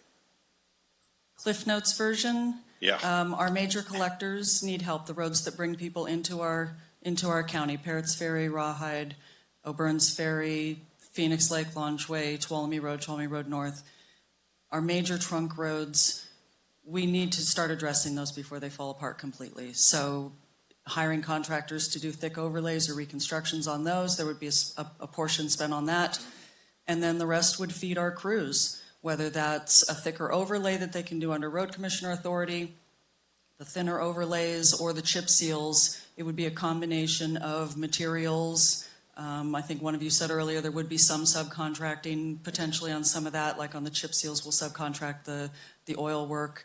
But I see our crews with an expanded number of folks being able to put down the rest of that money on our roads each year. We're also obviously going to really kind of I don't know what the right word to use, but we're going to focus more on the roadside brushing and the ditching and getting back to where we need to be. There was a real lull in not doing that for many, many years, and we haven't caught up yet. So there would be a certain amount of funds just spent perhaps on some of that as well. Okay. So it sounds like, major collectors, and we're talking crews. Are you saying increasing the number of crews or improving retention of the crews that we have right now? Both. Okay. And thank you. And then you're saying materials, and you're saying hiring subcontractors to do work that we're not able to do in-house. Mm-hmm. And that would be the majority of the costs if we were saying we want to do major collectors and then do a portion of roads that are community roads. Yes. Okay. Yes. And what we want to do is we want to focus on neighborhoods with our crews, go through and do an entire neighborhood, like one of you said, and like I've got I a few. said. I've got a few for you. Folks that haven't seen, as my optometrist said, I haven't seen my road turn black since the 80s. And that really stuck with me. And so going through and, doing the thicker work on the, look at racetrack, doing the thicker overlays on the racetrack and the thinner stuff as you fan out from there. Yeah. All right. Well, thank you very much. Thank you. I appreciate you. Thank you. Supervisor Kirk? Thank you. I wrote here, we're on the cusp of great things. I think the big thing here, well, first, I wrote down here, say thank you. You always come up with solutions, and I know how much you get paid, and I know you could go somewhere else, but I think if we can affect change in this area, I'm hoping that'll keep you around, and hopefully we can address some of those issues. But what I'm hearing from the whole organization is let's the boots on the ground, let's affect that change, and then we'll try and affect the other change later. So I thank you for sticking in the game, Blossom. For me, you just kind of nailed it on the head at the very end. People haven't seen asphalt in a couple decades on some of these roads. So the plan is to get you that allocation of funding that you can depend on every single year for roads and materials. Yes, when we have grants or we have big, if we have some leftover monies at the end of the years that aren't going to be in perpetuity, but they're balanced, we can still have those conversations about fixing a particular big road that needs to be addressed. That's going to be in excess of a couple million. But really what I want for you guys and for your department is to plan on that extra allocation so that you can put asphalt on people's neighborhoods that haven't seen it in decades. That's what we're going for, and I feel like we're just about there. Yes. And I'm glad that we got all 5 votes to make that happen. So I'm really just excited for you, and just hang in there, and we're working on it on our end, and I thank you for bringing solutions to us. Thank you. Yeah. Thank you for your support, Board, and I would be remiss if I didn't also thank OES for their partnership and the Sheriff's Jail crew for their partnership. They've both been wonderful to work with. Outstanding. Thank you. All right. Thank you. I don't hear any music. All right. I have a tiger in my head. A whole series of songs came to mind, which they don't have on my phone. Sports theme. So. Yeah, I'll work on that. All right. Well, good I was afternoon. going to say like that Benny Hill music. Oh, there you go. Man. All right, now that we've completely derailed everything, ma'am, please. All right. Well, good afternoon, Board. Annie Hockett, Health and Human Services Agency Director. Happy to be with you guys this afternoon. And I have an army of our staff in the back. So if I cannot answer questions, I'm sure the expertise is behind me. But I'll take a minute just to talk about kind of how our team approached today and getting prepared for what we wanted to share with you. You will see in front of you only, I think, a 7-page document. So we tried to keep it brief, high level. But what we wanted to do is really just try to highlight some of the priorities that we have already accomplished in looking at the existing board priority list. And then we wanted to highlight some of the big concerns that we have on the horizon. Recognizing 10 minutes to talk about all of that with an agency our size is not real feasible. And so we're hoping that this can serve as, again, a high-level document to identify what we are proud of and what we're concerned about. So I will highlight a few things in there, but I don't want to highlight too much because I do want you guys to actually read it. So with that, it was kind of a fun experience to go back and look at that spreadsheet, although at first it was like remembering the times of creating that and all the struggles we had. I've been around long enough to be a part of that. But then when I started going through some of the projects that were assigned to HHSA, I felt a huge sense of pride of what we've been able to accomplish. And so again, I hope that is reflected in what you have before you. Some of the things I will kind of point out, obviously the Navigation Center was something that was on the original list. I feel like we've done a fair amount of talking with you about how that's going. We're continuing to see about a 75% success rate of transitioning folks out of that into permanent housing, which we're very, very proud of. We have been before this board numerous times in talking about other homeless services priorities, specifically Camp Justice, which we continue to work in close partnerships with some of the department heads that have already spoken. We still have work to do in that area, but I think looking back over the last 3 to 4 years, I am very, very honored to be a part of that and very proud of what we've accomplished. It's not an easy space to be in. For behavioral health, mobile crisis was on that original list, and that is fully operational. You'll see some statistics, I think, on page 2 of how many crisis response behavioral health has had under that program. We also were able to improve and increase services at the jail through our behavioral health team, and I had the privilege actually this morning of listening to Carol give our behavioral health director kudos from Lieutenant Hurtado about just what that extra support has meant for his team and for those that they serve in that setting. So I couldn't be prouder of the behavioral health team and all they've accomplished there. Behavioral health housing is something we've talked a lot about. We did kind of the figures of how many beds we've increased through just a couple of additional programs, and it's a 166% increase from the original bed count that we had. So some incredible work there. Mr. Gross talked about Care Court and our designation as a Care Champion, I think was the title. And I will highlight there for you that maybe don't remember or don't, maybe the public doesn't remember. Behavioral health said, we want to do this. We want to be one of the early counties to jump into this space. And so that alone was a risk. And then to do that and then also be identified as kind of one of those sample counties is great. Let's see. For public health, I want to highlight the mobile health van that has been doing a lot of work in the indigent care space. And indigent care is something that is identified as a big concern. So we will talk a little bit about that, but we have some good foundation as we start to think about what that's going to look like with some of the changes to HR1 that we will definitely talk about. EMS, there's a few highlights there. I think what I will highlight mostly is the successful EMS assessment that we were able to do that had been a long time coming, was certainly part of the board priority list, and we were able to get that completed. So now I'm going to shift a little bit to just some of the concerns we have on the horizon. I think if you look through that packet, you will see a theme. There are some fiscal and programmatic pressures that are coming our way.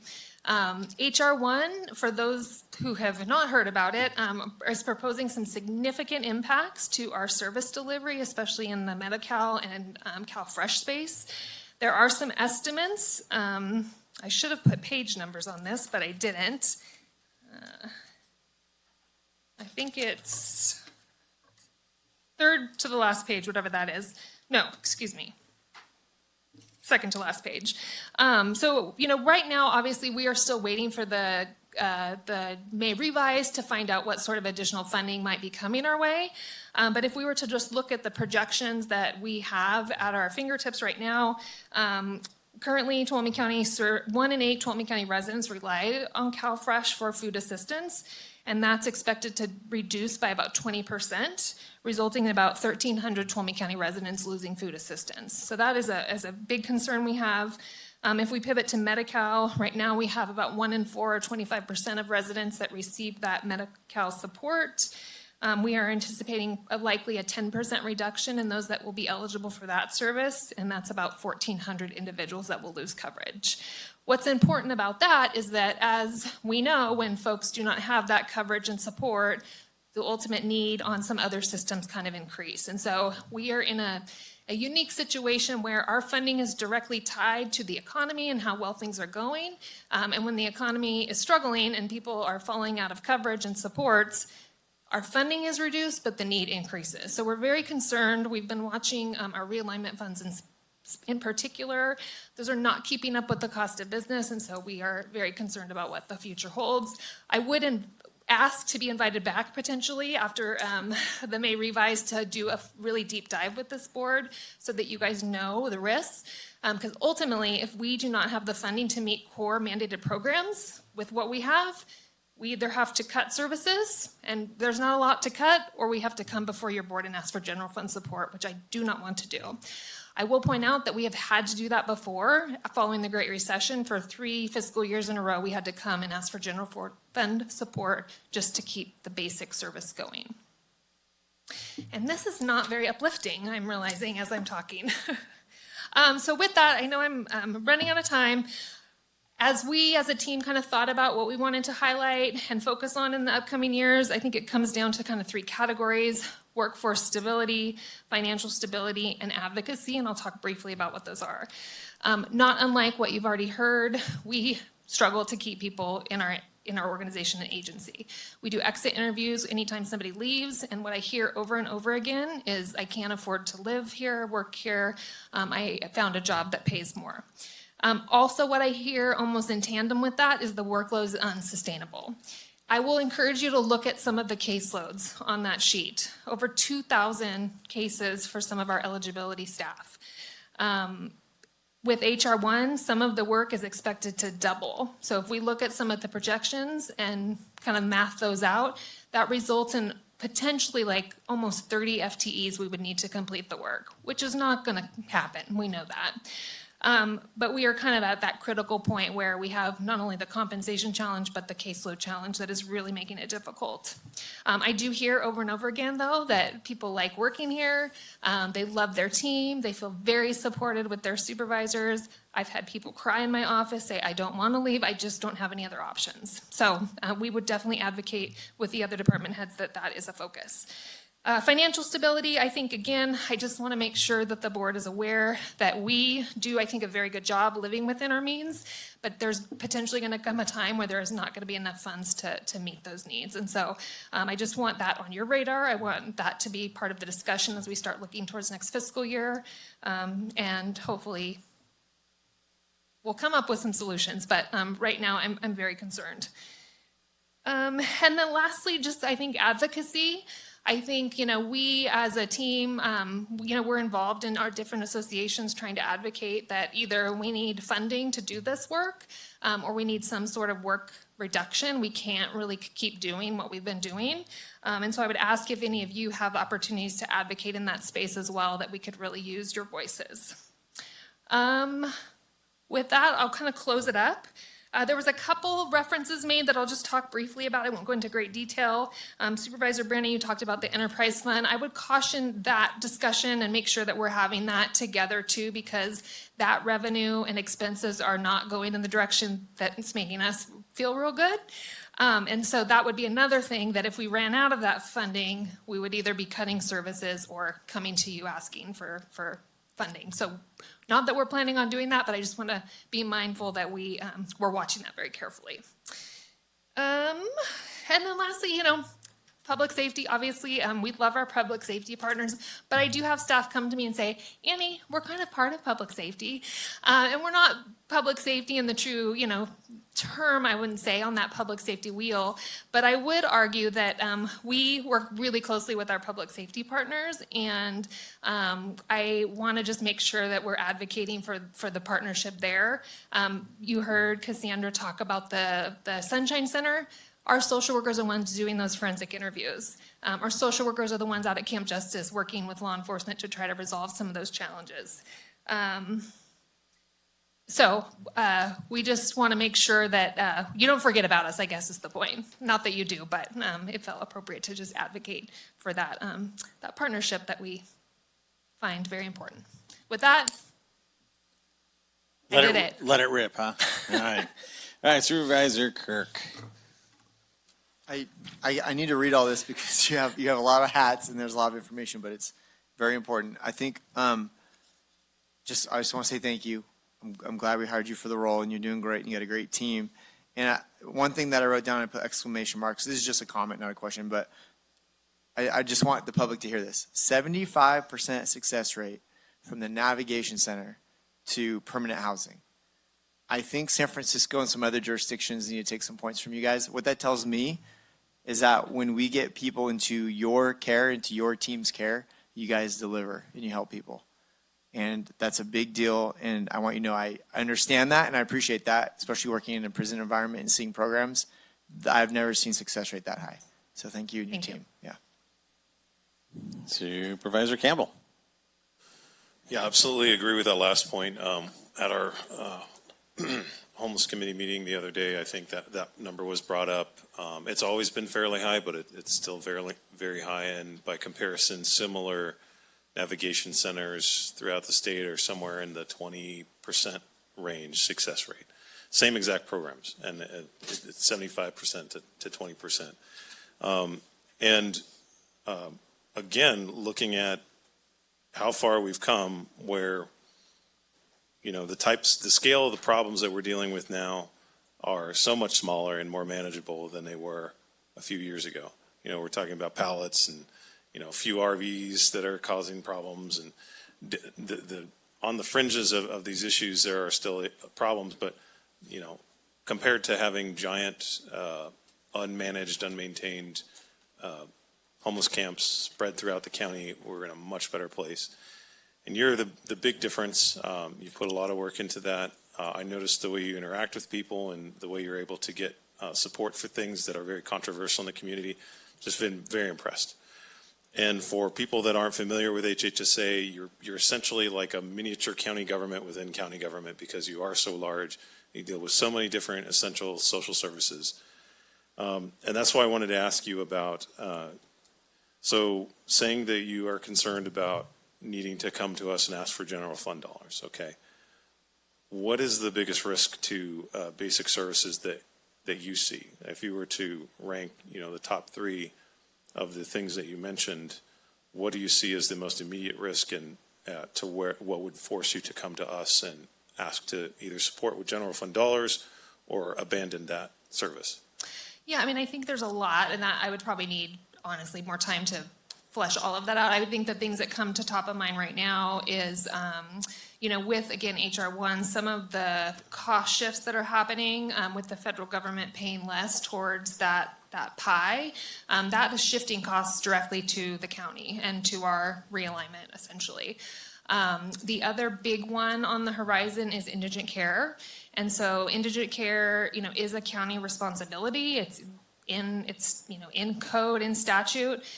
We as a county have been able to really, and other counties too, have been able to kind of wind down a lot of our indigent care programs because with the Affordable Care Act, many people got coverage. What HR 1 is risking is that people are going to lose coverage. Therefore, they are not going to be able to be served by those traditional, clinics or hospitals or whatever. And then that ultimate fee, it could be a county fee. And so for your awareness, if you don't know, Tuolumne County is a CMSP county. There is a little bit of a highlight in your document. And that is fairly common for rural counties, recognizing that, we don't have a hospital anymore that can meet that indigent care need. With Affordable Care Act, however, some of that funding, CMSP was sitting on quite a bit of funding, so they said, okay, counties, you don't need to continue to contribute what you were. We were contributing, I think it was $1.4 million prior to ACA. And so in theory, that $1.5 million could come back as an invoice to us, if you will. And so if you look at just our total, resources, that's huge. There's other things that are just really difficult to control. Placement costs, whether that's in the behavioral health or child welfare space, adoption costs. So some of these programs that we can do our very best to try to control, but we can't necessarily stop folks from coming in to those doors. So I think cost shifts, indigent care, and then just general rising costs with realignment not keeping pace. And so, I do sometimes want to just caution if we're looking at that realignment pie, sometimes it feels kind of discretionary. It really isn't. It has to be spent on those realigned programs. And so we have to just make sure that we're kind of doing that. So more money. I'm hearing that a lot today. And then going to HR 1, you made a statement that these changes are going, you're estimating you would need another 30 FTEs to fulfill what we're being asked to do as a county. Are you getting any funding for even one FTE? So there to is fill that proposal, role? yeah, there's a proposal in the governor's current budget to give some funding, but it's grossly inadequate. I think our share, if you will, would be about $300,000. Okay. So maybe 300 three employees. with a and- difference of, what did I say, 1.2? So if we moved the zero on that, that might almost be an adequate number. Okay. And, we're hopeful that May Revise might have a surprise in there for us. We're advocating strongly for that, but obviously the state's fiscal situation is also difficult, and so we're really not anticipating that money just being there for us to utilize. And then going to your request for advocacy, I'm going to infer that this would probably be a key area you'd like to see the board advocating more strongly about Absolutely, as HR1. yeah. Okay. And just general cost shifts to the counties. Thank you very much. And great job. Supervisor Brandon. Great, thank you. Yeah, it's unfortunate. Federal spending's up, and then HR1, I know that I'm hearing that across. I mean, the food bank, we're worried about that too, CDBG. It's one big, beautiful bill of stuff. So one thing I wanted to ask was about, I remember at least in BHSA and MHSA, there was a prudent fund balance limitation. I don't know how well that applies to the others, but I wanted to ask generally the health of the fund balance between, your agencies under HHSA. Yeah, I think we try really hard to keep that. I know our goal is like a 50%, right at that 50% contingency kind of. We cannot do that right now. I think we're down to about 30%. Yes, I'm looking at Wendy, about 30% the last couple fiscal years. Okay. Going much below that is risky. So not where we'd want to be, but again, so far we've been able to make it work. I think as we see these big potential fiscal things coming our way. 30% of 80 million, the total budget. Total. Okay. I'm just wondering if it's 24 million there, and we're looking at 2.5 million in kind of cost.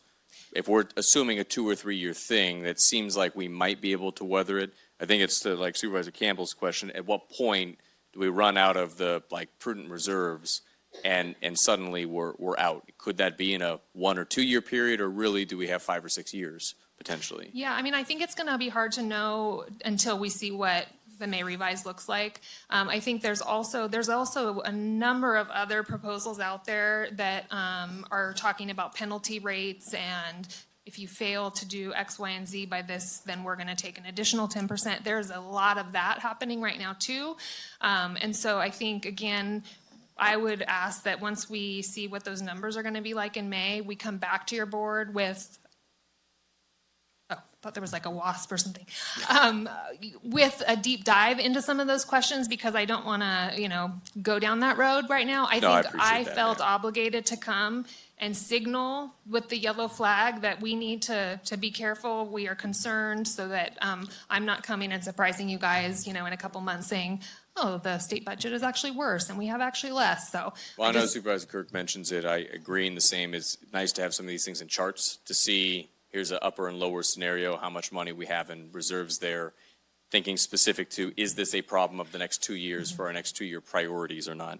That would be helpful. All I wanted to say, I guess the other two was, as I mentioned earlier, I think HHSA is one area that would make a lot of sense to uncombine classifications, because I think we have more opportunity to do things for HHSA workers just based on the nature of the funding. But we can't do that when it's tied to other areas if we cannot do an increase there. And I know that's the exact opposite of the last 10 years of direction from administrative side, but that's something that I'd like to see more for our clinicians and front desks and case managers. Other one too is if there's anything that you would see on the list of priorities that we kind of have last few years that you would like to have dropped off. You have CalAIM, you still have Care Court, you have BHSA, and you have all these Medi-Cal and HR1 changes. I am of the mind that for the next 2 years, the best thing we can probably do is to set a goal to not add more to your plate, and allow you to just focus on that existing stuff. I would absolutely recommend that. Thank Okay. you. Yes. Okay. I think we just need to focus again on the basics, right? Nothing extra right now is to get through this. All right, thank you. Well, I'll say, public safety, you're absolutely right. You got your staff out there, they're going out to Camp Justice, they're contacting the individuals out there, they're addressing biohazards and other forms of hazards. So, yeah, so just because they don't fall under the quote public safety, it's an important role that you and your staff have. I know that last year, the key word in I think your department was pivot, right? Every time we turned around, there was something new.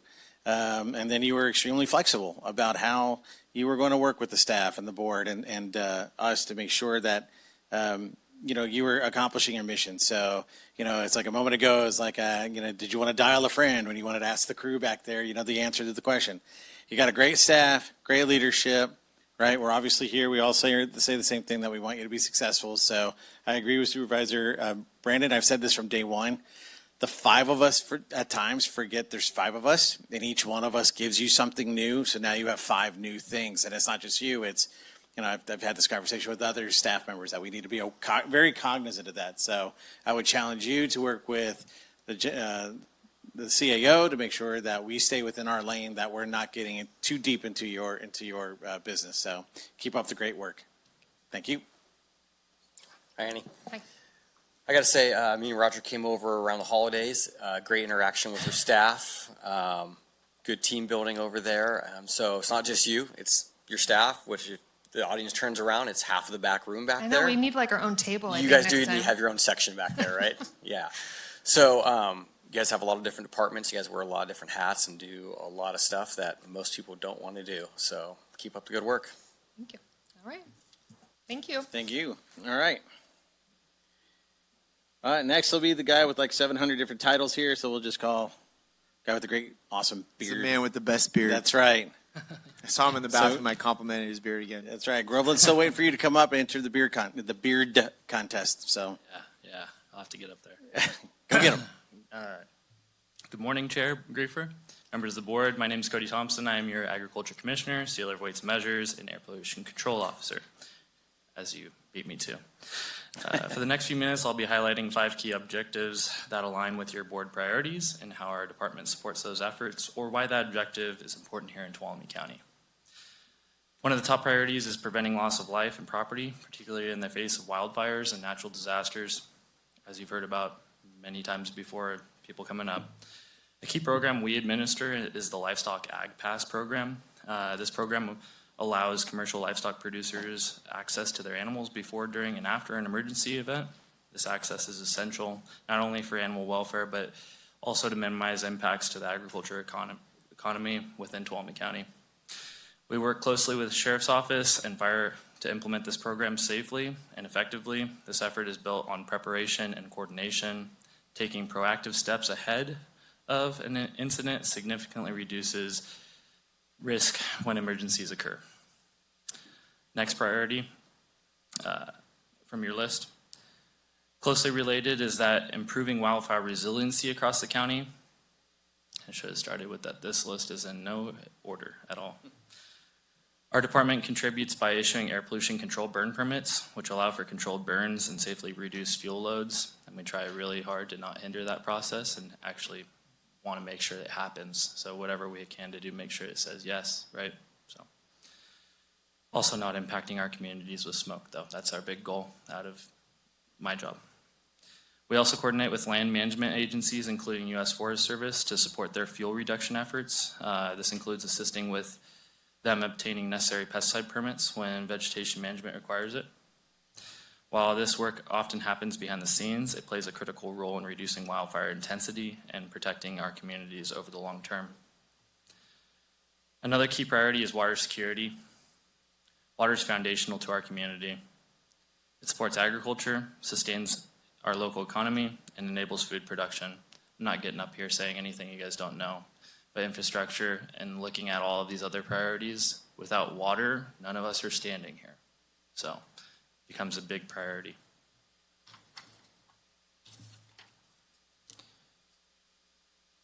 To continue providing these services effectively, employee retention and compensation are essential. All the people up here before have said the same thing to you. I'm going to reiterate a couple things from my look on it. The work performed by our department requires specialized training and experience. Typically takes anywhere from 2 to 3 years for a new agricultural biologist or air pollution control specialist to become fully proficient and capable of working independently. Retaining trained staff ensures consistency, efficiency, and the ability to respond effectively to the needs of our community. Investing in our workforce directly supports the level of service we are able to provide. Just a couple statistics, looking across the river there, we're on our position of Ag Bio 1 to Ag Bio 1, we're 5.18% off. It's about $1 and some change. Looking down into the valley, where they have a lot more constituents, taxpayers, we're about 24.67% off of down in the valley. It's about $5.40 from the base pay. Lastly, community health and prosperity is a priority that is reflected throughout many aspects of the work our department performs on a daily basis. While the example I'm about to highlight may not be explicitly listed among the board's top priorities, I felt it was important to include because of how directly and consistently it impacts every constituent within this county. Every single constituent this applies it to. It is one of those foundational services that often goes unnoticed, but plays a critical role in maintaining public confidence and ensuring fairness across our community. One of the clearest examples of this is our Weights and Measures program. Through this program, we inspect all commercial weighing and measuring devices throughout the county, including fuel pumps, grocery store scales, and other point-of-sale systems that residents rely on every day. These inspections are essential to ensuring that consumers are receiving exactly what they are paying for, while also protecting honest business from unfair competition. In this way, the program supports both consumer protection and economic stability within our local marketplace. Ultimately, this work helps maintain a fair, transparent, and trustworthy system for commerce, which is a key component of overall community health and prosperity.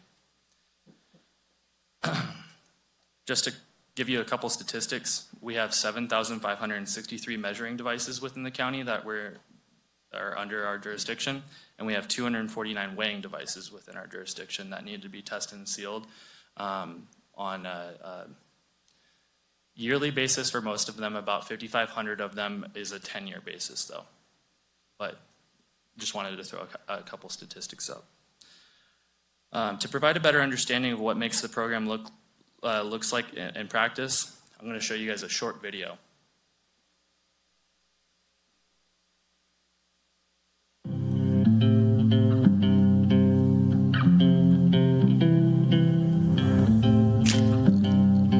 My name is Kurt Florin. I'm the sealer of Weights and Measures in Los Angeles County. What is a sealer of Weights and Measures? A sealer of Weights and Measures is a county official responsible for ensuring fairness and accuracy in commercial transactions involving any kind of measurement. There's a sealer of Weights and Measures required by state law in every California county. We have both the authority and responsibility to inspect, test, and seal commercial devices. We strive to achieve compliance through routine testing and monitoring. But when appropriate, we enforce compliance through administrative fines, criminal prosecution, or other legal action. Basically, our job is to protect consumers from fraud, but also to ensure fair competition in the marketplace. Sealers of Weights and Measures test all kinds of weighing and measuring devices to ensure they're accurate. We check the weight, count, volume, or dimensions of all kinds of packaged consumer goods to ensure they contain the quantity on the label. We make sure gas pumps are accurately measuring and delivering the fuel you put in your tank. And we make sure EV chargers are accurate too. We verify that you are being charged only the price posted or advertised when you check out of a store. Sealers of Weights and Measures are watching out for you every day. And most people don't even know we exist. When you wake up in the morning, you may get out from under 90 by 102-inch sheets. You squeeze toothpaste from a 6-ounce tube. You scoop coffee from a 12-ounce can. You pour creamer from a 16-ounce jar.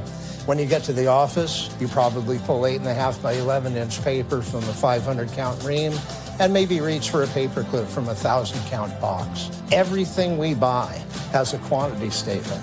Weights and Measures make sure that those quantity statements are accurate and that you're getting what you pay for. When it comes to gas pumps, people want to make sure they're accurate. Gas is expensive, especially in California.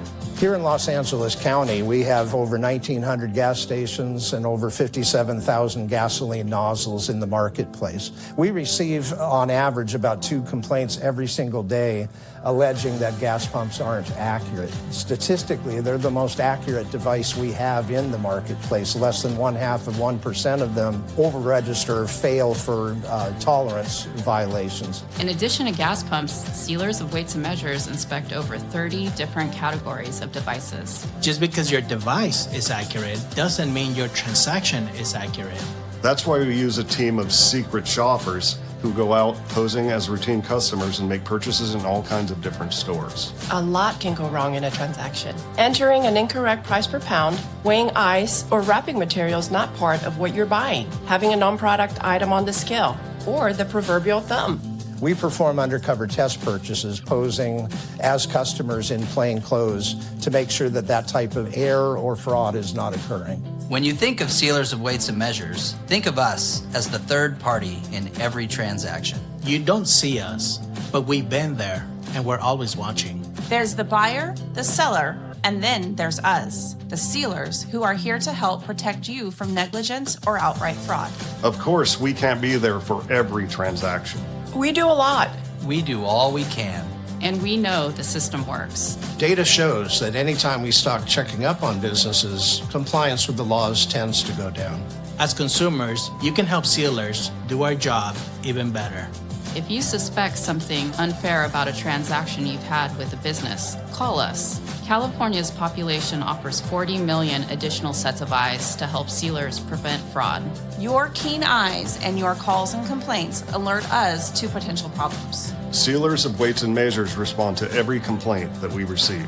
We're in this together, and Sealers are here to help.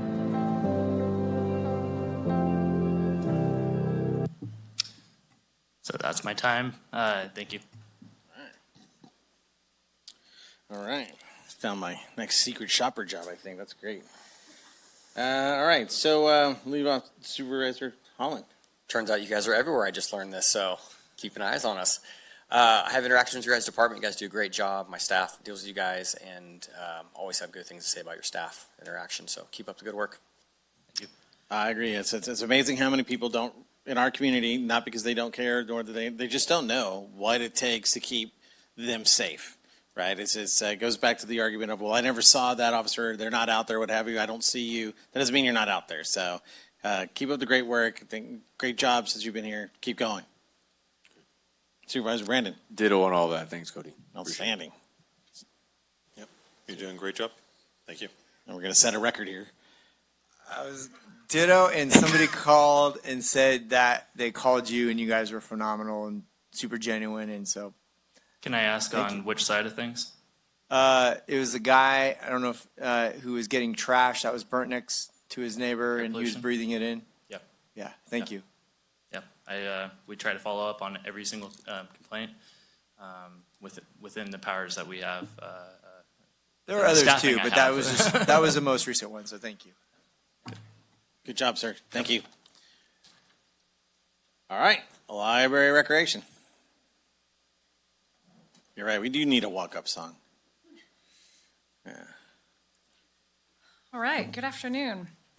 Okay, so I'm going to talk about library and parks and recreation today. So we'll start with library, how about? So Supervisor Kirk, you made a really great statement about all rivers flow from public safety. And, you know, we talk a lot about prevention when we talk about water. And I just want to make a little plug for sort of like what Annie said, that, you know, I think some of the services that most of the services that we provide in library and parks and recreation could be known as maybe the headwaters, because at the end of the day, I think if youth took more advantage of the services that we offer, I think maybe perhaps we could reduce the need to rely on public safety further on down the line. So the programs that we offer in library and parks and recreation, I think, do a great, really enhance our community. So we just want to shout out for that. So starting with library first, I put a little handout up there on the dais, and there's some in the back that just give you some summary of kind of what our department's all about. We have 9.5 FTEs, 8 full-time, 3 half-time that are permanent, and then we rely on relief and part-time staff. And that's actually in both departments that we rely heavily on, like relief seasonal staff to carry out our programs. I'm proud to say I've been the director, I guess, for about 10 months, and we actually have, maybe it's just, luck, but right now we haven't had a whole lot of retention problems. We struggle more with recruitment. And just like the rest of the department heads have talked about, in library, we have our library assistant 1-2 senior. Those are kind of our main working staff. They are at minimum wage. And so we have a hard time filling those positions. Our Tuolumne branch position is one of those positions, and we have not been able to fill it. We are filling it with another staff member who goes up there half-time and then works in Sonora half-time. So. So we have 4 library branches, and just a few stats for you. We have 73,800 items in circulation, and that includes books, magazines, DVDs, CDs, all kinds of other things. We, on an average month, we have 923 computer users at the library, and that's across all branches. We have 1,810 audiobooks that are checked out monthly. So that's a service, if you didn't know, it's highly used. Where you can actually utilize the audiobook system, and not only from our branch, but if you get a card from another branch, you can use their audiobooks as well. And so it's highly used, 1,800 every month. We have 36,000 library card holders in Tuolumne County, and what I'm proud to say is that number has gone up every year. So contrary to perhaps popular belief, the library system is actually growing. It is not reducing. We have, on average, 87 visitors per month across all branches, our 4 branches. We issue, on average, 110 new library cards every month. And just in case you're wondering, because I'm sure the question is going to come up, we also get in there and look at people who hadn't been using their card for a while. I will admit here today that I had a card from way back when I was a kid and assumed it was still there all along. Well, I went in just a couple months ago and was ready to check some stuff out with my son, my 5-year-old, and I had been deleted from the system. So I got a new card, but nevertheless, so we do that kind of thing as well. So it's not just that we add new and we don't get rid of the old.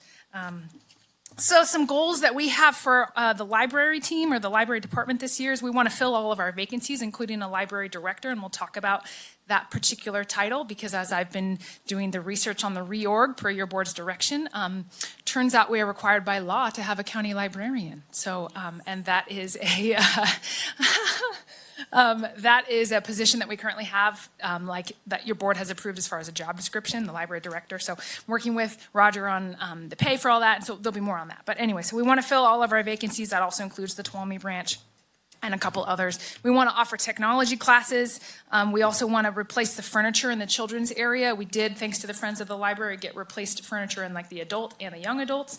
But we've got, the Rotary Club wants to donate some funding, so we're working on that. We also want to do a staff retreat to update our 5-year strategic plan. When I was the department head before, 4 years ago, we updated a strategic plan. Now it's time to revisit that.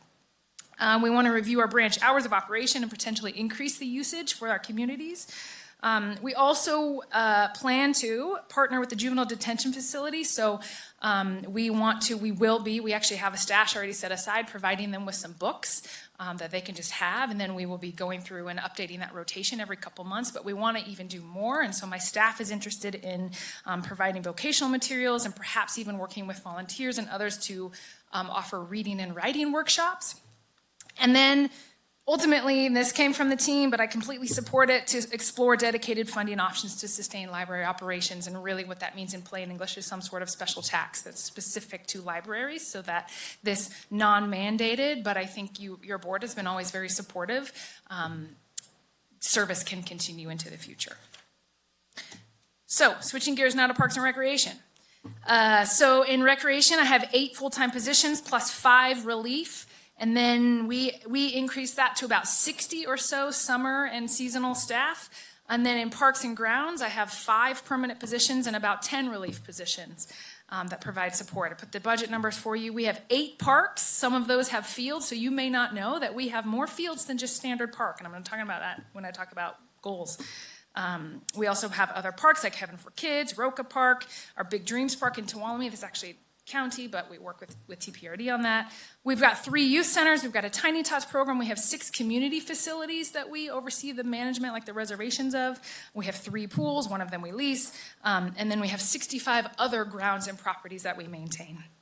Some accomplishments from last year, we integrated the groundskeeping team from facilities into Parks and Rec, established a new peer umpire program, which has been a little rocky, but I believe it into the future because we've had trouble with recruiting umpires and just had issues with kind of the attitudes toward umpires. And so now if you want to play softball, you have to offer an umpire to umpire somebody else's game.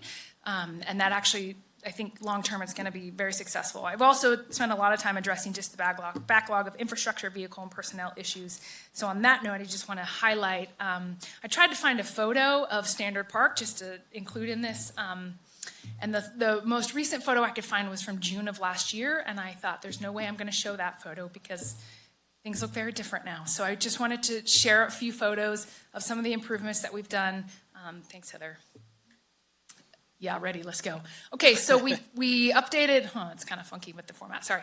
So we updated the fencing, so that's one of the areas where we added new fencing, and then we also removed all of the vegetation along the fence line. It was overgrowing and into the fences. Next one. So some more of where we updated more fencing there, also removed all of the vegetation, and then also all that green mesh screen that was all the way around. It was torn up, it was looking gross, so we removed all of that. And on the vegetation piece, Heather, you can go to the next one. I want to give a huge shout out to the jail inmate crew. They actually worked with the groundskeepers to do the majority of that work. So that's another area where we put in some new fencing and got rid of all of the green mesh, and then you can't really see the stuff there, but we also started our semi-annual grass maintenance plan, which includes aerating the field and overseeding, and then in 2 weeks we'll be doing the same thing and also fertilizing the grass, so that's why the grass looks as great as it does, and it can look even better once we fertilize. Go ahead. So there's more of the grass, what it looks like. We also conducted an irrigation audit and design. We also had significant gopher situation and lots of holes that were causing, safety issues for the players. So we got all of that addressed. We don't have any more holes now from what we've been able to investigate. We also, you can sort of see it being cut off there, but we opened the gate between Standard Park and the YSF field to make this safer access so that kids don't have to walk along Tuolumne Road like during soccer season. Go ahead, Heather. Also, all of the newly purchased equipment is operational, properly stored, and properly maintained. This is our shop. We spent a lot of time, my groundskeepers in particular, with the huge help from the probation work crews, that they cleared out a ton of stuff that was in there to make the shop way more usable. Go ahead.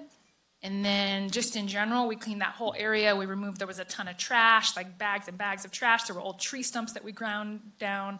There was a bunch of old equipment just sort of being stored back there. So we cleaned all that out. We cleaned out all the buildings. And so this is the permanent location for our groundskeepers. You can see their trucks there.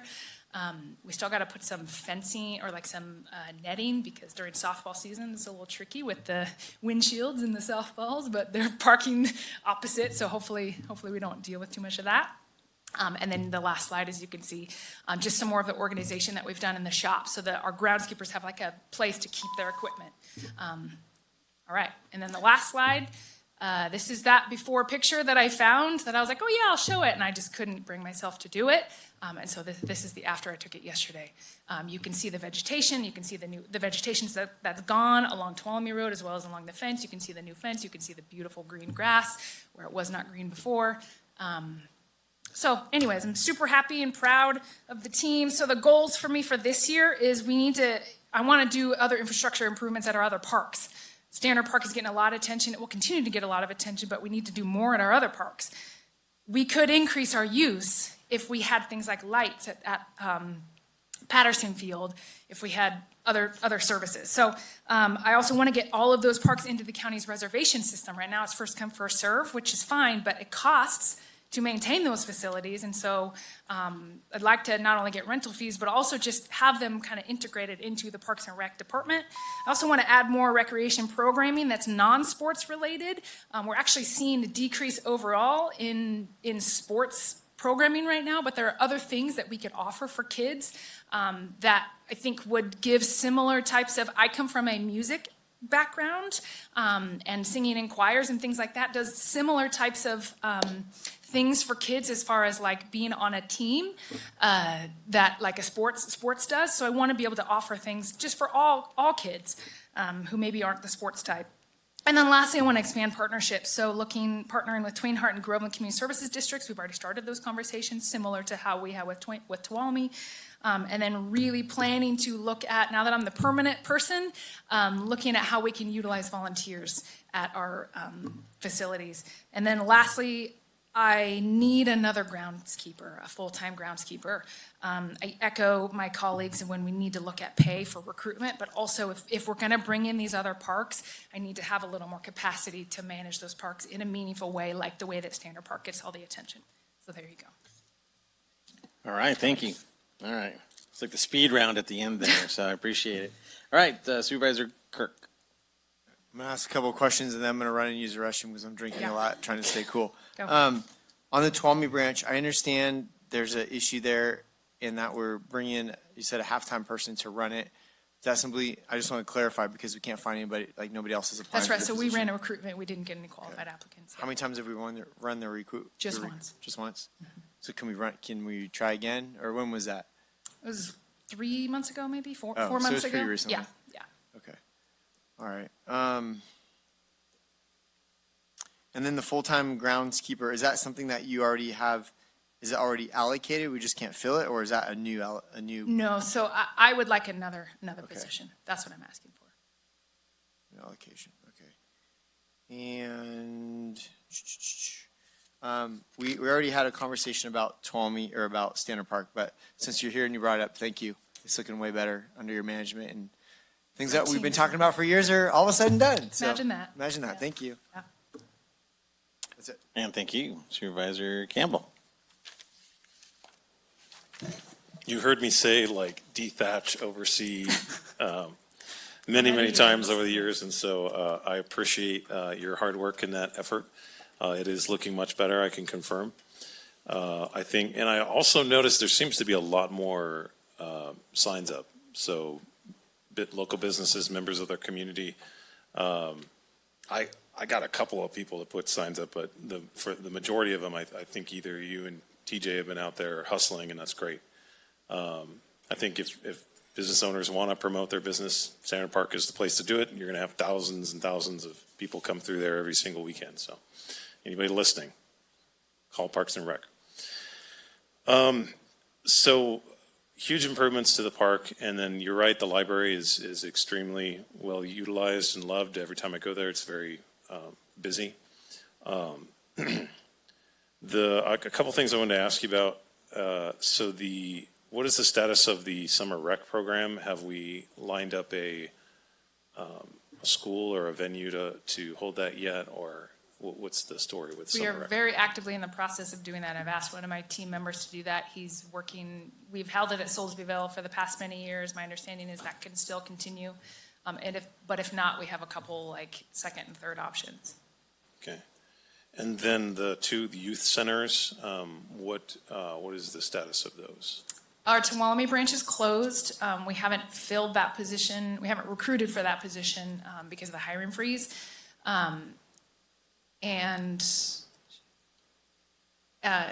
we were just notified this morning, actually, that Jamestown Elementary is going to terminate our lease for the Jamestown Youth Center. We have a year, though, so that'll give us time to figure out another option.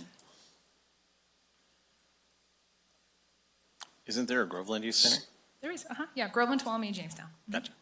And yeah, I said two, I'm sorry. And then the Groveland one is still status quo Rocket. function. Okay. Yep. Rocket. Rocket is That's amazing. what I wanted to Yeah. hear right there. Yep. With the Tuolumne branch, you said the hiring freeze. We're talking about hiring all these other positions.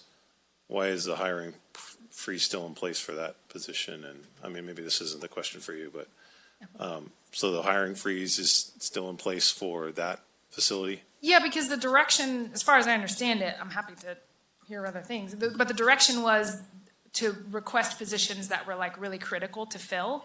And that one, I mean, I would love to see it filled, but you know, if we don't have it, then we just don't open the facility. So it's not like it's a workload that say shifts to other positions or, and I think it's critical. Again, back to what I originally said about these programs can help, I think, cut down some of the public safety impacts further on down the line. Youth centers is one of those prime examples. But Have we budgeted for that position? Yeah, it's budgeted. Okay, so we could hire for that tomorrow if the Yeah. board. Yeah. Okay, so I would be in favor of opening that position and hiring that, and maybe we'll have a discussion about that tomorrow. And then, this is news, well, I had heard things about Jamestown, but so they have noticed us that They just did this morning, yeah, so literally hot off the press. Yeah. okay, so we would be needing to find a new facility in the Jamestown area. That's right. Okay. And then, yeah, and I already asked you about summer rec, so otherwise, great job, and it's good to hear. I feel, I've talked to many of the staff members, and I think they're really happy with the situation. Obviously, we do need some help. Actually, at some point, I want to ask you about Pioneer Park. I have some ideas for that, but maybe another time. Let's go. You can't have a new rugby field. It's too small. I can kick the ball too far to fit in that field. Closer to good pizza at the Charlie. Liz, thank you so much. Appreciate the presentation. And so obviously we got the news there in the Jamestown Youth Center. I'm hoping that will be, we don't know what the result is, but something that may be a partnership with the community center on Main Street. Maybe it's a partnership with Tuolumne County Arts. I think there's some options. And so I would ask for support in us basically figuring that out over the next year, just for the fact that it's pressing. Everything else that I had on here, it was just like, here's 4 random things, but it was revenue generation. I know we had this same exact discussion, I think, under the previous director who came in, had a 5-year kind of proposal. One of the things I really wanted to see was a very no bad ideas revenue generation option. You know, there are private bookstores that exist that sell speakers, books, materials. They have events, they have knickknacks, they're gift areas. You know, seeing product sales at the library makes sense to me. You know, having, you know, subscription supporting like Friends of the Library, but evening, you know, literature and libations. I was, you know, having fun with that. And then looking also at like Tuolumne Road, the sponsor signs, you know, not just facing into the field, but the folks that are walking or driving by. Just like what options within all these could we use to allow people to buy something or support it and have a good time and basically contribute back to it. I never really got a lot of those, so I think that's aligned with what we're talking about, is how do we get this to be as self-sustaining in some ways as possible without it being something that limits access to the service. All right, thank you. All right, so when we as a board decided to make the cuts that we made, one of the promises we made was to go back to the staff and listen to them. So what I'm hearing is that we can get that. I agree with Supervisor Campbell regarding that full-time position for the Tuolumne Rec Center, that employee. So I would definitely throw that on the top of the to-do list. And that's my 2 cents. One of the things that I've noticed is that the groundskeepers aren't just for parks things, right? It's for the buildings. It's for the resiliency 65 center. other properties. Right. So one of the, I'm going to say it's unpopular, but one of the failures of the past boards is that they've added properties, but they've not added the people to maintain those properties. So if we do, I would think this board should consider giving the green light as well to go in after and get that groundskeeper, because again, people, they drive through our communities, they look at our properties, it thinks that we're slumlords. That doesn't bring people back. So if we can get, you know, our properties will look great, like, and I do appreciate all of the hard work of Standard Park in District 3, as I like to remind my colleague over there. So we want to make sure that we're doing that. I mean, then last thing, the libraries. I know I've said it from day one. I'll never cut libraries. I'll do everything I can. Benjamin Franklin, formed the first library in our country back in Pennsylvania in 1778. He felt that it was the core of the community, that you hit it on the head. If the kids have some place to go after school, if kids have something to do, parents need to write a resume, they don't have access to a computer. These are the things, this is what government is here to do, right? Number one is to help our people who may not be able to help themselves because they don't know how, and this is the first step. So if we can get them successful in the library, maybe we don't see them in the law enforcement, we don't see them in HHSA because they've fallen down a path that they weren't ever intending. So keep up the good work, keep up the great job. Yeah, Liz, the park looks great. Good turnaround. I think we've all noticed it. Community's noticed it. I agree with Jaron. It sounds like the community halls kind of sit down there. It might be a good fit. We already own it. Might as well utilize it. Better than just sitting empty doing nothing with it. So, yeah, that's about it. Keep up the good work. All right, that's it. Thanks. All right. Human resources. Risk management. Human resources and risk management. Now paging.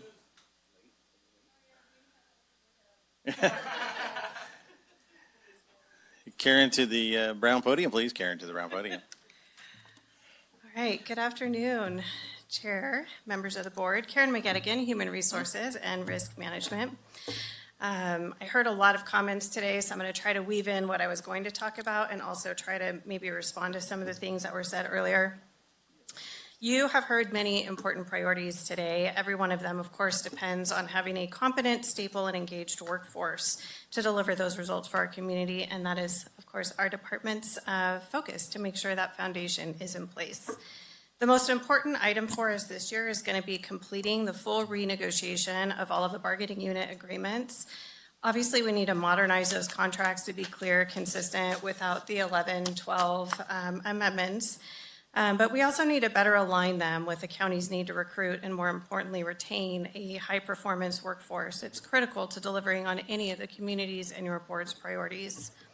We are at a very pivotal place with our employees relative to retention of experienced staff. It is my biggest concern. The impacts of separated employees to the county's fiscal stability is of grave concern. And our department is looking forward to working with the board to follow through on your expressed desire to better align those MOUs with the needs of our employees. There is a lot I could say about this topic. I could easily take up the rest of our time. I think I just want to focus on a couple of key things. I hope the public understands that for most of our mandated services, the continuity of operations has to continue regardless of staffing. So whether a department has 8 people allocated or 3, the mandates and expected services don't fluctuate. So what that is looking like in practice is that our department heads are making decisions to either raise or lower the bar of what they will respond to and the level of service delivery that's going to be allocated. That is a very common scenario for rural counties. Tuolumne County's department heads can tell you what that means is that it's critical to retain knowledgeable, competent staff who are able to operate independently, whose actions demonstrate sound judgment, and who can be relied upon during those times of crisis. That is the concern sometimes when we say we're going to lower the bar to make sure that we run this recruitment and get people in the door and get a large applicant pool. Sometimes that works and sometimes it does not. So while it's really great to have incentives and run those beautiful recruitments that our staff does, I would prefer not to have most of those vacancies in the first place. I try to use the metaphor a lot in our trainings of trying to fill a sink. So we can either plug the drain to prevent people from leaving, or we continue to do all these incentives, which is basically just leaving the faucet on. So whenever we do that and we continue to lose our most qualified, competent people, we're losing the investments that we've already made in our time, training, and mentorship into making them competent. One of the things that we see a lot when we hire entry-level staff and we adjust those the minimum qualifications or the MQs, which is something we're definitely willing to look at on a case-by-case basis, is that the county will hire them, put a lot of time in training and investment. We pay for the educational incentive, and then once they have 3 or 5 years under their belt and they're vested with CalPERS, they leave to a neighboring agency to make more money. So we are definitely open to looking at those MQs, but it is something we have to do on a case-by-case basis. Just a reiteration, it's not a lateral move when people who are vested with the county leave and we get somebody new. I can assure you, when you lost your 30-year veteran of HR and you got me, that was not a lateral move. I still call her sometimes for questions. So we are working with departments right now who have proactively reached out to see if those adjustments can be made. We're also looking at what skills, competencies, and experience is likely to have adequately prepared the candidates for success in the role. I really appreciate it. I think it was you, Supervisor Brannon, who made the comment that we really do have to balance those things, because sometimes the sink or swim can be very detrimental to my staff in particular, as well as to the departments who are investing all of the time in training. It can be very demoralizing to put 4 to 6 months into someone only to watch them leave or have to help them leave. So wages are definitely an important part of the conversation I heard today. Every department has their identified classifications they want our department and for your board to look at as the most important, and doing targeted increases becomes very difficult. The one part I want to speak to that I heard this morning was Supervisor Holland's comments about looking at when we're looking at adjusting salaries, we have to look at how much we're already expending in the benefits and the incentives and kind of all those extra things. That model is most commonly referred to as total compensation or total comp. That is one strategy that you can look at when there is no incoming money, is to look at restructuring the money that you're already paying to increase base wage. I think another strategy that has already been deployed here to a certain extent was the layoffs of staff. I want to impress upon the public that when we do a layoff of staff, a reduction of staff needs to come with a reduction of service expectation. Because when it doesn't, what happens when you have 5 people absorbing, the work of the people that you laid off, those 5 people obviously incur a lot more stress, a lot more overtime. It does wind up costing significantly more money, I think, than we ever anticipate. And there's also a balance that some people are willing to accept a little bit more stress and a little bit more work if the pay is right. When the pay is not right, that's a whole lot less palatable. So these are all conversations about strategy with negotiations that we will be having with your board, both in closed session and in open session as appropriate. We are also making a deliberate shift in how human resources operates. Human resources is by necessity a very highly compliance-driven area of the organization. It is critical that everything we do is consistent and fair and that our actions are all legally defensible. So to that end, our department has been working towards standardizing processes across the board. It is very important to us to remove the standalone processes and sort of one-offs that have occurred over time. We need to do that to increase our efficiency and reduce the need for discretionary decisions. Everything should be consistently performed using the same set of criteria for decision-making. One really good example of that was the county's transition to a formal competency-based model for recruitments, promotions, and evaluations, and using that technology to track trends and increase transparency in how those decisions were made. So if departments want to review every single application that comes in for their recruitments, they can still do that. But there's an objective set of criteria that's used to rate each of those applicants, and they are well-defined prior to that recruitment ever being opened. HR also requires a diverse panel of interviewers that are capable of evaluating those skills and competencies rather than having the same 3 people evaluate everybody that comes through. The county's personnel policies that have been in the works for the last 2 years are finally going to be finalized this year, and we are thrilled to be able to bring that back to you for adoption soon. That framework has been largely unchanged for 30 years. I think it's the same age as my daughter. Bringing those policies current is going to significantly shift our processes to be current and consistent. Another key change that's important to highlight is the implementation of technology to replace outdated paper-based processes. Everyone in my office hates paper, and we are surrounded by it. With the layoff of half of our department last year, those ideas that we had always been kind of bantering about, maybe sometime in the future we would do, the layoffs really created the urgency to get those things done sooner.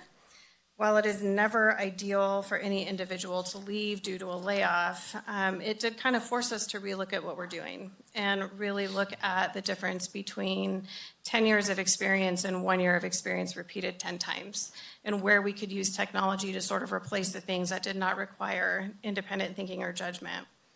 So we did look at the positions in our department. We did do an analysis to see where it was possible to use technology, and we were able to permanently reduce 2 of the 3 that we had eliminated. Do you want to express gratitude for restoring the 3rd position we had initially laid off? It is already providing tremendous relief for us. So with the technology that is coming this year, you can expect us to be coming back with a human resources information system. That will replace the person that did the data analysis and reporting and is also going to reduce paper-based files and processes. And we're also implementing a leave administration platform. So the use of technology in both of those areas is going to shift the burden away from individual staff. And although it does take time and money to get started, it is going to create a major savings for personnel and time. There's a lot more I could say about streamlining and what we're doing. I do just want to mention my staff. When we did have the layoffs of the 3 people, that 120 hours of work was absorbed by the only other remaining staff in my office, who have been getting that done by working well into every evening, every single weekend, and they also work through the holidays. So it is a heavy lift that we have been doing for the last 3 years to get to this point, and it's finally all coming to fruition this year. So we are very excited. On the risk management side of the house, I feel like I need to mention we will be bringing forth the county's ADA self-assessment and transition plan. I don't care. That has also not been updated in 30 years, and we were at risk of losing funding with a number of our departments to not have that in place, and that will be coming to you in April. So human resources and risk management has had a very, like I say, very heavy lift in the last few years with a very small team.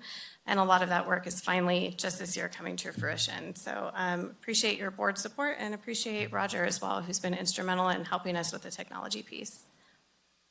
That was a lot. I was trying to speak really fast, but I still didn't make the time. I'm afraid to say something. I don't want you to point at me. All right, good. All right, Supervisor Holland, kick it off. You said don't talk to HR, right? That's what you told me, Steve? No, that's what I'm Oh, sorry. It's me. Yeah, lots of changes going on. I think a lot of our department heads have got some ideas about how to switch some stuff. They've looked at the budget and maybe about changes from our minimum qualifications nowadays. We need to, because it's better to get someone in the door, get them trained, and maybe they stay than not having anybody there at all. So hopefully we can work on some of that stuff. And, you know, HR is always a super exciting topic. So I'll pass it to Steve. Go ahead. Oh, thanks. I know we've had great long discussions about it, you know, about what we're doing. I know last year there was a lot of change, what's going on. So I know HR often gets kind of that boo HR. There's that stigma. They don't want to Does it? Who boos me? This Give guy me right their here. names. This guy. So thank you for making it awkward. So what I was trying to say is you guys are always the consummate professionals. You're always down there. I never hear anybody saying, oh, you know, this is messed up or that's messed up. You've always been super responsive. More importantly, you've always had a positive attitude when it comes before the board. I do have a question regarding you've heard us say several times, the 1/3, the bottom 1/3. If those employees are part of a union, we have to address the entire union, not just a subset of that union, correct? Not necessarily. You can definitely do targeted increases. Okay. Your board did that before with social workers and animal control, and I think there was one other in OE3. Okay, but it is They were healthcare unit. It is possible But it to is do possible, that. right? Yeah, because it I just think- has to be negotiated. Right, because with I the think a union. lot of people hear, oh, I'm part of a union, it's either one or none. We've heard compaction, we've heard these other terms thrown out there. And so I just want people to know that, you know, especially the employees know that, you know, I think all of us have said the same thing, is that we recognize that we need to fix that or address it or come up with a plan. I'm glad to know that there's a way to get to yes, and looks like you're going to be right on top of that, so. There is for sure. I apologize for my throat. I have terrible allergies this time of year. So I do want to say just about that, because you heard a lot of department heads come up and say, this is a classification you need to raise, or mine's the most important. They're all important. It's very hard to choose who's going to get a targeted raise. All of our positions, as your board is well aware, between 20 to 40% out of market. Your higher paid positions generally have been raised because we can't fill them unless we raise it, which we've experienced with county council. So it hasn't been a strategic move to, you know, pick and choose who gets, you know, raised up. But the reality is that our bottom third has a very hard time withstanding increases to medical and, you know, just the cost of living in general. Whereas if you're making, you know, an executive wage or even a management wage, it's a little bit easier to weather, but it's difficult for everybody. So Just all that to say, I do recognize that everybody is out of market, including the board, in case you're curious.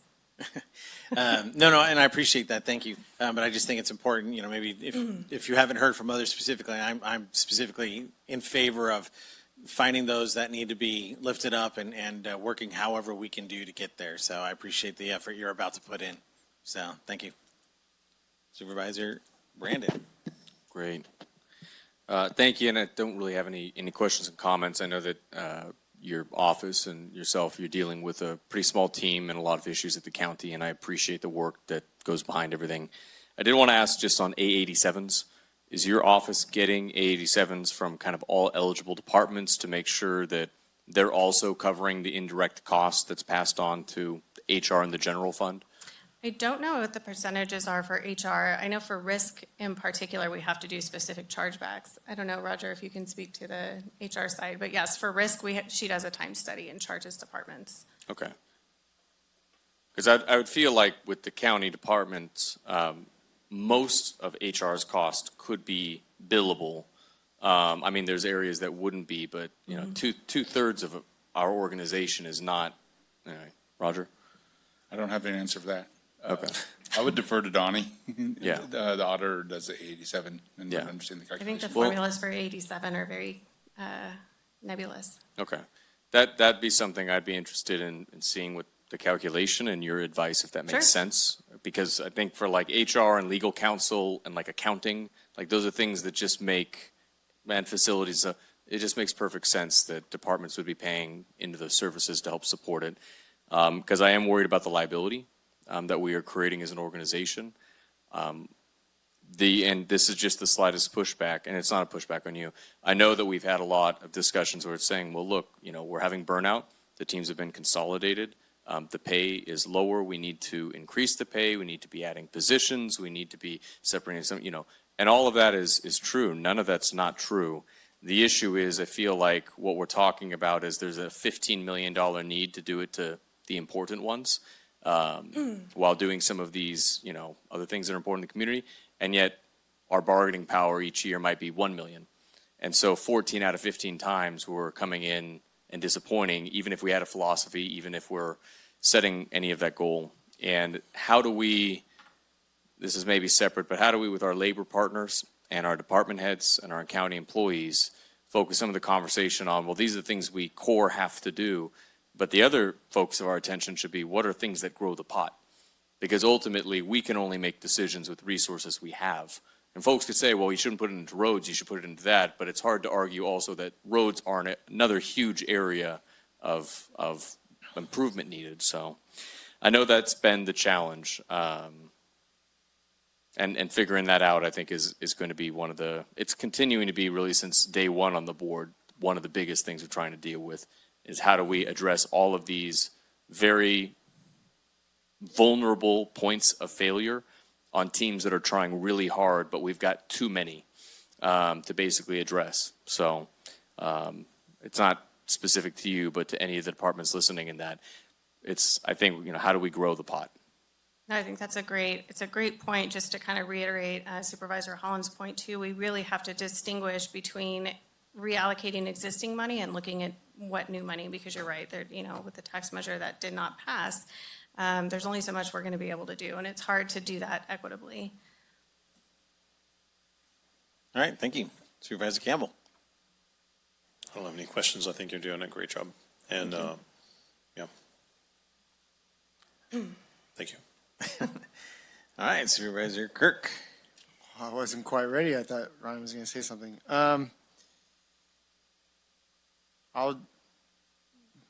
Perfect. Yeah, I hear what you're saying about we can pick out, like we kind of did it with dispatch, and we've done it with some folks, but there's just two realities that we're going to have to face: is monies to do the heavy lifting of the 1/3, because we're about to allocate transient occupancy tax to roads, which is a hit to the general fund, so that money's gone. That's spoken for. So we're going to have to do some harder conversation, which I think will require the finance committee discussing it. But I just really want to hit on the idea of compaction and all that, because I feel like if the I don't know if it's the department heads or the people negotiating at the bargaining table, but like if we don't all come together to come up with a solution, we're up here just talking and yapping.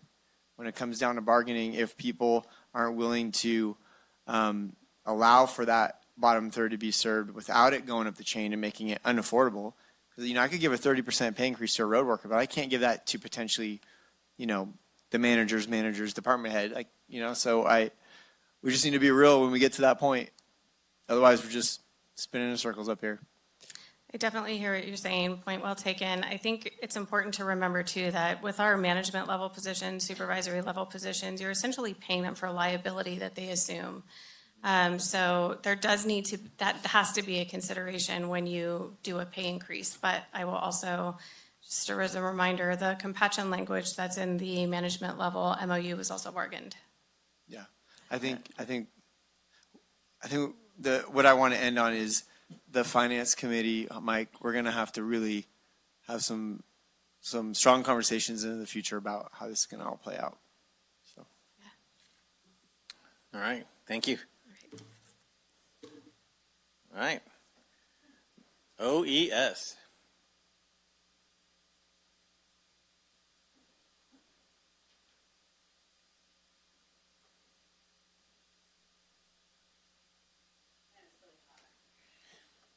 It's not any cooler up here. So. Yeah. All right. Good afternoon. Dory Beats, Tuolumne County Office of Emergency Services. A few things. First, just a review. Your Office of Emergency Services serves as the emergency management agency for the county and the lead agency that fulfills the county's requirements as mandated under the Emergency Services Act, Government Code Section 8550. Really important. A lot of people talk about mandated services and the things that we have to do. Our purpose here within OES is to coordinate those emergency preparedness, response, supporting that, and also recovery within all of Tuolumne County. We work collaboratively with other county departments, other jurisdictions, and the community as a whole.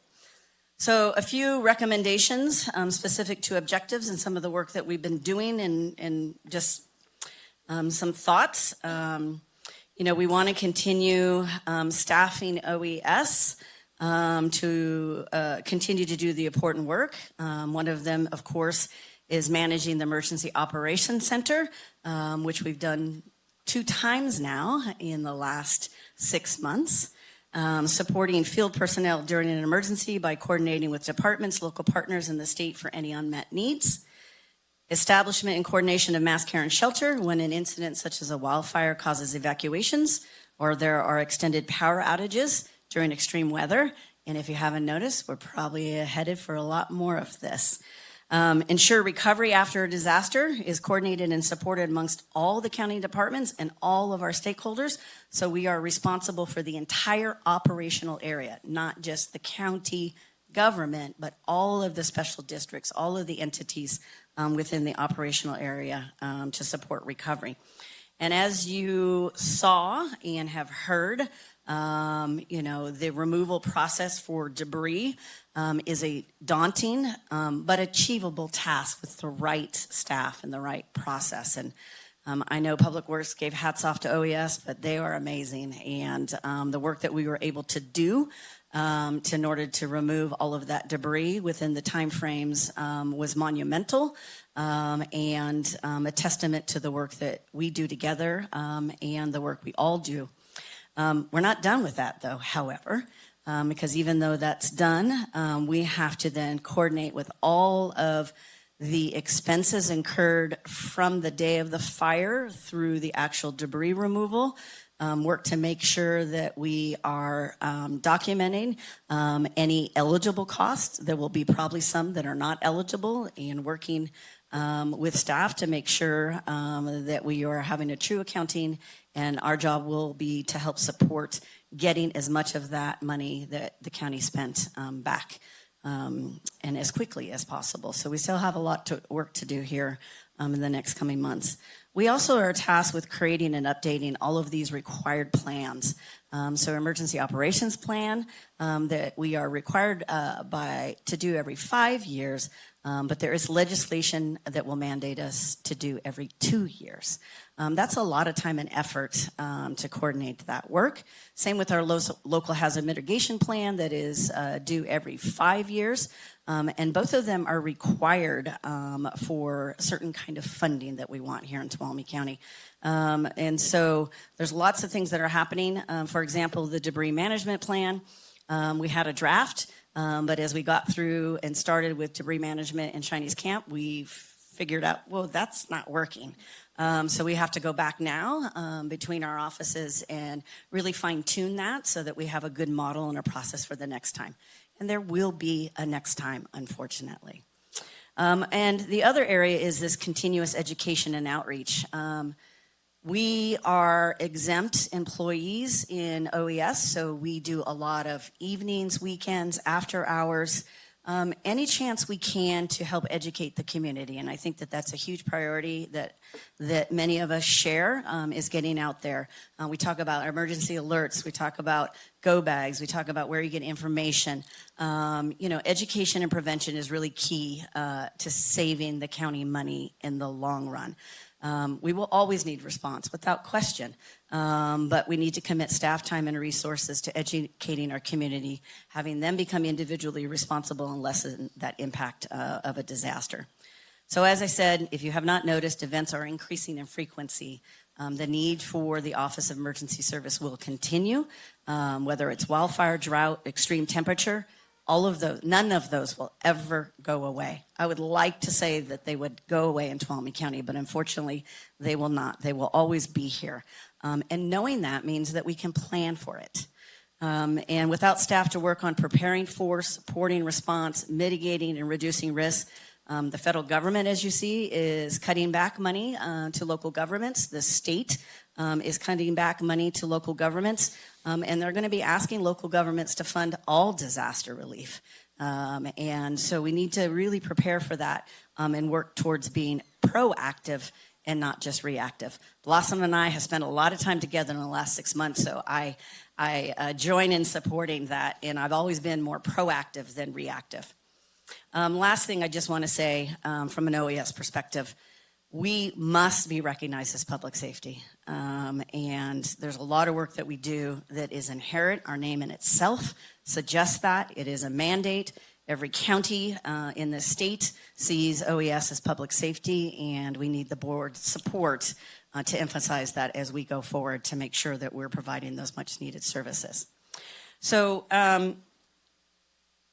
that was really about our first kind of objective, which is preventing loss of life and property, right? OES is a part of that. Second is about improving wildfire resiliency. And again, remember, wildfire is our number one threat, and it will not go away. It is a constant we know will always happen. We do not know where or when or how much damage it will cause, however. So I just want to support that we must continue to fund fire prevention, hiring inspectors to enforce hazardous vegetation management ordinance, and I understand the desires to reduce those burdensome regulations, but in that particular instance, it was required by the Board of Forestry for us as a county to go beyond state rules and regulations. That will be tied to future funding. That will be tied to us being a wildfire risk reduction community in order to get eligible funding in the future. So we might want to look at those that maybe are not mandated, but are really going to help us get to those long-term goals. Also, fire suppression. We must improve our ability to suppress fires, not to diminish it. Whether it's staffing, engines, improving equipment, we can't go back. We've got to go forward. And this, again, is a part of what we're trying to do to ensure that our community can survive a wildfire, but also recover from wildfire. Fire education. We're always looking at ways. We're talking about teaming up with the schools and doing education at the 4th grade level. It's a curriculum that the state has come out with to really talk about education, about emergencies, and really educating folks, 4-H, others areas. If I would have thought, I would have never thought Chinese Camp would burn. And so we spent a lot of time educating those communities that are closest to public lands or closest to the trees when we had a community that was decimated, that we never spent any time outreaching. We've got to do better at that. And speaking of that, we've got to spend time with our vulnerable communities. We go to Firewise. We've been successful at Firewise, but if you look at the demographics for our Firewise, they are retired. They have another income. They already have their home. We need to focus on the hardworking families that can't afford to take a Saturday off to go get educated or, help support them in getting fuels reduction. And that's another area too. It's not just public lands. It's all of our private lands, and it's everything that is out there. And it's for our low income, our most vulnerable, our non-ambulatory. Those are the calls that we're getting that don't have a plan and don't have a mechanism to help them prior to or during. And so if we can help alleviate some of that, then we will start to reduce some of that. So again, proactive and reactive. I just want to say, and data has proven the dollar amount, for every dollar amount we invest in mitigation and risk reduction, we save on average $6 to $13 in future disaster costs. That should mean something. That means we have to put a little bit of money into this. A couple final things, and to reiterate, on the roads, we have got to work on the fuels reduction of all of our roads, not just our county maintained roads, but again, we have a lot of areas where we have more visitors. The roads and the egress and the lack of egress is not going to change unless we do something different. And we need to, invest in looking in that and finding solutions. Work has already started, but we need to continue that and coordinating and working all together to really look at that. So roads and infrastructure is another. And then lastly, I just, want to emphasize again that there's a lot of work to be done, and we must continue prioritizing it because it's not going to go away. And I'm happy to answer any questions. All right. So we'll start, where was I leave off? Supervisor Kirk. All right, I'm going to go in reverse order because I was trying to keep notes as you were speaking. I'm glad you brought up roads and infrastructure because I wrote down that 90% of fires start from trains, usually on the side of 90% of fires start on the roads. So you say we need to do more work. I know Public Works is doing their spraying. They got a masticator. They're going to be doing more ditching. I know the sheriff's got a work crew out there. So when you say we need to do more, can you be a little bit just more specific with me? And I think this is to tie on some of the grant side of it, right? We've been very successful. And we have worked together both in the county and all of our partners to really prioritize that. But roadside brushing is continuous. It isn't a one-time thing. And so we don't ever have enough money to just continuously do that and do it in a rapid rate of spread, right? That we need to fit some of these communities. Because I just want to help. So when you say get a grant to do more roadside brushing, are you thinking like grants for like equipment for the sheriff's department to continue for the road? Yes, absolutely. All of that. I think it's important that we look at all levels. OES is about every level. So my opinion is about every level. It's not just one stop place or one place to solve a problem. We're going to have to do this at levels and find all of the ways to be able to solve that problem. Okay. We have an issue with egress. That is not going to change. And we don't have the money to just develop these secondary egresses in our vulnerable communities, so we didn't make sure they're wide enough. We need to make sure the roadside brushing is clear so emergency personnel can get in and folks can get out. Okay. And then, let me see. At the beginning, I just want to be clear. You said OES needs to be public safety. I think we all consider OES public safety, so I was looking for some clarity on that. You don't. You put public safety is under, OES because we're housed under administration, and I believe that it doesn't matter where you're housed, it's the work that you do. So for a funding mechanism, we were cut because we were not public safety. Okay, so what would it mean to you? Because I know when I got in office, OES was half a position. Then we went up to 4. I think we've had some people leave your office, and now we're down to 3. Yeah, and I just did a quick little look to see what general fund revenue, gave towards OES. In 23, it was $148,000. 2024 is $128,000 and give some change. 2025 is $181,000, and then this year it's only $88,000. Okay, but how many positions do we have in there? So we have 4 FTE on the books. Okay. Only one, which is my position, is not grant funded. The other three are grant funded. We have been successful in finding money, and speaking to that, I love the idea of a centralized and coordinated grant. We do a lot of grant application. Very proud of the success that we've had, but also understand that we need to get better at not being divisive between departments as far as this is what we're getting because this is our priority, but let's look at the entire priorities that can help support each other's.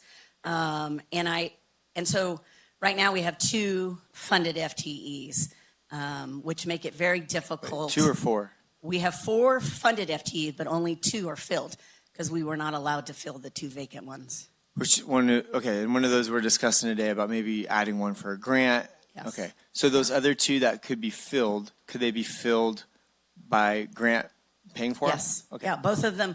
All 3 of the grant-funded FTEs for OAS were built into all the grants that we received. So it's an easy solution. It's just fund or allow the grants to pay for those. And I just want to mention, because I know that there's concerns, and I think that there's solutions of our grant funding.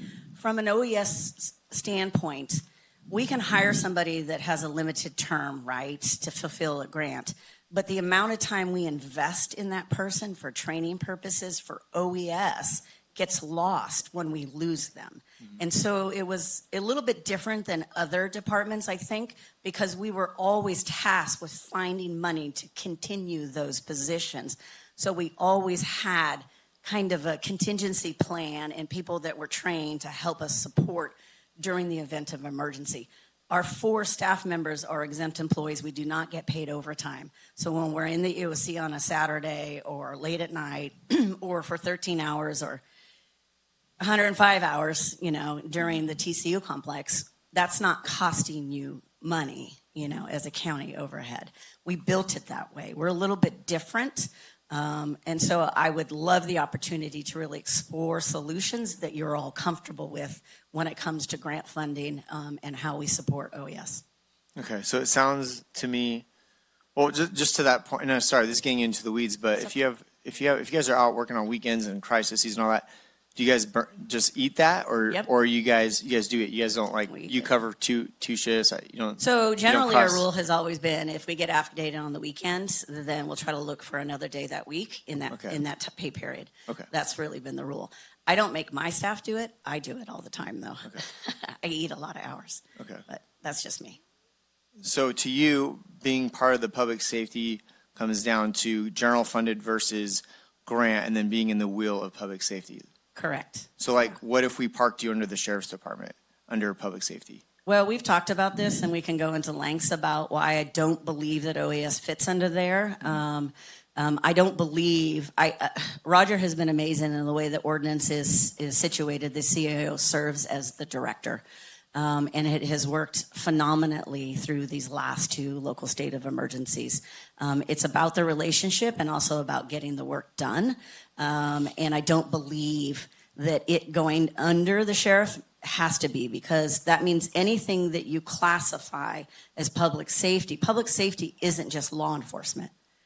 And so it doesn't have to be under there, but I do understand the will of the board and where you guys would like to see things. So okay, and then I'm just trying to clarify, because you said one thing. You said we shouldn't go backward. We got to go forward. And then you brought up fire engines. Could you just clarify what you meant by that? I'm just talking about fire in general. Obviously, part of our job in OAS, and that's why, again, I think being centralized and not under fire or not under law enforcement or one particular mission, right, is because we're looking at the whole community. We're looking at what do we see trends that are missing in preparedness that might help us in response. And again, I'm just trying to be clear on, you brought up specifically fire engines. No, I was just generally talking about fire support and funding in general. And I said by example for fire engines, equipment, staffing, just in general, yeah. Okay. Just want to be clear. Yep. Can we keep moving, because we've got 2 more plus public? Sorry. Thank you, Dory. Those are all my questions. It's all right. Supervisor Campbell. You pretty much answered my question. So it's 4 total positions, 2 are filled. The remaining 2 are both grant funded. Correct. What's the total general fund obligation to fill a grant funded position? There is none. Well, I shouldn't say that. There is always money that we give in a long term, right? But one of the things, too, that OES has always been really good is we're able to take some of our grant funding and cover the mandated costs that general fund would cover sometimes for those positions. Overhead, the space that we're renting or we're in, or, phones or utilities, things like that would normally be an overhead cost for any position. And so the long term, which I understand is a big concern, is the PERS liability after they become an employee after 5 years. Okay.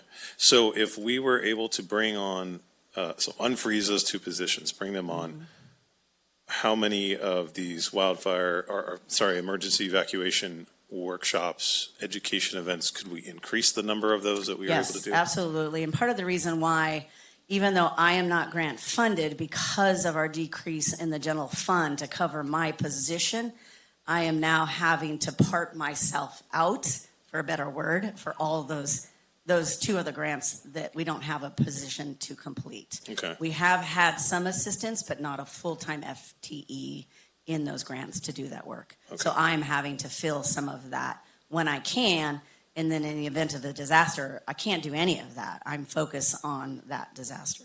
Okay.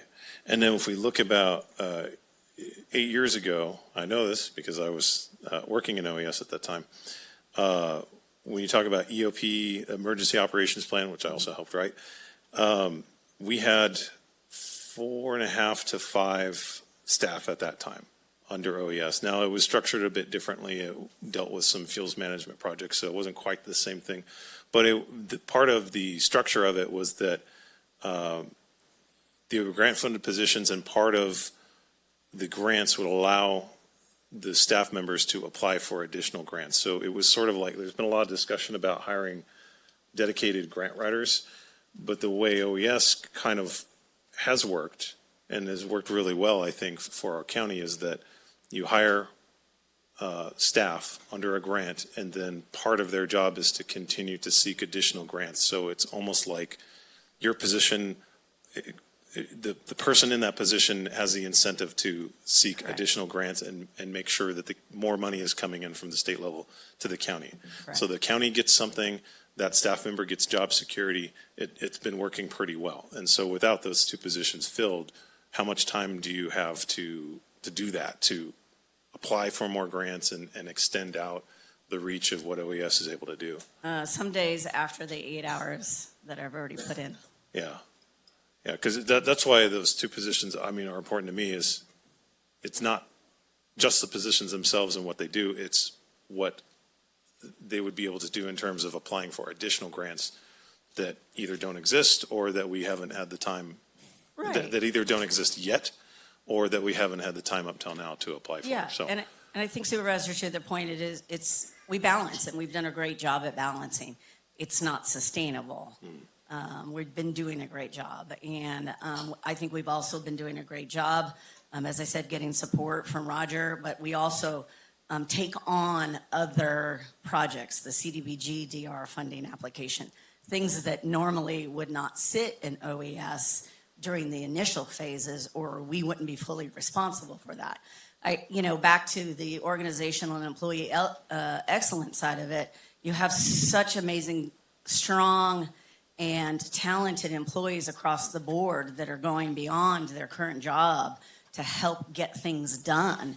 And to that point, it's just not sustainable. So we have to work out a way to make it sustainable, because we'll end up losing those really great employees. okay. Thank you. Mm-hmm. Supervisor Brandon. Great, thank you. And just to highlight some of my experience, at least on the public safety side of the discussion, I know when it's come to freezing and unfreezing positions, it's affected whether your office had that option. During budget cuts, you were treated as not public safety. During the revenue measure discussions of what is public safety, when there was a special tax, there was a majority that said OES should not be considered in it. So I would love if one of the things we're able to walk away with is, yes, OES is public safety, and yes, looking at restoring it. I was just trying to calculate the ROI on staffing, you're a 4 times ROI, but the money you've brought in is somewhere around 100 times the amount of the investment. And then, of course, if it prevents a disaster, that's very hard to calculate. So what I wanted to bring up was just reiterating what my priorities were. I think they matched there. Redefining and reclassifying as public safety, restoring back to 200,000.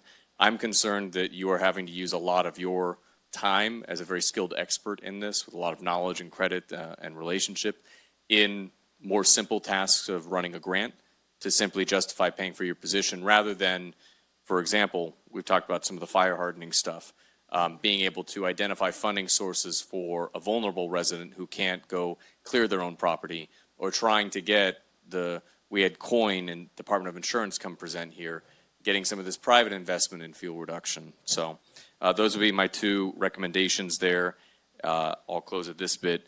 We've only had 2 individual assistance FEMA applications ever accepted. It's both been within the last, I think, 2 years on your watch. We completed our own recovery effort in Chinese camp. Some of these things would never have been able to really probably happen, certainly not as easily 3 or 4 years ago.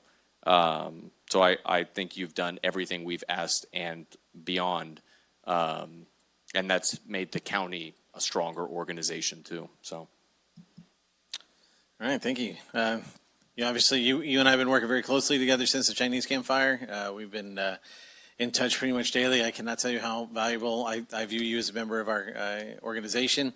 There sounds like some discussion about potentially moving you under the sheriffs. Well, obviously, I've told you from point we would talk about that before I made a decision. So, we'll I think we can readdress that, and maybe there's a light at the end of the tunnel there for funding or something. But we'll get there. For me, just keep doing what you're doing. It's important that people understand that, just because you don't carry a badge or a gun doesn't mean you're not part of the public safety wheel, and we want to make sure that you and your staff understand that, at least, as I told you when Dave came up during the snowstorm, if he needs hot cocoa, you let me know. Yes. So I'll bring it on over. So, Appreciate it. but thank you. Thanks, Dory, for your work down in Chinese camp. I think we exceeded expectations on how quickly to get that done. The weather also helped us out, since winter only shows up for like 2 weeks a year now, all in one batch. So that's all good. So I guess we'll continue on the conversation later. Awesome. Thanks. Thank you. Thank you. All right, so clearly we worked through our break. So my recommendation would be, let's take the last 2, and then if we wish to take a break, we can. If we want to handle the public comments because they've been so patiently waiting, I have no issues with that either. So we'll flow a little bit there. So IT, you're up. So just for clarity, so you'd want to do public comments immediately after the next 2? Well, I think we should discuss this, because if we do, let's take the next 2, then do public comments, and then we're not going to hit the 4 o'clock, be out of here. So I was going to possibly recommend or ask our facilitator if we should just move the last item of the update, the draft strategic plan, to tomorrow. We're going to do that tomorrow. Okay. We're taking that off for today. Okay. I was going to suggest that. Yeah, I got it. Right now I'm watching. That's a great idea. I'm watching the staff leave. It's like board workshop Survivor back there. People keep dropping as they're going. So, so IT, you're up. Thank you. Good afternoon, board. Thank you for the opportunity to speak today, and I will try and move this along as quickly as possible after your comments. So it's interesting that it was called Back to Basics. You brought that up. That was actually one of the subject matters in one of our IT meetings. Back to basics, trying to simplify things. So I'm going to start with, from the IT department's perspective, our role is fundamentally supportive. We maintain the systems, infrastructure, and security that enable the county's public-facing departments to deliver services effectively to the community. This includes network infrastructure, servers, and end-user devices, voice systems and telephony, audio-visual systems, alarm and access control systems, radio infrastructure supporting public safety and public works, and additionally, the department supports over 150 applications. While much of this work occurs behind the scenes, it is essential to ensuring that the county services remain reliable, secure, and available to the public. Before I continue, I'd like to take a moment to recognize the IT team.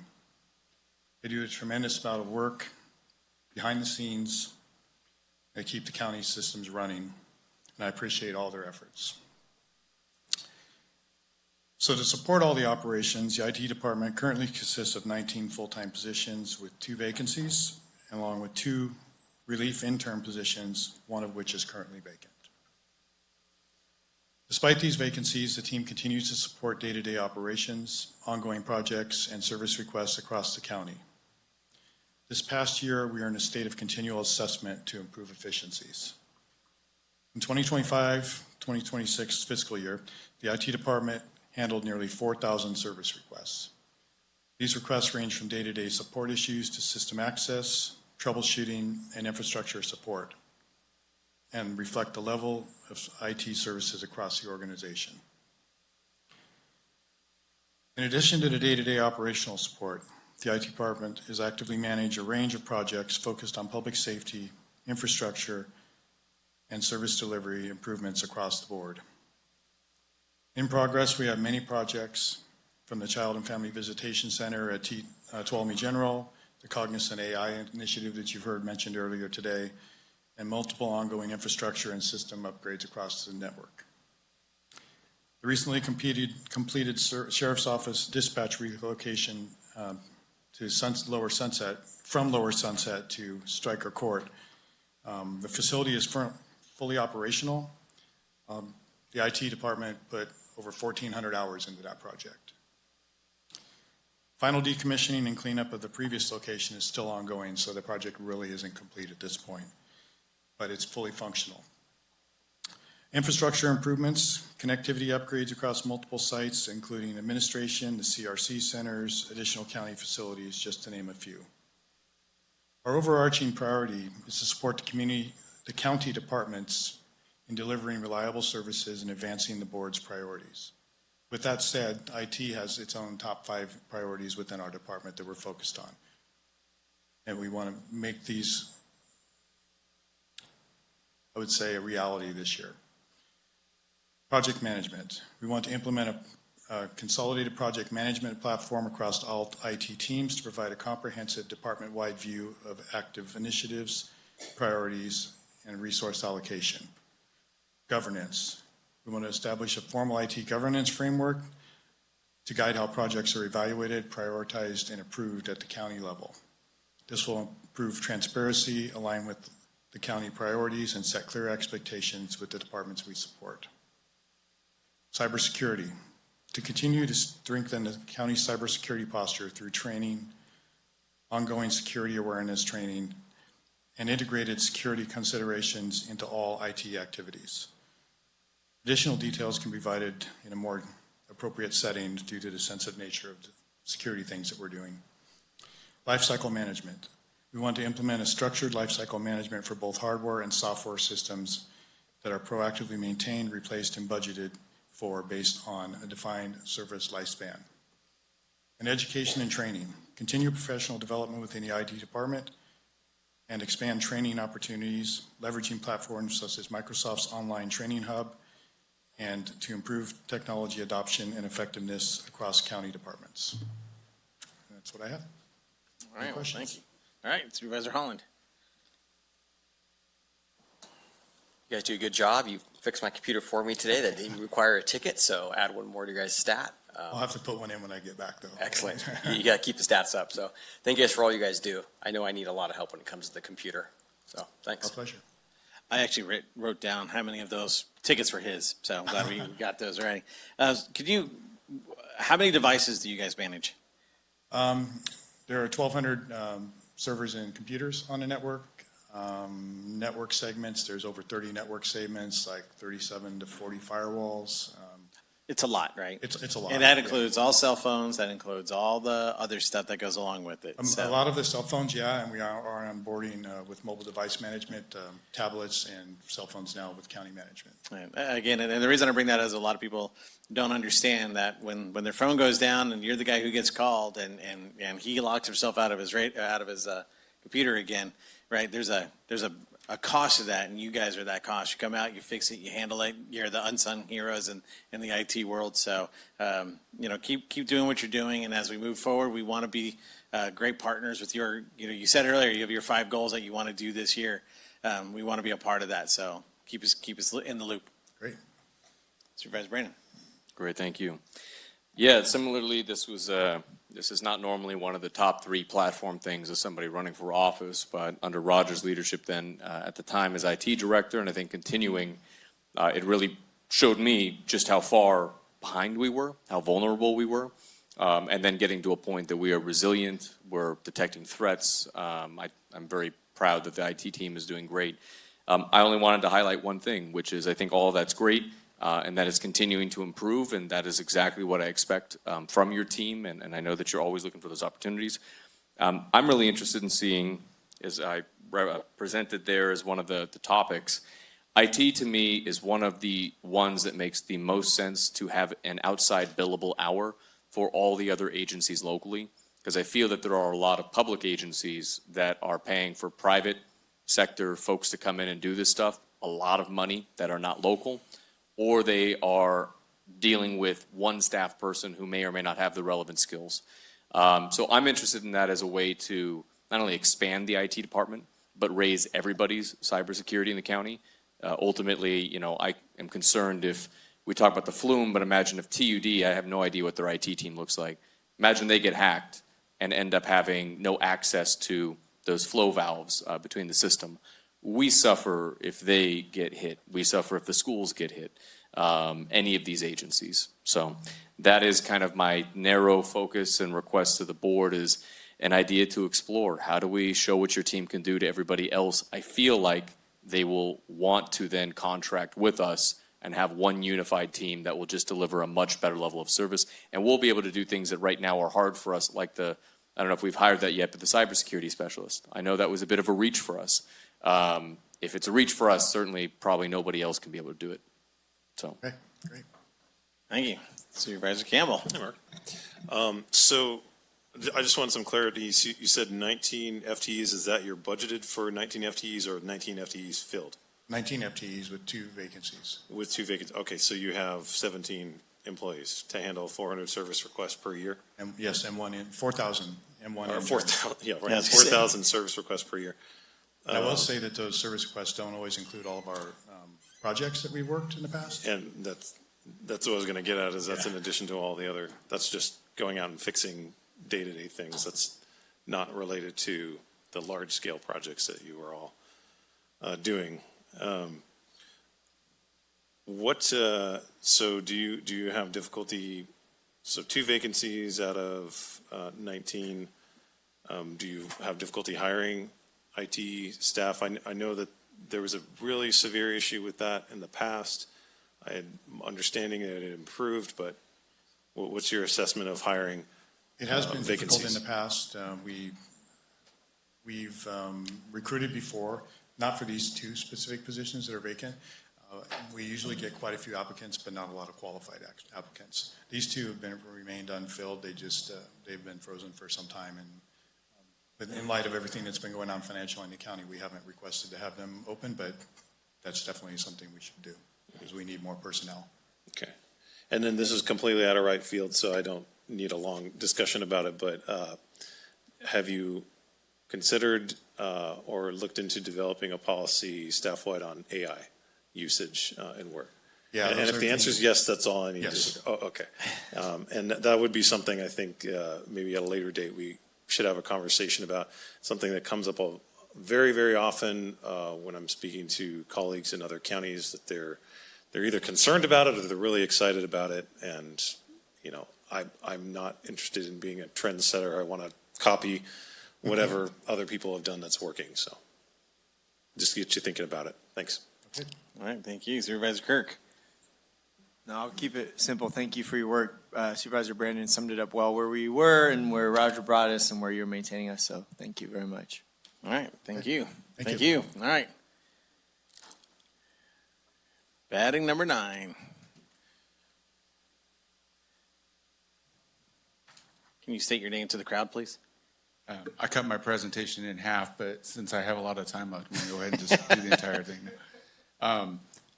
I wish Supervisor Brandon was here, so I did want to speak a little bit to the shared services with IT, so hopefully you can hear me.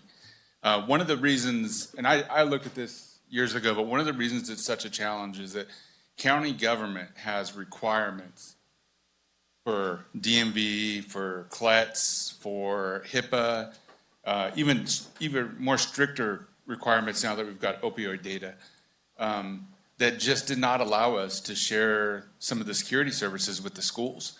The other thing that is, and those requirements allow us to actually, that don't allow us, they require us to actually spend more money on hardware and software in the security realm than what the schools can afford to spend. And we didn't have and we don't have the expertise to support that level of equipment for the schools.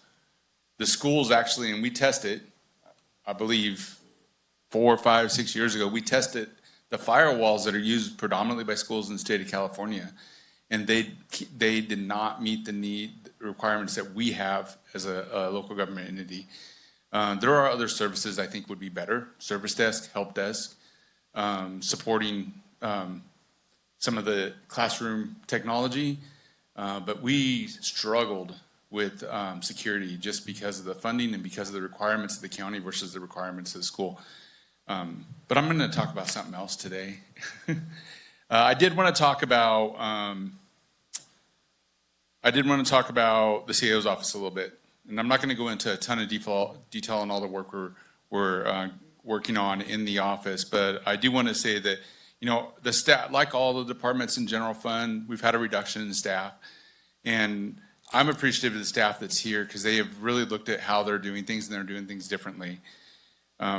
This one thing I can say is the CAO's office, the Board of Supervisors staff, which is Heather and Michelle, both are supporting the board. Heather and Nicole are supporting the board, and all of our OES staff have come together at times to get things done when things have to get done. And so I really appreciate that involvement and the approach of just trying to help each other, help the board, and help the community whenever we can. Going forward and what's happened in the last year, you know, we're really aligning our priorities with the board's priorities. And today is important to me because I'm hearing a lot of the common things that I think I was aware of, and I just want to make sure that I kind of documented those because those are the priorities that we've been working on, and that's the direction that we're going. We talk about budget. We've been strongly supporting the concept of this priority-based budgeting and how that can help us better fund the roads fund, how we can continue to support and address the needs of public safety, fire, and I include OES in that group for that funding. I didn't separate them from that. And how we, as you have probably, some of you have heard me complain repeatedly, the challenges we face of trying to get out of rented spaces. I wish it was so easy, like moving from one house to another house. It just isn't that easy. Government put so much government restraint on government that we can barely get anything done. And it is so amazing to me how much of a challenge that is. But I'd love to get out of rented spaces immediately, and I spent a lot of time thinking about it and a lot of time working on it. Building community trust. I think that we have a lot of work ahead of us in removing barriers related to development. I talked about that earlier, but being business friendly and really just the development of the relationships in the community. And so I think, you know, we've done a few things, and I've talked about it before. I talked about it during my review. You know, the entire CAO's office went to the open house at Visit Tuolumne. We've done other stuff. Staff has visited other utilities and agencies within the county, and we're going to continue to focus on those items. I love the idea of a grant coordination. It was one of the initiatives we really wanted to work on over a year ago, and it just took a lower priority. But I think it's one of the areas that we don't leverage some of the available funds on some of these grants in the best way for the county. And we have opportunities there to improve that arena, but we need to have that coordination across all those grants. I spoke a little bit earlier about this economic development collaboration. I'm really happy to be part of that group, and I know there's some audience members that are part of it, but I know Tamara is here, and she's one of the people that spearheaded that initiative, and so I just really appreciate the work they're doing. I think this group is going to get more done in a very short period of time than what you've seen in the county for a very long time. So I'm excited to be part of that group. I like hearing about the conversations about looking at contracts, MOUs, and other agreements. We've definitely been doing a lot of that, and you're going to see that. We have other things that we're going to be bringing to the board over the next year that are related to those kind of things that hopefully will bring efficiencies into the organization. I believe Liz gave you a handout about some of our forest health and natural resources. You can't say enough about the work that's getting done in the county. I've heard a few of the board members talk at their town halls about this protective layer we're putting around our community because as you heard, it's not if a fire happens, it's when a fire happens, and we're building this protective layer around our communities, and it's just phenomenal work that's happening there. And I think I said this before, but I went on a visit with Sean Hembry and someone from some other organization. And the guy is absolutely brilliant, and he knows stuff about plants and about water and about trees and about things that I didn't even know existed. So we have some great talent in the department. That's across the board. I'm only speaking about this one event, but everybody in the department has that level of knowledge in different areas. One of the last things I did want to talk about that I hear as a priority from the board is our workforce. You know, we have an issue with retention. It's obvious. We have an issue with pay. We've heard it countless times right here on this podium. And I'm excited to kind of have I'm excited to have this projection that we're going down a path where we're going to be able to address pay. It may not be today, but it's going to happen. And I'm really excited that it's going to happen in the time that I'm here. Okay, I said I was going to be really short, so I'm going to do this. Obviously, in 10 minutes, I don't think we cover everything that we're working on. If you guys need a breakdown of my day, I'll break it down for you. But we're all over the place, and you'll see that our office is often one or two people left there because everybody's everywhere doing all sorts of stuff. I'm not asking for anything from this board as far as staffing right now, but I will tell you one of the things that I think we're missing is we're going to leverage some of the staffing we have here in a different way for this year. But one of the things we're really missing is that strong analyst that we can depend on to take on some of the projects that come in and deal with some of the things that are going on. You know, I would even take the closure on Lake Tolek as something that if we had an analyst that was readily available that I could pass it on to, I wouldn't have to spend my time on it. And I've had to spend a lot of the time in the last 6 months dealing with that. That would have been an analyst level work. Now, we are going to creatively kind of work with the staff we have here, but I think that in the coming years, that'll be something that's just got to go back into the CAO's office. That analyst work is just, we just need the body to do that stuff. So with that, I'm not going to go for very much longer. I'm here, you can answer any questions, address any comments. All right, thank you. Let's see, Supervisor Kirk. On the staff analyst, how many did we have before a couple years ago? Was there 1, 2? I think, is Liz still in here? I mean, I think we've kind of had a fluctuation just because there's been specialties, but we lost all of them. Yeah. Yeah. But I mean, all could be 1, all could be 2. At least 3 or 4. 2 or 3. Okay, 4. When I came on board, it kind of depends because we still have. But you're saying if you could have 1, that would change the world for you a little bit in there. Yeah, and I'd be looking for someone with particular strengths in project management, maybe in just grant coordination and stuff like that. I just had that question since you brought it up. I have lots of notes. We talk all the time. I know all of our board members are talking to you. Roger, I know that you're going to be working for free pretty soon because I know how PERS works. And I know, like you and some other department heads, I feel like you guys are sticking around because there's something bigger than just the pay. And there's an organizational structure that's happening and some good things happening. And so I just appreciate you doing the hard work and it's hard work, but I think when you leave this organization, you'll see it much better than when you came. So you already have done that in IT, and I appreciate you doing that here. Thank you. Supervisor Campbell? Yep, same as before. Yeah, thank you for all of your hard work. So I'm still keying in on this discussion about grant writer. Okay,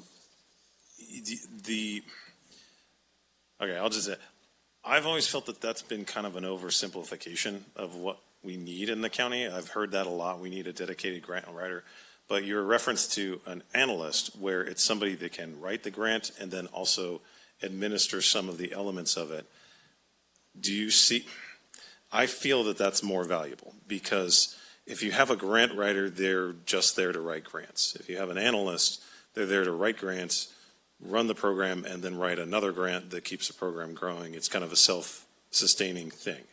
And plus, the person that's most qualified to run a program is the person who developed the grant to get the money for it in the first place, in many cases. So is that, I don't know, what is your feeling about that? Well, what I have Open-ended actually written question down for with, you. I don't know if I said it, but it was a grant coordinator. A grant coordinator. Which goes beyond just writing for the grant, and it would be someone that could not only work on and manage the grants that they applied for, but we're looking at all the grants that we have as a whole in the organization. And so it would still be up to like an analyst or somebody in a particular department to write the grant, and they would work with the grant coordinator and share those tasks, I guess. Yeah, and I think with the grant coordinator, I mean, realistically, if I was going to put it in the department, I'd probably put it in the auditor's office, just to really stay on top. Sorry, Don. Just to really stay on top of the grants, the requirements for the reporting, and fully understanding every aspect of the grant financially, so they know what the grants can be used for, how we can leverage the portions of the grants that we have more flexibility to spend in different ways. Okay. Are there any existing grants right now that we could hire an analyst for the CAO's office to do some of the work that we're talking about without impacting general fund? Or I can get back to you on that. I have not explored it. So that's what I want to know. Is there a grant that we can apply to CAO's office without impacting general funds, or is that an ask, is what I want to know? Yeah. Other than that, great job, and thank you. Supervisor Brandon. Great, thank you. Yeah, Roger, thanks for all your work. Two that I wanted to kind of highlight. One, we have a natural resource specialist position. Prop 4 passed, that is money coming up. I'm really concerned to make sure, what are we doing right now so we are in a position when funds become available. One just came up, the Watershed Resilience Program, as an example. TUD may be applying for that. We have our own. I'll say is, we can't, by the moment the NOFA comes out, some of these projects, then suddenly design one on the spot if it is complicated. Ideally, we've got some shovel-ready stuff.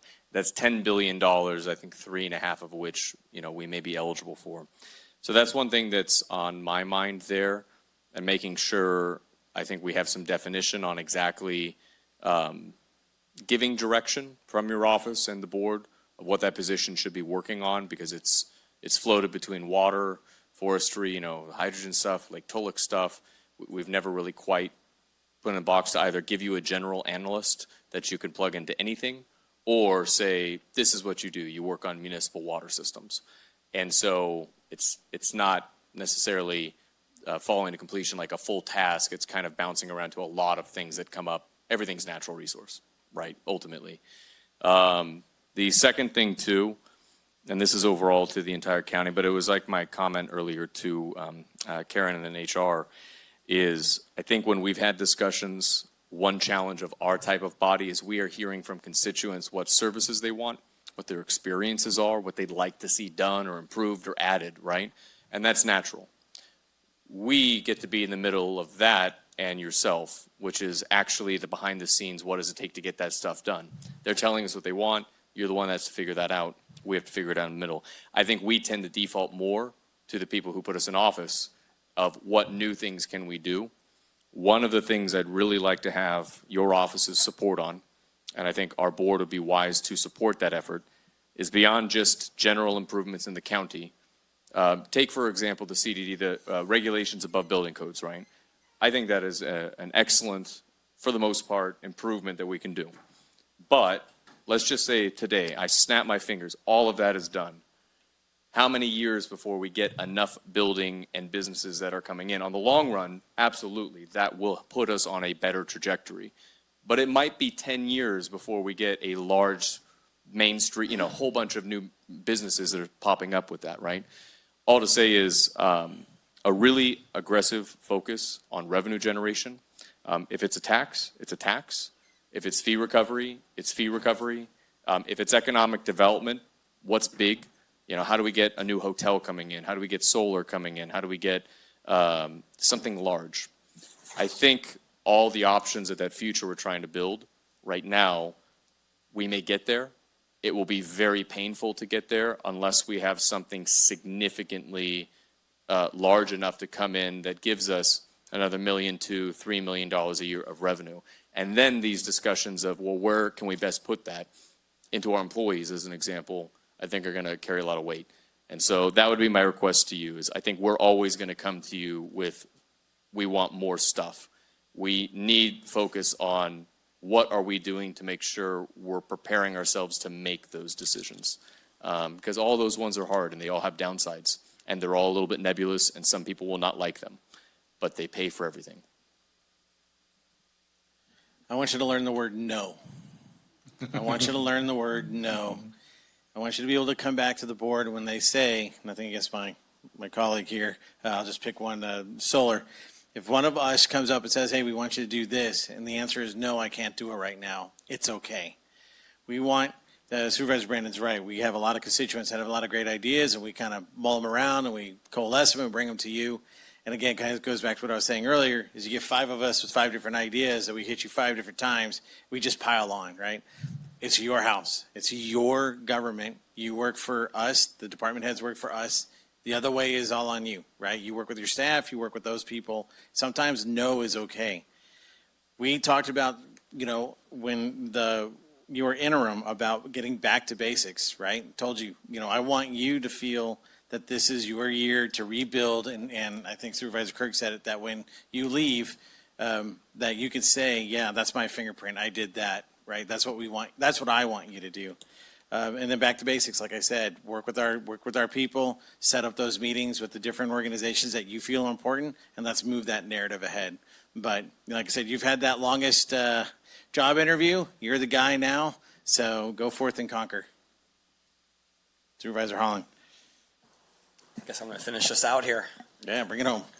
Well, Roger, I think you do a great job. I think you have good temperament, good attitude. I'm surprised you haven't punched one of us by now.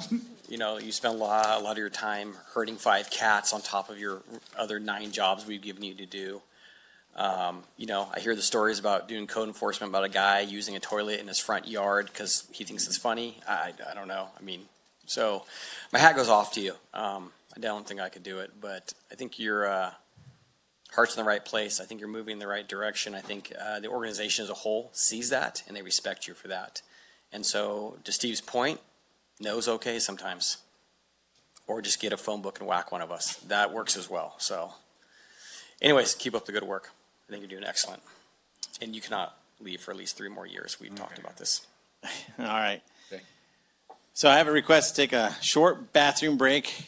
So can we take a 5-minute bathroom break? And then we'll have public comment, and then we'll get out of here for the night. And then we'll turn the AC. All right, everyone, we're going to go ahead and get started. This is the final push.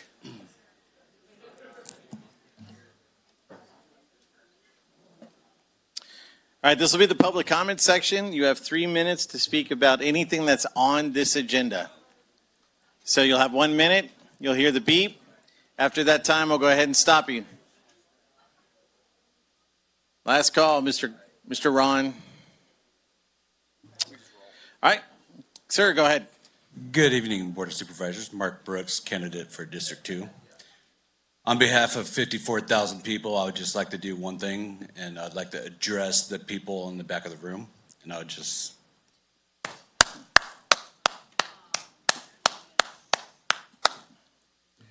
It's been a hell of a day, and they all did a great job. That's all I want to say. Thank you. All right, thank you.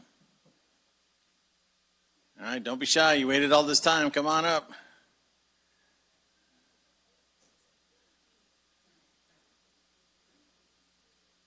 Hello, my name is John Furiani. I'm board president of the Tuolumne Sanitary District. I'm also the LAFCO chair, and I've been around for 46 years. Seen a lot of changes. One thing, I'm kind of excited about the CDD department restructuring and maybe even a little public works. Like to see if you guys can make it easier for public input on the restructuring. I know the Holman County Building Industry Board President was supposed to be on the interview committee, and then he was asked not to be. I don't know what that was about.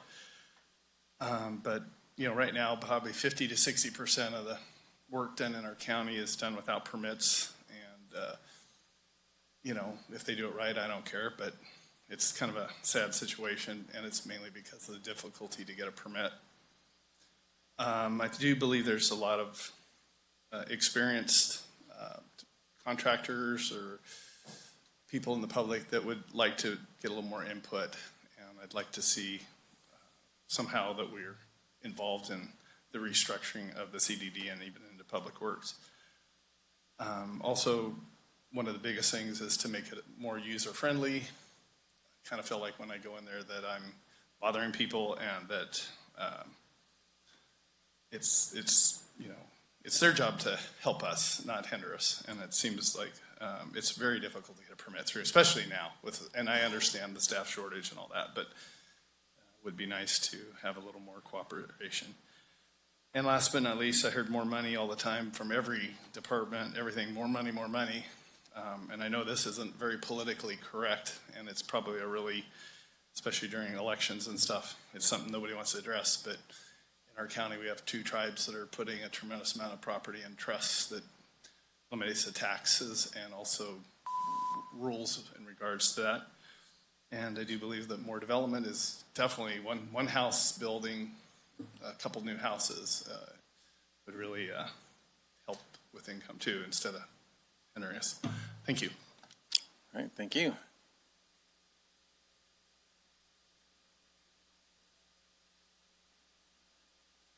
Good evening, and thank you for your patience. Hi, so it was a year ago that we got the 15% cut, and in some departments it was 55% cut.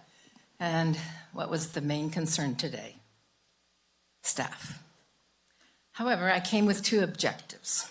Today, I want to emphasize the urgent need of full-time permanent positions within the Office of Emergency Services, just like other departments have. There are 4 positions in OES. While that technically is true, it leaves out an important detail. 3 positions are grant funded and can disappear with little notice. We've already seen how unstable grant funding can be with the situations like the SAFER grant tied to Fire Station 56. OES plays a critical role in our county's disaster preparedness.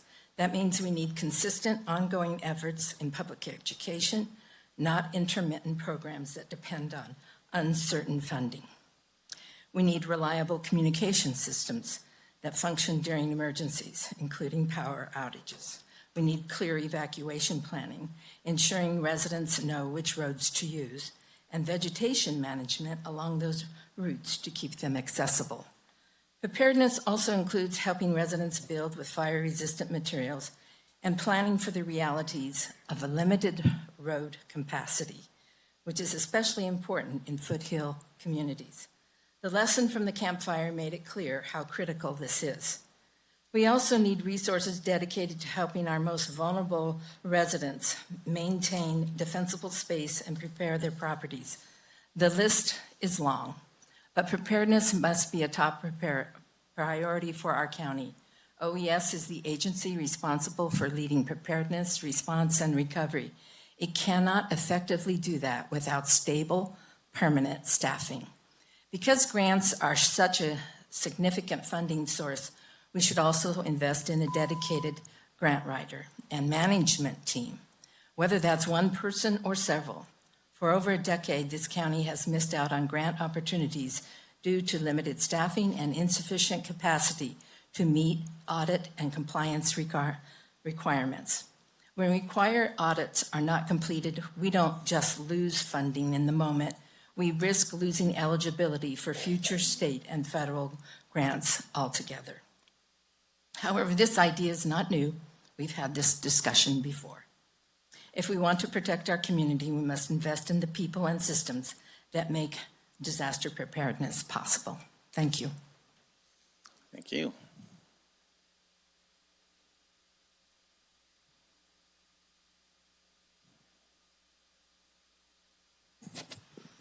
I've had to listen to you all day. And then you're giving us 3 minutes when we could be having a dialogue, but whatever.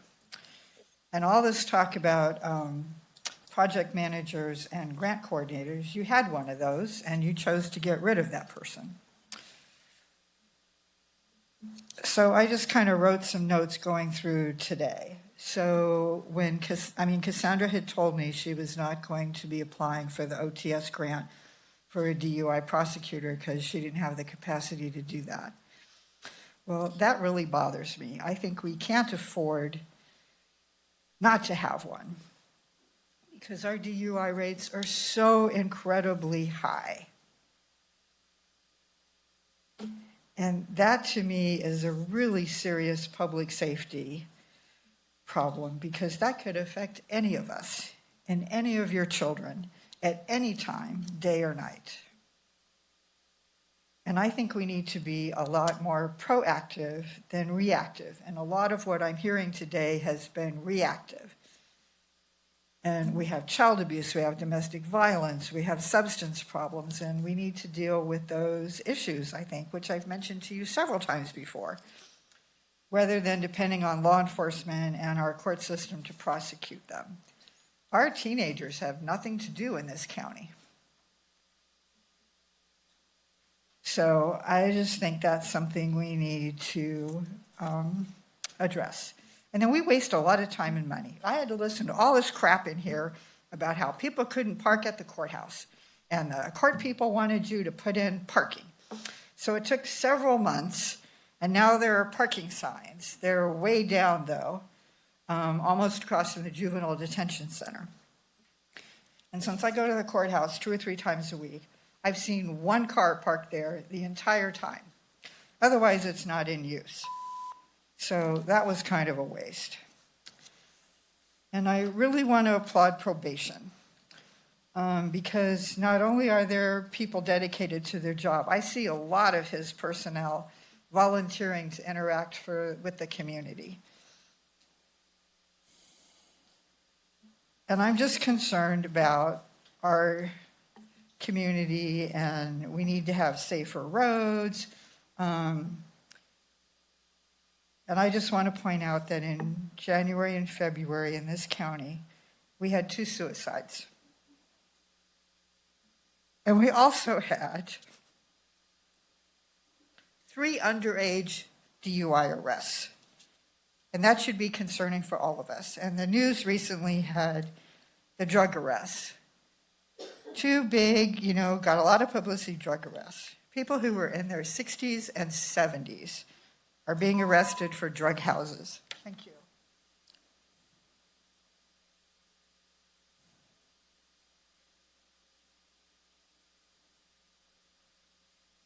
Good afternoon.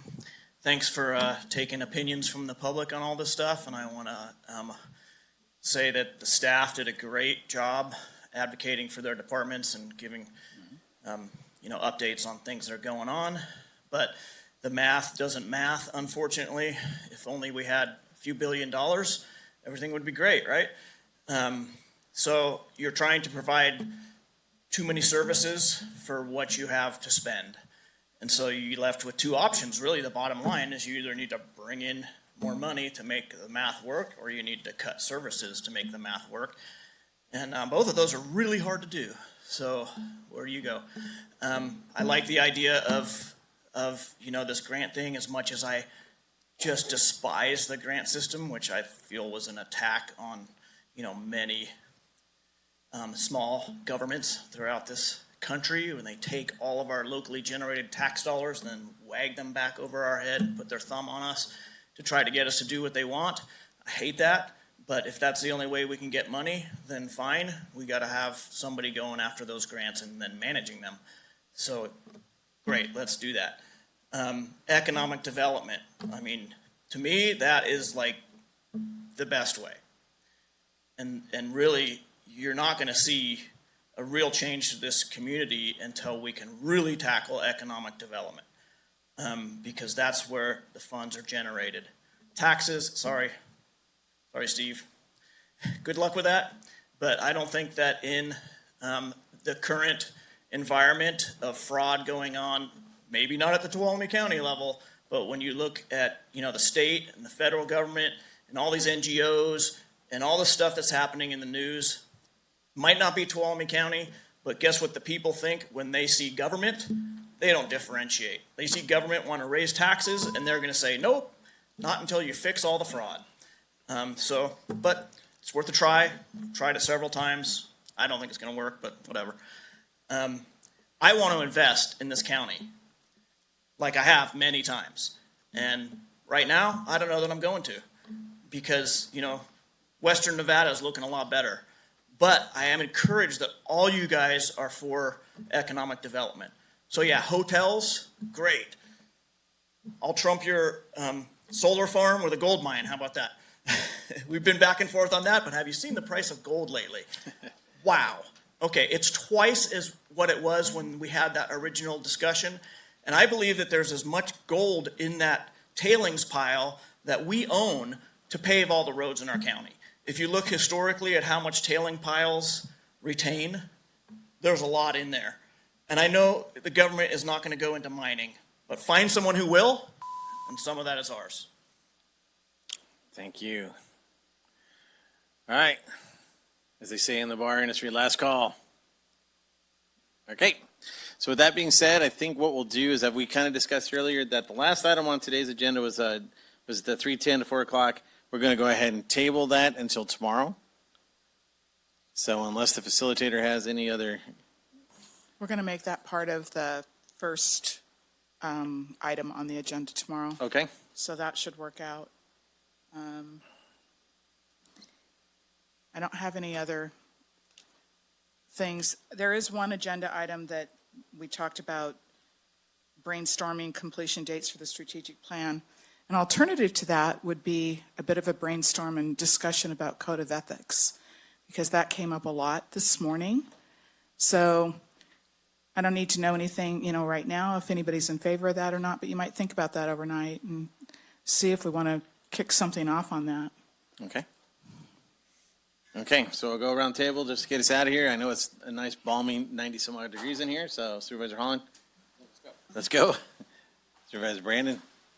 Yeah, I was only going to highlight strategic plan for tomorrow. It's got the completion dates. To me, that is more at the staff level of when that would make sense. I would rather, because I know we've had a lot of ideas, spend that time not discussing completion dates, but which actually get parsed out and to who. So, ma'am. Okay. Okay. No. Appreciate it. Good. Supervisor Campbell. I've been through a bunch of these, and every single time I'm just so impressed by our staff and the work that they do. And it's just like we have the best county. I mean, we really do. We have the best county. We are in the best county. People that could do anything, choose to work here and contribute to our community, and here are their leaders, and we recognize you and really support you. I'm just floored and impressed, as I always am, by our team. And last but not least. That's a great way to end it. Maybe we should end it there. Thank you, guys. I feel like the winds have changed a little bit, and we're working through it. So thank you, guys. You're kicking butt. All right, everyone. I appreciate it. It's 4:16. Thank you, everyone who stuck around. I know it's hot. We appreciate your patience. We'll see you tomorrow at 9.